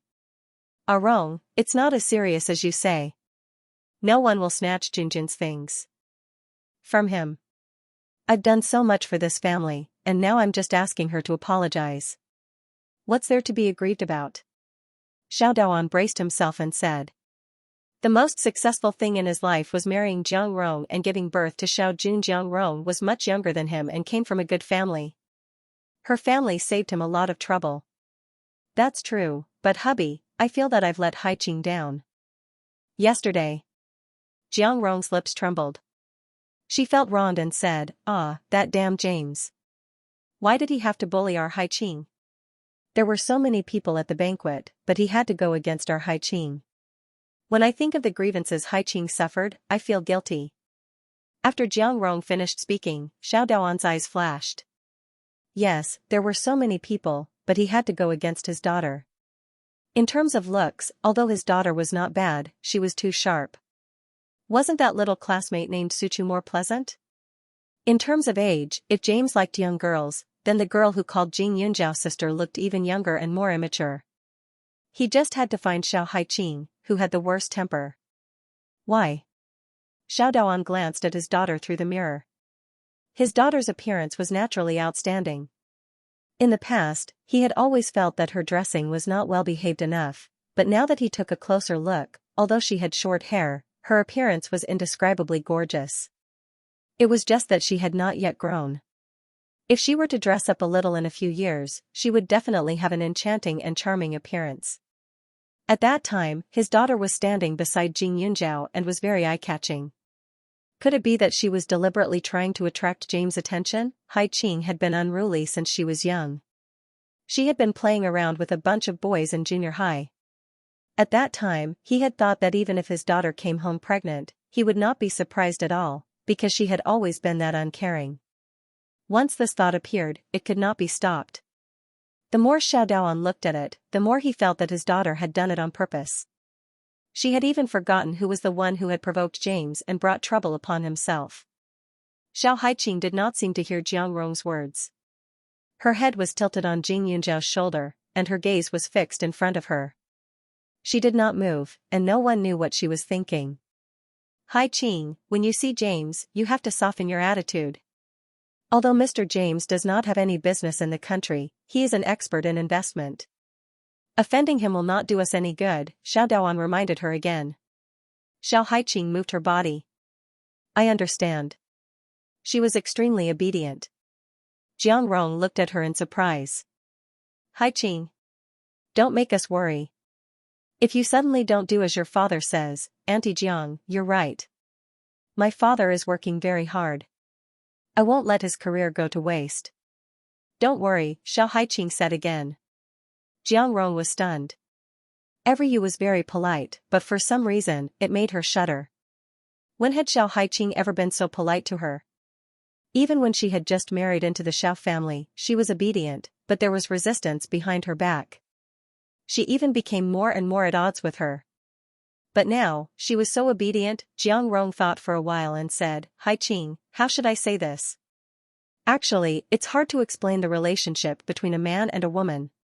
You're an adult now. There's a saying that you should have heard, a day as husband and wife means endless devotion for the rest of your life. Now that the rice has already been cooked, even though our family isn't a traditional family, since it's already like this, we should accept our fate. Don't you think so? She looked at Xiao Haiqing tentatively. Xiao Haiqing's expressionless face slowly curved into a smile. Her voice was gentle. Auntie Jiang, I understand. Jiang Rong's eyes were dazed for a moment. Xiao Haiqing was better off not smiling. She looked like a ghost, gloomy and sinister. Jing Yunjiao didn't ask further. She knew in her heart that Xiao Haiqing couldn't be telling the truth at this time. What was the use of tit for tat? In the past, they couldn't get along, but no matter how much they quarreled, the one who was at a disadvantage was Xiao Haiqing. Not only did she waste her breath, but she also had a stomach full of anger. Dad, a day as husband and wife means endless devotion for the rest of your life. Am I right? Xiao Haiqing suddenly changed the topic. Xiao Daoan's face tightened. Yes, so you just have to be obedient. No wonder Mom still misses Dad. She must be the person who loves you the most in the world, Xiao Haiqing said again. Xiao Daoan was absent-minded for a moment. His deceased wife was naturally a good person. She was docile and sensible. She took care of the housework for him so that he didn't have to worry about anything. She was never noisy and never lost her temper with him. She could endure hardships, however, some people did not have the luck to share their hardships. On the contrary, Jiang Rong was different. She brought good fortune to her husband. Jiang Rong bit her lips and laughed dryly, clenching her fists slightly. Sure enough, Xiao Haiqing did it on purpose. She insisted on mentioning the dead woman and telling her over and over again that she was just a stepmother who had remarried. What a terrible word. Every time she thought of it, she felt aggrieved. She wanted to argue with Xiao Haiqing, but the situation didn't allow her to do so. If they argued too much and Xiao Haiqing got angry again, it would be hard to explain to James. Although her docility made her uncomfortable, it was enough to bring benefits to the Xiao family. Thinking of this, Jiang Rong took a deep breath and revealed a faint smile. She looked at Xiao Haiqing with kindness. On this hot day, the cold wind in the car made people stand up with goosebumps. A few hours later, the four of them arrived in front of the biggest hospital in Ning City. Jing Yunjiao also had a deep impression of this hospital. The doctor who had pretended to be Mrs. He came from here. However, that doctor was exposed. Not only did he lose his job, but he was also scolded badly. James stayed in a private ward on the top floor. The elevator went directly. Once they entered the building, they saw 2 security guards guarding the door. Xiao Daoan fawningly handed a cigarette to the 2 security guards and said politely, "Please tell James that my surname is Xiao, and I'm the father of the girl from last night." The other party glanced at him condescendingly, then turned and walked in. Within a few seconds, he walked out again and pushed Xiao Daoan in. James' legs were wrapped tightly, and Xianxia was sitting in front of the bed with a concerned expression. When she saw Jing Yunjiao, she clearly showed some fear. James's white face twitched as he glared at Xiao Haiqing, full of anger. He raised his hand and threw the fruit Xianxia handed over. That fruit flew toward Xiao Haiqing's face. Jing Yunjiao reached out and caught it, then casually threw it at James' head. In the next moment, James spat out a string of words. His angry expression and ferocious actions directly expressed his current emotions. Jing Yunjiao didn't even need to listen carefully to know that he was cursing at someone. "Mr. James, please calm down. This is all our fault. I brought my daughter here to apologize to you." Xiao Daoan hurriedly said. "You trash, you're dead meat. We made a deal, but you actually couldn't control your own daughter, and now my legs are like this." James chattered on, his anger difficult to extinguish. Xiao Daoan broke out in cold sweat and hurriedly looked at Xianxia. Missy, please persuade Mr. James that this was really an accident. She was too drunk, that's why she became like this. I can guarantee that she will be obedient in the future. No matter what request Mr. James makes, I will do my best to fulfill it. I only hope that you can forgive this mistake." "No. You idiot, I will never forgive you." Xianxia frowned and smoothed out James' anger. "James, it's already like this." James took a deep breath. "You guys go out first. I want to talk to her alone." When Xianxia heard that, she smiled and directly got up to walk out. When she walked in front of Jing Yunjiao, her expression clearly changed. Jing Yunjiao looked at Xiao Haiqing. Seeing that she didn't refuse, he also went out. "Jing Yunjiao, what did you do to us last night? Why can't I find anything?" Xianxia asked. She felt that Jing Yunjiao wouldn't simply give her a few needles for no reason. After all, the pain was very mild, and there wasn't a single drop of blood. But last night, she had someone check all over her body, but they didn't find any problems. She didn't know if it was because she was thinking too much, but she felt a little sore in her back today, but the doctor said she was fine. Jing Yunjiao glanced at her. "Miss He, do you think I'll tell you?" "Jing Yunjiao, don't refuse a toast only to be forced to drink a forfeit. You know martial arts, so I can't do anything to you, but don't forget." Xianxia pointed inside the ward and continued, "What happened to your good friend last night? If I can do the same thing once, I can do it a second time." "What can you do? Beat me up like you did yesterday?" Today, her father had already asked someone to hire bodyguards. These bodyguards were different from those trained by companies. They were trained by martial arts sects, and some of them had genuine martial arts skills. Jing Yunjiao could forget about getting close to her, unless Jing Yunjiao killed her at this very moment. But was that even possible? Xianxia's face was full of confidence, but Jing Yunjiao sneered. "I've already told you that I'm a doctor, but you never believed me. But it doesn't matter, you'll soon believe me. If you don't come and beg me within a week, then I, Jing Yunjiao, will change my surname to yours," Jing Yunjiao said. She looked inside the ward through the glass. James was lying in the room with an unspeakably ugly expression. Xiao Haiqing's back was facing her, so she couldn't see her expression. The building materials of this ward were special compared to other places. The glass was bulletproof, and once the door was closed, she couldn't hear anything inside, even with her excellent hearing. "I beg you? You're crazy." Xianxia snorted. She said she was a doctor? Then she said she was an immortal. But was that possible? She knew that Tang Zihua's health was indeed not good, but the Tang family had a specialized medical team, so there was no need to find a mediocre doctor outside. Even if there was a need to find one, there were plenty of famous doctors. Why did it have to be Jing Yunjiao? In the end, it was Jing Yunjiao who deliberately seduced Tang Zihua. If it wasn't for her, Tang Zihua wouldn't have spoken so coldly to her, and the Tang family wouldn't have barred her from entering. She would still be the most likely person to become the Tang family's granddaughter-in-law, and she would still be the daughter that her father paid the most attention to. She wouldn't be an abandoned child, and James doted on her a lot. To put it bluntly, he was her godfather, but in reality, he was just her bedmate. She even had to think about James in all aspects. This kind of identity made her feel humiliated. And the person in front of her was the source of all her tragedies. Jing Yunzhao looked at her coldly, revealing a mocking smile. She didn't have any other strong points, but her medical skills were good. The more she learned, the more she understood the medicinal herbs and acupuncture points. Coupled with the ancestors' golden needle secret technique, it was enough to make Xianxia feel pain all over her body without being able to find the cause. Seeing Jing Yunzhao's cold and confident eyes, Xianxia felt a little flustered, afraid that Jing Yunzhao would really do something to her. However, when he thought of Xiao Haiqing, he relaxed again. At this moment, James glared at Xiao Haiqing and said angrily, "I want the wine recipe." "Xiao Haiqing, I won't pursue the matter of the injury you've caused to my leg, but you have to get me all the recipes for jade spirit wines." "Mr. James, do you think your threat will work on me? I did hurt your leg, but don't forget what you did last night." Xiao Haiqing said expressionlessly. "Humph. In the words of your Hua nation, you won't shed a tear until you see the coffin.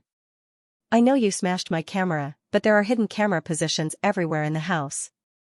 Even if I let you go find them, you won't be able to clean them up. If you don't want to, then don't blame me for releasing your nude photos. I know that the people in your country are very particular about reputation." James continued. His leg was already broken. If he let Xiao Haiqing die, other than venting his anger, there was no other use. He was a businessman. No matter what, he had to protect his greatest interests.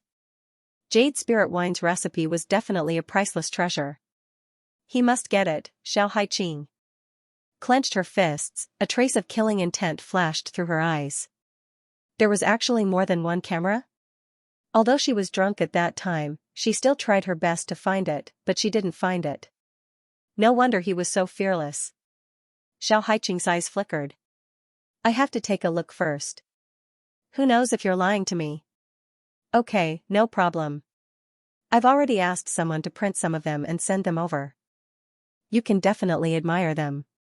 James took out a folder from the drawer and handed it over. Xiao Haiqing took out the things inside and looked at them with a cold expression. These photos were very clear, from when she entered the villa to when she was pinned down by James and exposed to the world. Even if she knew that she had not reached the last step, no one would believe that she was clean just by looking at the photos. Moreover, the other party was very smart. Every photo was taken from the best angle. Some of them looked like she was smiling and accepting them. It was enough to ruin her life. "How about it? Are you willing to make a deal with me now?" James asked again. Xiao Haiqing threw the things on his bed. "I'll think about it. I advise you not to take too long. My patience is limited. If you piss me off, I'll immediately post your photos on the major networks. Then you'll be completely finished," James immediately said. Xiao Haiqing looked at the folder with a complicated expression. Her smile was bleak and determined. "Mr. James, don't you even have this little bit of patience?" Xiao Haiqing asked. "Patience?" James glared at Xiao Haiqing angrily. He was a man with crippled legs. Where did his patience come from for this woman? "By the way, Mr. James, I'm really sorry for breaking your legs. To make up for it, how about I give you a gift?" Xiao Haiqing suddenly smiled. James gritted his teeth. "Don't try to play tricks." "Why would I? I'm very sincere. I know that you came to me only because of my relationship with Jing Yunzhao and my father's too cowardly. To be honest, I already told my father that if he forced me, I would definitely kill you, but he didn't believe me. Rather than saying that this situation was caused by me, it's better to say that it was him," Xiao Haiqing said calmly. "I don't understand what you mean." "You don't need to understand." Xiao Haiqing sneered. "If I do as you say, then you'll accept my gift, right? Since it's a deal, then it should be fair, right?" Both of us suffered losses before. If we're on the same boat, then we should have a common enemy, right? James was stunned. He did not understand Xiao Haiqing's words. But after thinking about it, he could roughly understand part of it. As long as you do as I say, we can turn from enemies to friends. James said again. When he got what he wanted, he would torture this despicable father and his daughter. Xiao Haiqing smiled knowingly. Then you wait.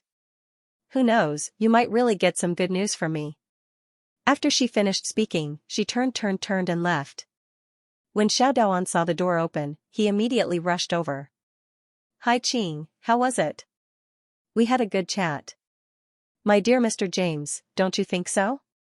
Xiao Haiqing's eyes were bright, and she smiled. Jing Yunjiao felt that her smile was a little evil. James' face stiffened, and he said, I'm a magnanimous person. I won't pursue the evil deeds of you and your daughter for the time being. Xiao Daoan heaved a sigh of relief. He was so worried. But when he looked at Xiao Haiqing, he was a little surprised.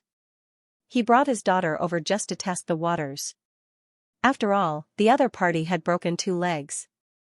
That was a huge matter for a lifetime. How could anyone forgive that easily? Moreover, his daughter had a bad temper. Xiao Daoan relaxed a little.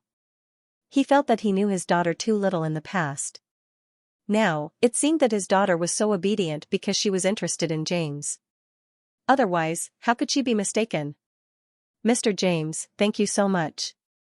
How about this, I'll pay for the treatment. I'll find a way to contact the best doctor for you. You'll definitely be cured. Xiao Daoan said again. James cursed in his heart. This Xiao Daoan's money was cheated from him. At this time, Jing Yunjiao was a little surprised. After thinking about it, he didn't suspect Xiao Haiqing. The only reason James was willing to be on good terms with the Xiao family was because of benefits, and there were only 2 benefits he could get from Xiao Haiqing. It was the Yuling wine. Industry's wine recipe or her. However, although the things they were talking about should be related to her, she believed that Xiao Haiqing wouldn't really scheme against her. It was useless to ask now. At this moment, Xiao Daoan's biggest worry was settled. Xiao Daoan looked at his daughter a little more pleasing to the eye. After coming out of the hospital, he directly brought the 2 of them to an expensive Western restaurant and ordered a table full of delicious food. Xiao Haiqing still went along with him, as if she had let go of yesterday's matter. It was as if she was a different person. Haiqing, you really didn't disappoint Dad. Here's a toast to you. Xiao Daoan said with a smile. Xiao Haiqing clinked glasses with him. She stared at Jiang Rong and said to Jing Yunjiao, Yunjiao, look at my Auntie Jiang. She's really beautiful, gentle, virtuous, and has a standard Asian face. Even Mr. James couldn't help but praise her a little more. Jing Yunjiao also smiled. It's not just Mr. James. Previously, CEO Bai told me that the woman behind Uncle Xiao is really a pity. She's so beautiful and young. Even if she finds a big shot in a corporation, she's more than enough. The 2 of them had been together for so long. Even if they didn't have telepathy, they understood each other. Some words didn't need to be understood to know what the other party meant. Xiao Haiqing was a vengeful person. When faced with someone who hated her to the extreme, she would not praise them for no reason. Since she wanted to praise them, then she would help her. She would just add fuel to the fire. It was just a little effort of talking. Xiao Haiqing's compliments were very considerate, while Jing Yunjiao praised one and belittled another. If it was Xiao Haiqing, Xiao Daoan could still reprimand her, but he couldn't say anything about Jing Yunjiao. Has CEO Bai mentioned our Rong before? Xiao Daoan asked casually, feeling awkward. That's right. Although we call her Auntie Jiang isn't that old, right? She's much younger than Mr. Bai. If Auntie Jiang wasn't married, I think Mr. Bai would have made a move on her. Jing Yunjiao said with certainty. Xiao Daoan turned to look at his wife. She was indeed very young. Although she had given birth to a child, her waist was still very slender, and not a single wrinkle could be seen on her face. Compared to those gorgeously dressed women these days, she looked like a white mist, so gentle that it made people feel comfortable. Jiang Rong panicked. How could these 2 people praise her for no reason? Hubby, do you really believe what they said? I'm already an old woman. People like CEO Bai and Mr. James have many women around them. They have high standards. My appearance is nothing at all. Jiang Rong quickly said. Auntie Jiang, you're belittling yourself. Women like you are the most considerate. Xiao Haiqing pursed her lips and smiled. Her smile dimmed, and her expression was complicated. Auntie Jiang, it was my fault for targeting you in the past. But at that time, I also thought that you were too beautiful. I was afraid that my father would forget about my mother, so I purposely went against you. Jiang Rong was a little anxious. She didn't know what to say about Xiao Haiqing. Dad, you have good taste. Fortunately, I got together with Auntie Jiang early on. Otherwise, I'm afraid my brother wouldn't exist now, Xiao Haiqing said to herself, then leaned back and started cutting the steak in front of her. Jing Yunzhao also smiled. Uncle Xiao is so lucky. Xiao Daoan was a male chauvinist and had some prejudice against women. For example, towards Xiao Haiqing, he had always felt that since she was a girl, she should act like a girl. She should be obedient, sensible, and virtuous. It would be best if she could be like those women in ancient times, obedient and virtuous. His attitude towards his wife wasn't much better. Xiao Haiqing's mother had always been a housewife after she passed away. Xiao Daoan worked outside and had to enjoy the warmth of his wife and daughter when he returned home. Ever since Jiang Rong married him, she had also stayed at home wholeheartedly. Thinking back to the first time she went to the Xiao family, Xiao Daoan was like an emperor, never helping with the housework. He seemed gentle to his own woman, but in reality, he was controlling. Now that she and Xiao Haiqing suddenly praised Jiang Rong, although it made him proud, at the same time, it also made him feel that she didn't follow the rules of a wife. Sure enough, Xiao Daoan looked at Jiang Rong and couldn't help but frown. You've already given birth, so why are you still wearing such a bright dress? It doesn't suit you. Go back and change the color, Xiao Daoan said. Jiang Rong's face stiffened. Her dress was bright? It was just light green. It couldn't be any simpler. Okay, Jiang Rong quickly agreed. She understood her husband. She could only go along with his wishes. If she talked back to him, it would make him even more unhappy. Oh right, Haiqing, go to the hospital more often these days. James needs someone to take care of him at this time, Xiao Daoan said. Xiao Haiqing's lips curled into a mocking smile. No problem, Dad. After the four finished their meal, they went their separate ways. Jing Yunzhao and Xiao Haiqing stayed in the hotel, and the environment wasn't bad. Yunzhao, your wine recipe. After closing the door, Xiao Haiqing thought, then said, can you brew a similar wine? James's request? Jing Yunzhao asked. That's right, but I don't want him to take advantage of me. That's why I want to ask you if you can change the wine recipe and make a wine that tastes similar but has different effects, Xiao Haiqing replied. And she didn't tell him that. If it was something important enough to threaten her, the other party would definitely hide it well. In this aspect, it was impossible for Jing Yunzhao to help her. And if Jing Yunzhao knew that the other party had a fake wine recipe in their hands, for her sake, there was a high possibility that she would take out the real one to exchange. After all, a fake wine recipe would eventually be exposed. But she didn't want the money, even if it was enough to ruin her life. She didn't think too much about her reputation in the future. With her father around, reputation was something that could be discarded at any time. What she wanted now was for the people who harmed her to never be able to recover. But the premise was that Jing Yunzhao could come up with something to replace the real wine recipe. You mean a similar wine recipe that can cause discomfort after drinking it? Jing Yunzhao asked, raising his eyebrows. That's right. Xiao Haiqing was very direct. Jing Yunzhao slightly frowned. If she was James, she would definitely choose to buy the Ocean Food Company after getting the wine recipe and produce the wine with all her strength. Then she would lower the price to compete with Jade Spirit wines. Using a fake wine recipe would definitely cause them to lose miserably, but the problem was that it would definitely cause a huge impact. In other words, there would need to be a lot of consumers who would feel uncomfortable in order to be taken seriously. However, this also meant that this wine recipe would harm innocent people. Using the people to achieve her goal was not a good method and went against her principles. Xiao Haiqing bitterly smiled. Yun Zhao is a bit unscrupulous, right? But this method is the best. If he wants the wine recipe, then we'll give it to him. Otherwise, if today James has crooked thoughts, tomorrow there will be others who will use the same method to obtain benefits from you. Rather than that, it's better to eliminate all future troubles. As long as the plan succeeds, from now on, even if you put the wine recipe in front of others, they might not dare to use it. Of course, the premise is that the fake wine recipe has enough similarities. It's best if they can't find the difference. If it was someone else, she wouldn't think that they would be able to research something that was exactly the same but with different effects. But if this person was Jing Yunzhao, she believed it. Although she hadn't seen her medical skills, she knew that Tang Zihua was cured by her. She also knew that there were many people in Serene City who were her patients. Moreover, she sat at the same table as her. Every day, she saw her writing and drawing on a piece of paper, all of which were all kinds of herbs. Sometimes, she would even tell her what kind of effect the combination of several herbs would have. So she could definitely do it. Jing Yunzhao looked at Xiao Haiqing and thought for a moment before saying, I can make an identical one. The taste is similar to the real wine recipe, but after drinking it, the body will feel hot and uncomfortable. But it won't affect the body's health. If you must use this method, you can use the east wind and add fuel to the fire.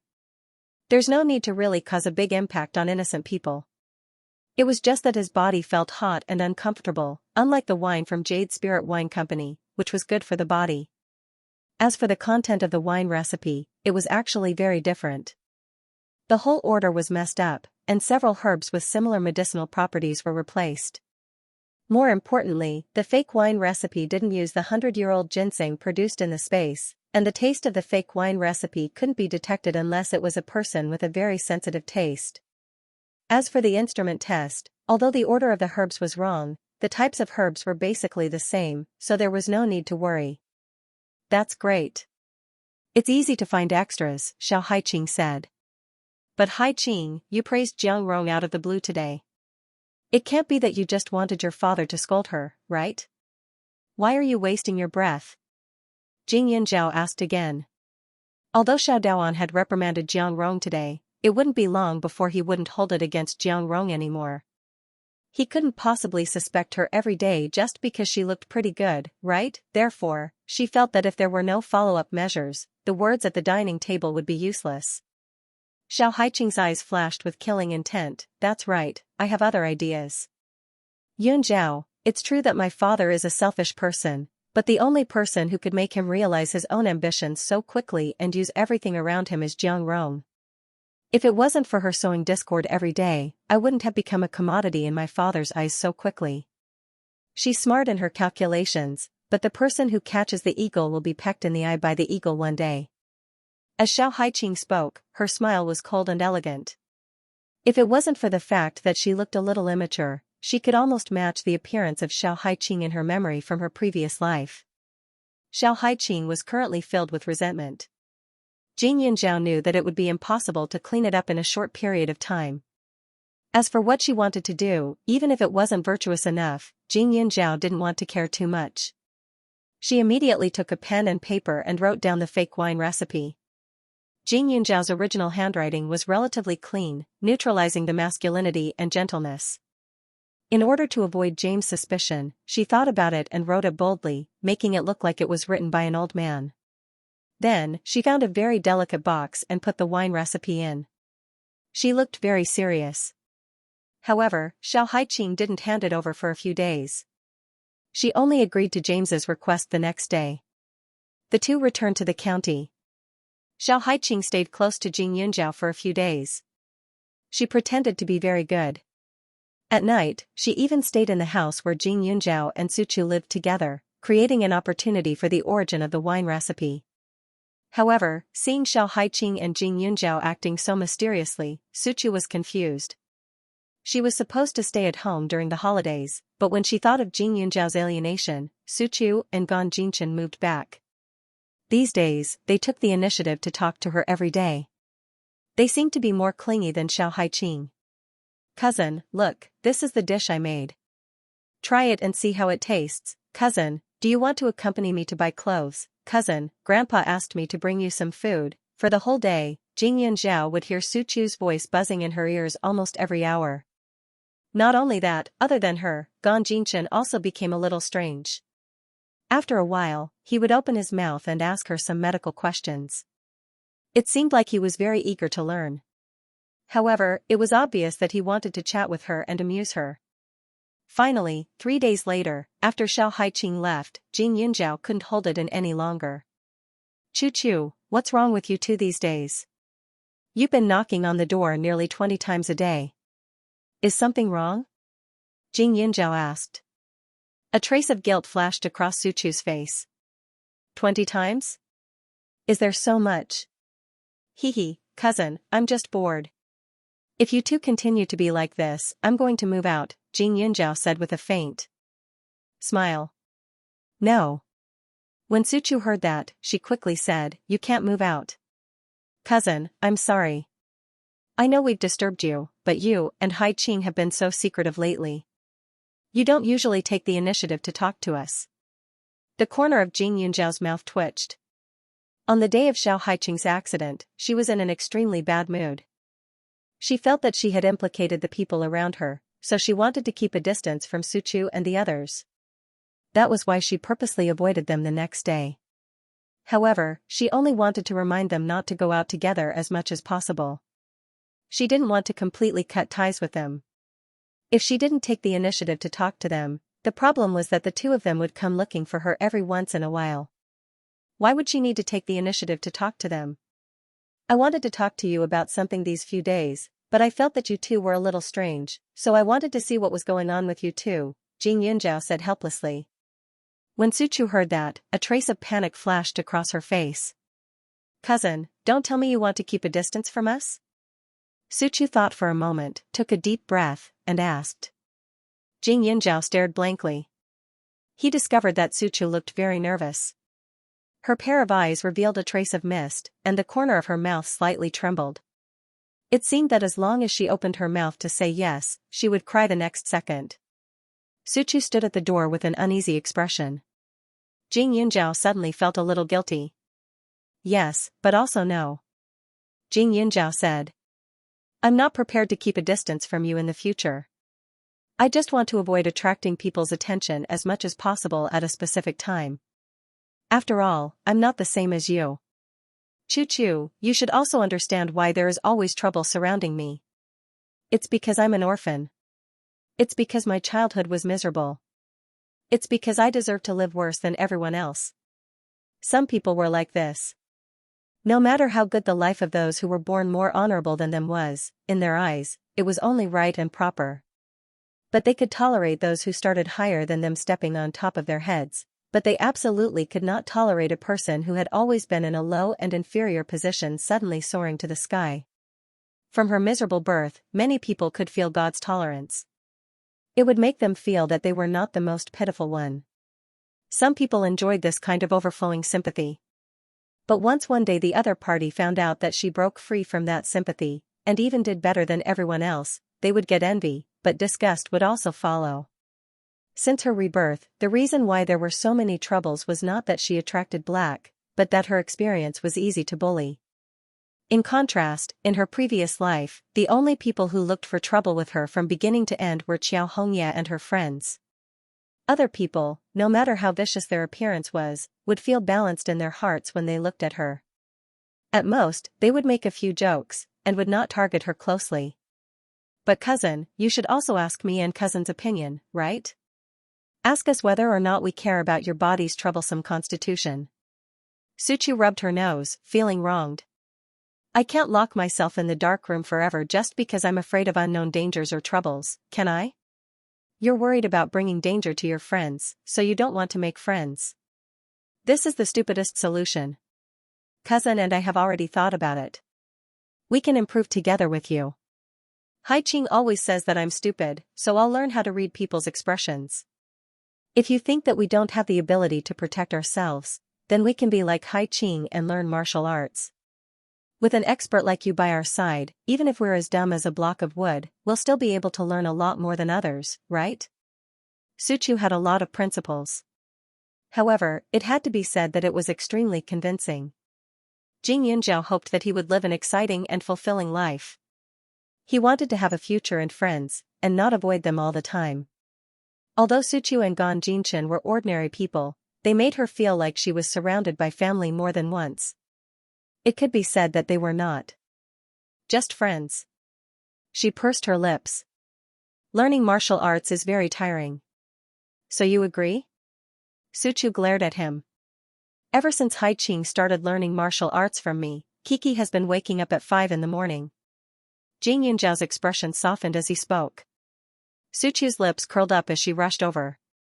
She was extremely happy. Don't be afraid, don't be afraid.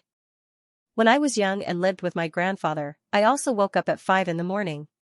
Actually, I've wanted to learn from you for a long time. Who knows, maybe one day I'll be able to fly over roofs and vault over walls. Don't you think so? Jing Yunjiao's mouth twitched. He was speechless.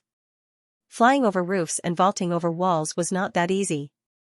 She could be considered as light as a swallow now, but she was still far from the legendary Qin Gong. Moreover, the so-called Qin Gong was not that magical. It was just borrowing some external objects and using internal energy to move. It was impossible to fly for no reason. Suqiu's smile was bright and youthful, which was very infectious. Outside, Gan Jinchen was sitting on the sofa, pretending to be serious, but he was actually eavesdropping. Seeing that Suqiu had achieved her goal, he smiled faintly and went to wash some fruits, brought them over, put them down silently, and turned to leave. Yunjiao, let's start the special training tomorrow. I'll wait for you at the door at 5 o'clock in the morning. Suqiu winked at Jing Yunjiao and smiled slyly. Jing Yunjiao was also amused by Gan Jinchen's act of acting cool. At this moment, Xiao Haiqing had left for Serene City and was in James's ward. Did you bring the things? James frowned. After seeing Xiao Haiqing, his mood changed obviously. There was another person standing next to James. Xiao Haiqing had never seen him in person, but she had seen his photo. However, even if she hadn't investigated him, she could tell from his expectant gaze that he wasn't unfamiliar with her, that this person should be Zhua Haiyang, the owner of the Ocean Food Company, who had provided her with a place to stay. He was also the direct beneficiary of this matter. Xiao Hai glanced at him and the corner of his mouth curled up. This must be Mr. Zhua. You are indeed a successful person, just a little different. After the accident, Jing Yunjiao had investigated this person. He had also read the information. Zhua Haiyang was only 27 or 28 years old this year and became the owner of the company after inheriting his family business. In the past, his company was mainly in the wine business, but the market was not good. His wine was not special enough, and there was no brand effect. He couldn't afford to spend a lot of money to promote it, so the business was getting worse and worse. In the end, he simply changed the business and developed some new products. Although the food was not very popular, it was not bad. The other party was stunned and then smiled. Miss Xiao. I accompanied Mr. James to Mr. Zhua's house before and found that your house was quite clean and warm, but a little lonely. Mr. Zhua, don't you have a wife and children? Xiao Haiqing asked again. His eyes seemed to be bursting with flames, almost swallowing his rationality. However, every second of every day, she would remind herself that she had to be calm and sober in order to live a better life. Only then could she prevent those who bullied her from achieving their goals. I'm not married yet, so, my parents used to live at home, but they've moved abroad, Zhua Haiyang replied. He was a little surprised and even a little confused. Logically speaking, this Xiao Haiqing should be very agitated and hateful to see him, but her expression was calm, and even her tone was very intimate, as if they were old friends who had not seen each other for many years. This attitude was simply too strange. If she was an adult or someone with some experience, he would definitely be more cautious. After all, a person would not show an amiable attitude for no reason. However, she was just a girl. Perhaps she had been captured by Mr. James and was grateful to him. Zhua Haiyang was relaxed, and there was a smile on his face. Xiao Haiqing sneered in her heart. However, Mr. James did not like her change of topic very much. He frowned and said, I don't object if you want to chat, but now I just want to know if you brought what we want. Miss Xiao, I don't want everything you've done before to delay time.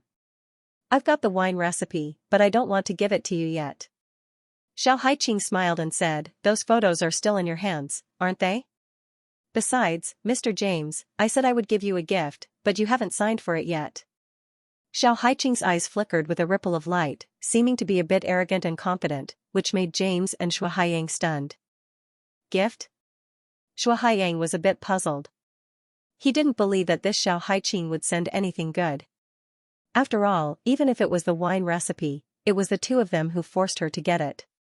Unless she was a fool, otherwise, how could she take the initiative to let them take advantage of her? James frowned even more, his face full of annoyance.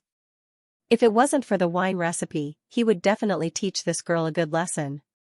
At this time, she was still thinking of stalling for time and even deceiving him. How hateful. It seems that the two of you don't have much patience. Xiao Haiqing chuckled, the wine recipe is in my hands now. If you want it, then you have to promise me two conditions. One is to return the photos to me, and the other is to accept my gift.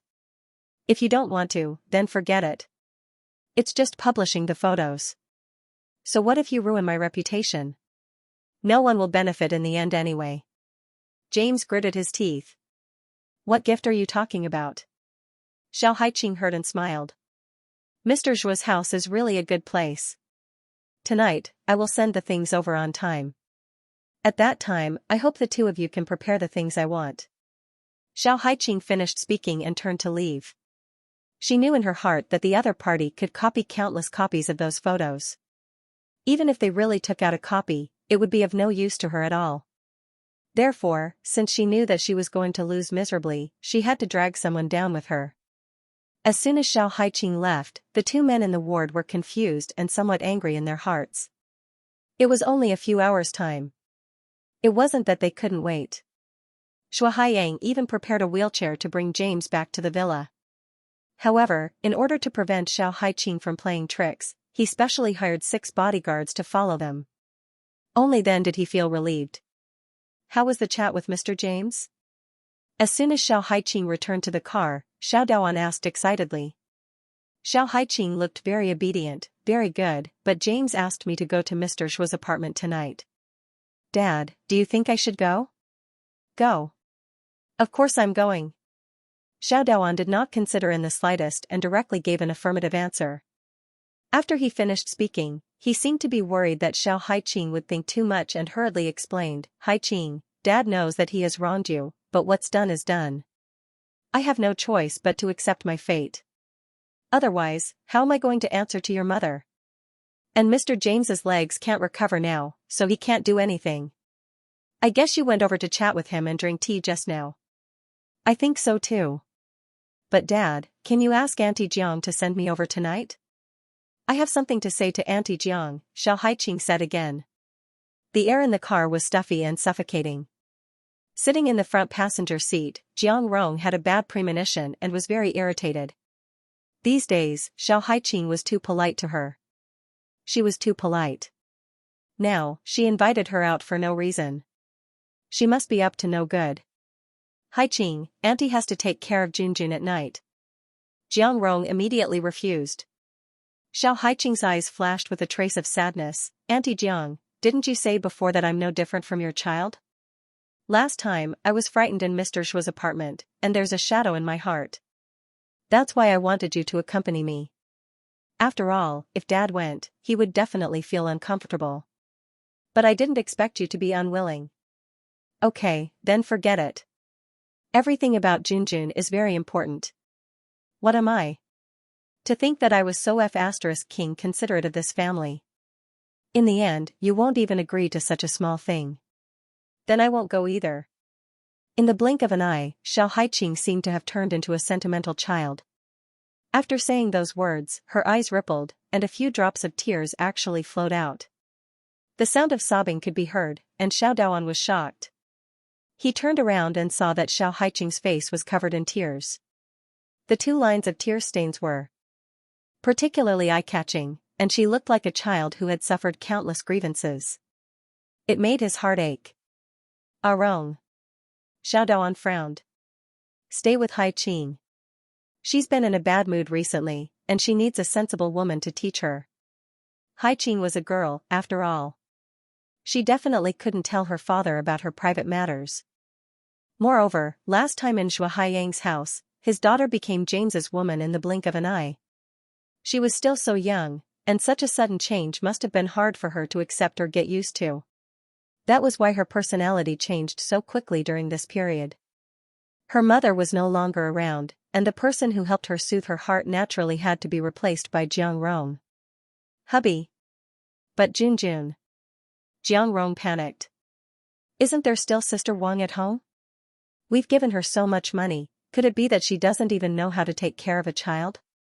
After Xiao Daoan finished speaking, he glanced at the clothes she was wearing. Dress decently. You're wrapped up like a dumpling. Just looking at you can suffocate me to death. Jiang Rong's heart suddenly felt uncomfortable. On such a hot day, she wore long sleeves and trousers, and the color was more dignified and dark. However, this wasn't the style she liked. It was because her husband had complained that the colors she wore were too bright. She was afraid that he would think that she was seducing people, so she specially dressed like an old woman. She didn't expect to be reprimanded again. Yes, Auntie Jiang, your taste in clothes seems to have deteriorated recently. When you were waiting for me downstairs, a nurse even asked me if it was you. It didn't feel like you, as if you were a little older. You don't match my father well, Xiao Haiqing said with red eyes. Her father was also very fickle. After all, after praising Jiang Rong before, he didn't say anything about her clothes anymore. Her father couldn't possibly continue to disagree with Jiang Rong's taste in clothes because of her groundless words. Xiao Daoan cared about his face. After hearing Xiao Haiqing's words, he simply took his wife to a branded clothing store to shop. When they came out, there were a few bags in the car, and even Xiao Haiqing had a share. When she returned home, she saw that Xiao Haiqing's eyelashes were still wet. She said helplessly, "Child, when did you become such a crybaby? When you go to Mr. James' place, you can't be like this." Xiao Haiqing nodded. What of her? She of course. The child, the of a child. She. That, Jiang. Was of I. Of it, of, she of. Of a Jiang was of a. She. She, of. She of her. Of a. Xiao Haiqing walked upstairs with her back facing Xiao Daoan. Where were the tears of grievance in her eyes? A cruel and dazzling smile appeared at the corner of her mouth. Her fingers tapped on the escalator as if she was happy. Compared to Xiao Haiqing, Jiang Rong was extremely irritated. She didn't want to accompany. After thinking about it, she simply pretended to have a stomachache and fell on the bed, showing a pale face. If it was in the past, seeing Jiang Rong so haggard, Xiao Daoan would definitely let her do whatever she wanted. No matter what Xiao Haiqing said, it would be useless. But it was different this time. Xiao Haiqing was dressed especially beautifully. Wearing the new clothes Xiao Daoan bought for her, it was as if she was going to attend an extremely grand ball. Although her figure wasn't hot enough, it wasn't bad either. The temptation index was extremely high. She stood at the door of Jiang Rong's bedroom and looked at the couple. If Auntie doesn't go, I won't go either. Dad, I'm scared. Why don't Dad go with you? Xiao Daoan was a little irritated. He suddenly felt that his daughter seemed a little too weak. She wasn't like this in the past. But no matter how good Dad is, he can't replace Mom's role. Auntie Jiang is different. When I get married in the future, Auntie can give me advice. I'm still thinking of asking her for advice on how to get along with others. After all, Dad, you know that I have a bad temper. I'm afraid I'll accidentally offend Mr. James again. Xiao Haiqing was very patient. It was as if the clothes had eaten a heavy weight and made up their minds. Xiao Daoan was more and more troubled. But he had to admit that if Jiang Rong could give his daughter pointers on the way, he would be much more at ease. He lowered his head and looked at Jiang Rong. Did you eat something bad? Can you hold on for a while? Jiang Rong was troubled. How about this? Find a driver to drive me there and then send Auntie Jiang to the hospital for a checkup. I guarantee that it won't be long before Auntie Jiang is full of energy again, Xiao Haiqing suggested. Before Jiang Rong could say anything, Xiao Daoan nodded. Then let's do that. Jiang Rong was so angry that her face turned red. She did want to refuse, but once she strongly expressed her unwillingness, Xiao Daoan would definitely blame her. Even if Xiao Haiqing really didn't go or cause trouble at James's place, then he could turn around and blame it on her. She was about to vomit to death in her heart. She stared at Xiao Haiqing, wishing she could swallow her into her stomach to vent her resentment. But on the surface, Jiang Rong still had to pretend to be a good stepmother. She got into the car with a gentle and doting expression. Xiao Haiqing smiled and followed closely behind. There was a faint fragrance in the car. Xiao Haiqing was humming along the way, fiddling with a small box in her hand. She was very satisfied. This made Jiang Rong feel even weirder. In the end, she could not help but ask, Haiqing, what are you holding in your hand? Why does it smell so good? This? Xiao Haiqing smiled. Yunjiao gave it to me. Didn't she have the wine recipe? In fact, that wine recipe was left to her by her master, and so is this box of things. It can remove freckles and even smooth out wrinkles on my face. Recently, I have 2 pimples on my face, but they were gone soon after I used it. It's really a treasure. A trace of doubt flashed across Jiang Rong's face. Was there such a powerful thing? Auntie Jiang, have you not been resting well recently? The dark circles under his eyes seemed to be quite serious. Also, the skin around his eyes seemed to be a little loose. Was he too tired? Do you want to try it? Xiao Haiqing asked again. Jiang Rong rubbed her temples, feeling a little absent-minded. Too many things had happened recently. Indeed, she was a little tired. Xiao Haiqing's words flashed across her mind. She only felt light and did not think much about it. She took the small box. Inside the box was a white ointment that smelled very fragrant. Jiang Rong tried to smear some on her face. Even the driver beside her was surprised by her cooperation and obedience. In the past, they were clearly 2 people who were at loggerheads. Now, they were unusually peaceful. It was too strange. However, although it was a little different from usual, the driver was not stupid enough to deliberately pick a fight. After all, if the 2 of them quarreled in the car, he would be the one to suffer. He would even have to explain to Mr. Xiao several times later. It was simply too troublesome. The car sped along, and the fragrance lingered on the tip of his nose.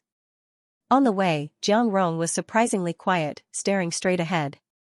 Xiao Haiqing would suddenly say something to her, and every time this happened, Jiang Rong would nod her head in agreement. It was peaceful. When they arrived, the driver glanced at Jiang Rong and said, Madam, I'll drive you now. Since Auntie Jiang is here, it doesn't seem good if we don't go in and greet her. What's more, Auntie Jiang seems to be well now. Xiao Haiqing interrupted the driver and said, Auntie Jiang, your stomach doesn't hurt anymore, right? Jiang Rong nodded in silence. Xiao Haiqing smiled, how about you go in with me? Okay. Jiang Rong pinched her eyebrows and nodded in response. The driver's expression became more and more strange. He felt that Jiang Rong seemed to be a different person. Could it be that Miss had something on her, so she responded to every word she said, but after all, Madam was his employer. He could only listen to whatever she said. When working for others, it was better not to ask too many questions. Otherwise, he would not be able to work long. The driver opened the door for Jiang Rong. After getting out of the car, Xiao Haiqing directly took Jiang Rong's arm and walked into the villa. The driver found a secluded place to stop and waited patiently. He took a few sips of the water that Xiao Haiqing gave him before getting in the car. He exhaled a mouthful of turbid air. As the cool wind blew, he seemed to be much more refreshed than before. At this time, the door was opened. Xiao Haiqing walked in calmly, only to see that all the facilities in the house had not changed. However, as James said before, she couldn't find a single invisible camera in the house. Why is she here? Shuo Haiyang frowned. James was also unhappy. Xiao Haiqing laughed, I said I would give you a gift. Don't tell me you don't even remember this? The gift you mentioned is her? Miss Xiao, I remember that she is your stepmother, right? Shuai Haiyang immediately asked instead of James. You misunderstood. Xiao Haiqing pursed her lips and glanced at Jiang Rong. In fact, Auntie Jiang insisted on coming here. She met Mr. James, and she was deeply attracted by your style. But my father was strict and did not allow her to contact with outsiders, so she could only endure her feelings until now. What do you mean? Don't tell us that she came to Mr. James. I had no choice because of Auntie Jiang's pleas. She threatened me that if I didn't bring her here, she would kick me out of the Xiao family. So after thinking about it, I still felt that I should give Mr. James a surprise. After that, he even turned to look at Jiang Rong and asked, what I said just now was correct, right? Jiang Rong was stunned. Yes, her eyes revealed a little tiredness, but her face was indeed faintly red. Although she was not young, her face was not inferior to that of a young man. She was really tender and charming. Her figure was just right and exquisite. Her clothes revealed a bit of charm. There was also a fragrance on her body, which made people want to smell her carefully. No lustful man would be able to stop a woman's invitation, especially one like James. He had just experienced the shock of having his leg broken, so he felt a little inferior, afraid that he wouldn't have the ability to attract women in the future. However, at this moment, Jiang Rong appeared, looking very shy as she agreed to Xiao Haiqing's words and liked him. Moreover, he had seen that Xiao Daoan before. He had a standard Asian face, was young, and even looked very charming. However, such a man's wife had fallen in love with someone else. Although it was very likely that Xiao Daoan had sold his wife for glory, he still felt that it wasn't the case. After all, a daughter and a wife were different. Even if a daughter was in the palm of his hand, she would get married sooner or later. However, a wife was a private property. Xiao Daoan could sell his daughter, but he definitely wouldn't tolerate his wife being taken by someone else, because that would violate his dignity as a man. That meant that this Jiang Rong was indeed somewhat sincere. Whether it was because of his money or because of his person. I've delivered the gift. Take out the photos first. The wine recipe is in the box in my hand, Xiao Haiqing said again. James nodded. Shuai Haiyang looked at his expression and took out a folder. Inside were some photos and a hard drive. Everything should be inside. Xiao Haiqing glanced at the things inside and pushed the box out. The things are real. If you don't believe me, you can check it carefully after brewing it yourself. After saying that, Xiao Haiqing stood up. A few bodyguards immediately surrounded her. Xiao Haiqing smiled. Mr. James, do you want to do the same thing again? However, if you really do that, I'm afraid it won't be as simple as breaking your leg. Since it's a deal, then it should look like a deal. If you're all lustful, then this beauty that's delivered to your door is enough for you to use. If you have any ideas about me, Xiao Haiqing said as she took out a knife. I know that there are many of you. Even if I have a weapon, I can't do anything. However, if I can't kill you, I can commit suicide. My phone is equipped with a GPS system. My friends will definitely know where I have been and where I have passed by. I'm afraid you won't be able to explain it to the police, Xiao Haiqing said again. When James heard this, he said, what a lunatic.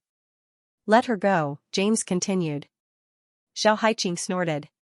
He lifted his feet and walked past Jiang Rong. The corner of his mouth curled up as he reached for her shoulder. He directly used the knife to cut the dress. The beautiful dress instantly fell, revealing her delicate skin. Jiang Rong's face was still red, but she didn't react much. Xiao Haiqing pushed her again, and Jiang Rong immediately knelt in front of James' wheelchair. The angle looked very intimate. Xiao Haiqing smiled with satisfaction. She took out her phone and took a picture. Then, she walked out of the door. She only needed one piece of evidence to destroy Jiang Rong. As for the exact process, it didn't matter. Moreover, there was no need to doubt it at all. James was a pervert. Otherwise, he wouldn't have looked for Xianxia or her. Although Jiang Rong wasn't young enough, she was still very tempting. She could already tell from his eyes just now. As for the reason why Jiang Rong was so cooperative, Xiao Haiqing held the exquisite little box in her hand. She lowered her head and carefully put it away. Then, she walked over to the driver who was waiting in the corner. As soon as he saw Xiao Haiqing, the driver hurried to greet her. But when he found that she was alone, he was stunned. He glanced at the villa and asked in surprise, "Miss, where is Mrs. Jiang?" Xiao Haiqing shook her head and said, "When Auntie Jiang saw Mr. James's leg injury, she felt extremely guilty. Then, she started chatting with Mr. James. The two of them hit it off at first sight. She said that she wanted to stay for dinner. Uncle Lu, I'm worried that she will cheat on my father." "No, no." The driver was dumbfounded. "I was suspicious just now because Auntie Jiang was too cooperative with me along the way. She was unwilling to go out, but she agreed to everything I said on the road. Do you remember? I asked her if Mr. James was a very elegant man, and she nodded and said yes. I'm afraid she fell in love with him," Xiao Haiqing said again. The driver swallowed his saliva and was completely confused. Didn't he send Miss here to chat with the foreigner this time?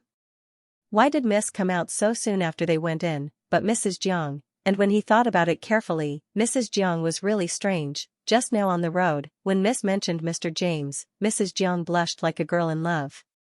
At that time, he thought it was because the car was too hot, but now when he thought about it, it was not the case at all. He was the driver of the Xiao family, and he often heard some private topics, such as the relationship between Miss and James. Although he felt that it was a pity for Miss, he couldn't make any decisions about his employer's family.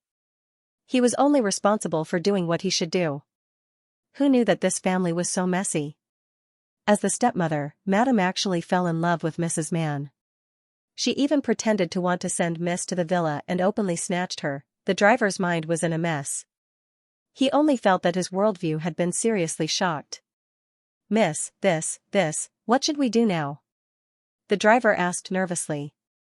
Should he rush in to find someone to prevent things from becoming irreparable, call Mr. Xiao, or pretend that he did not know and let Mrs. Jiang fool around outside? "Uncle Lu, I just wanted to drag Auntie Jiang out by force, but she threatened me.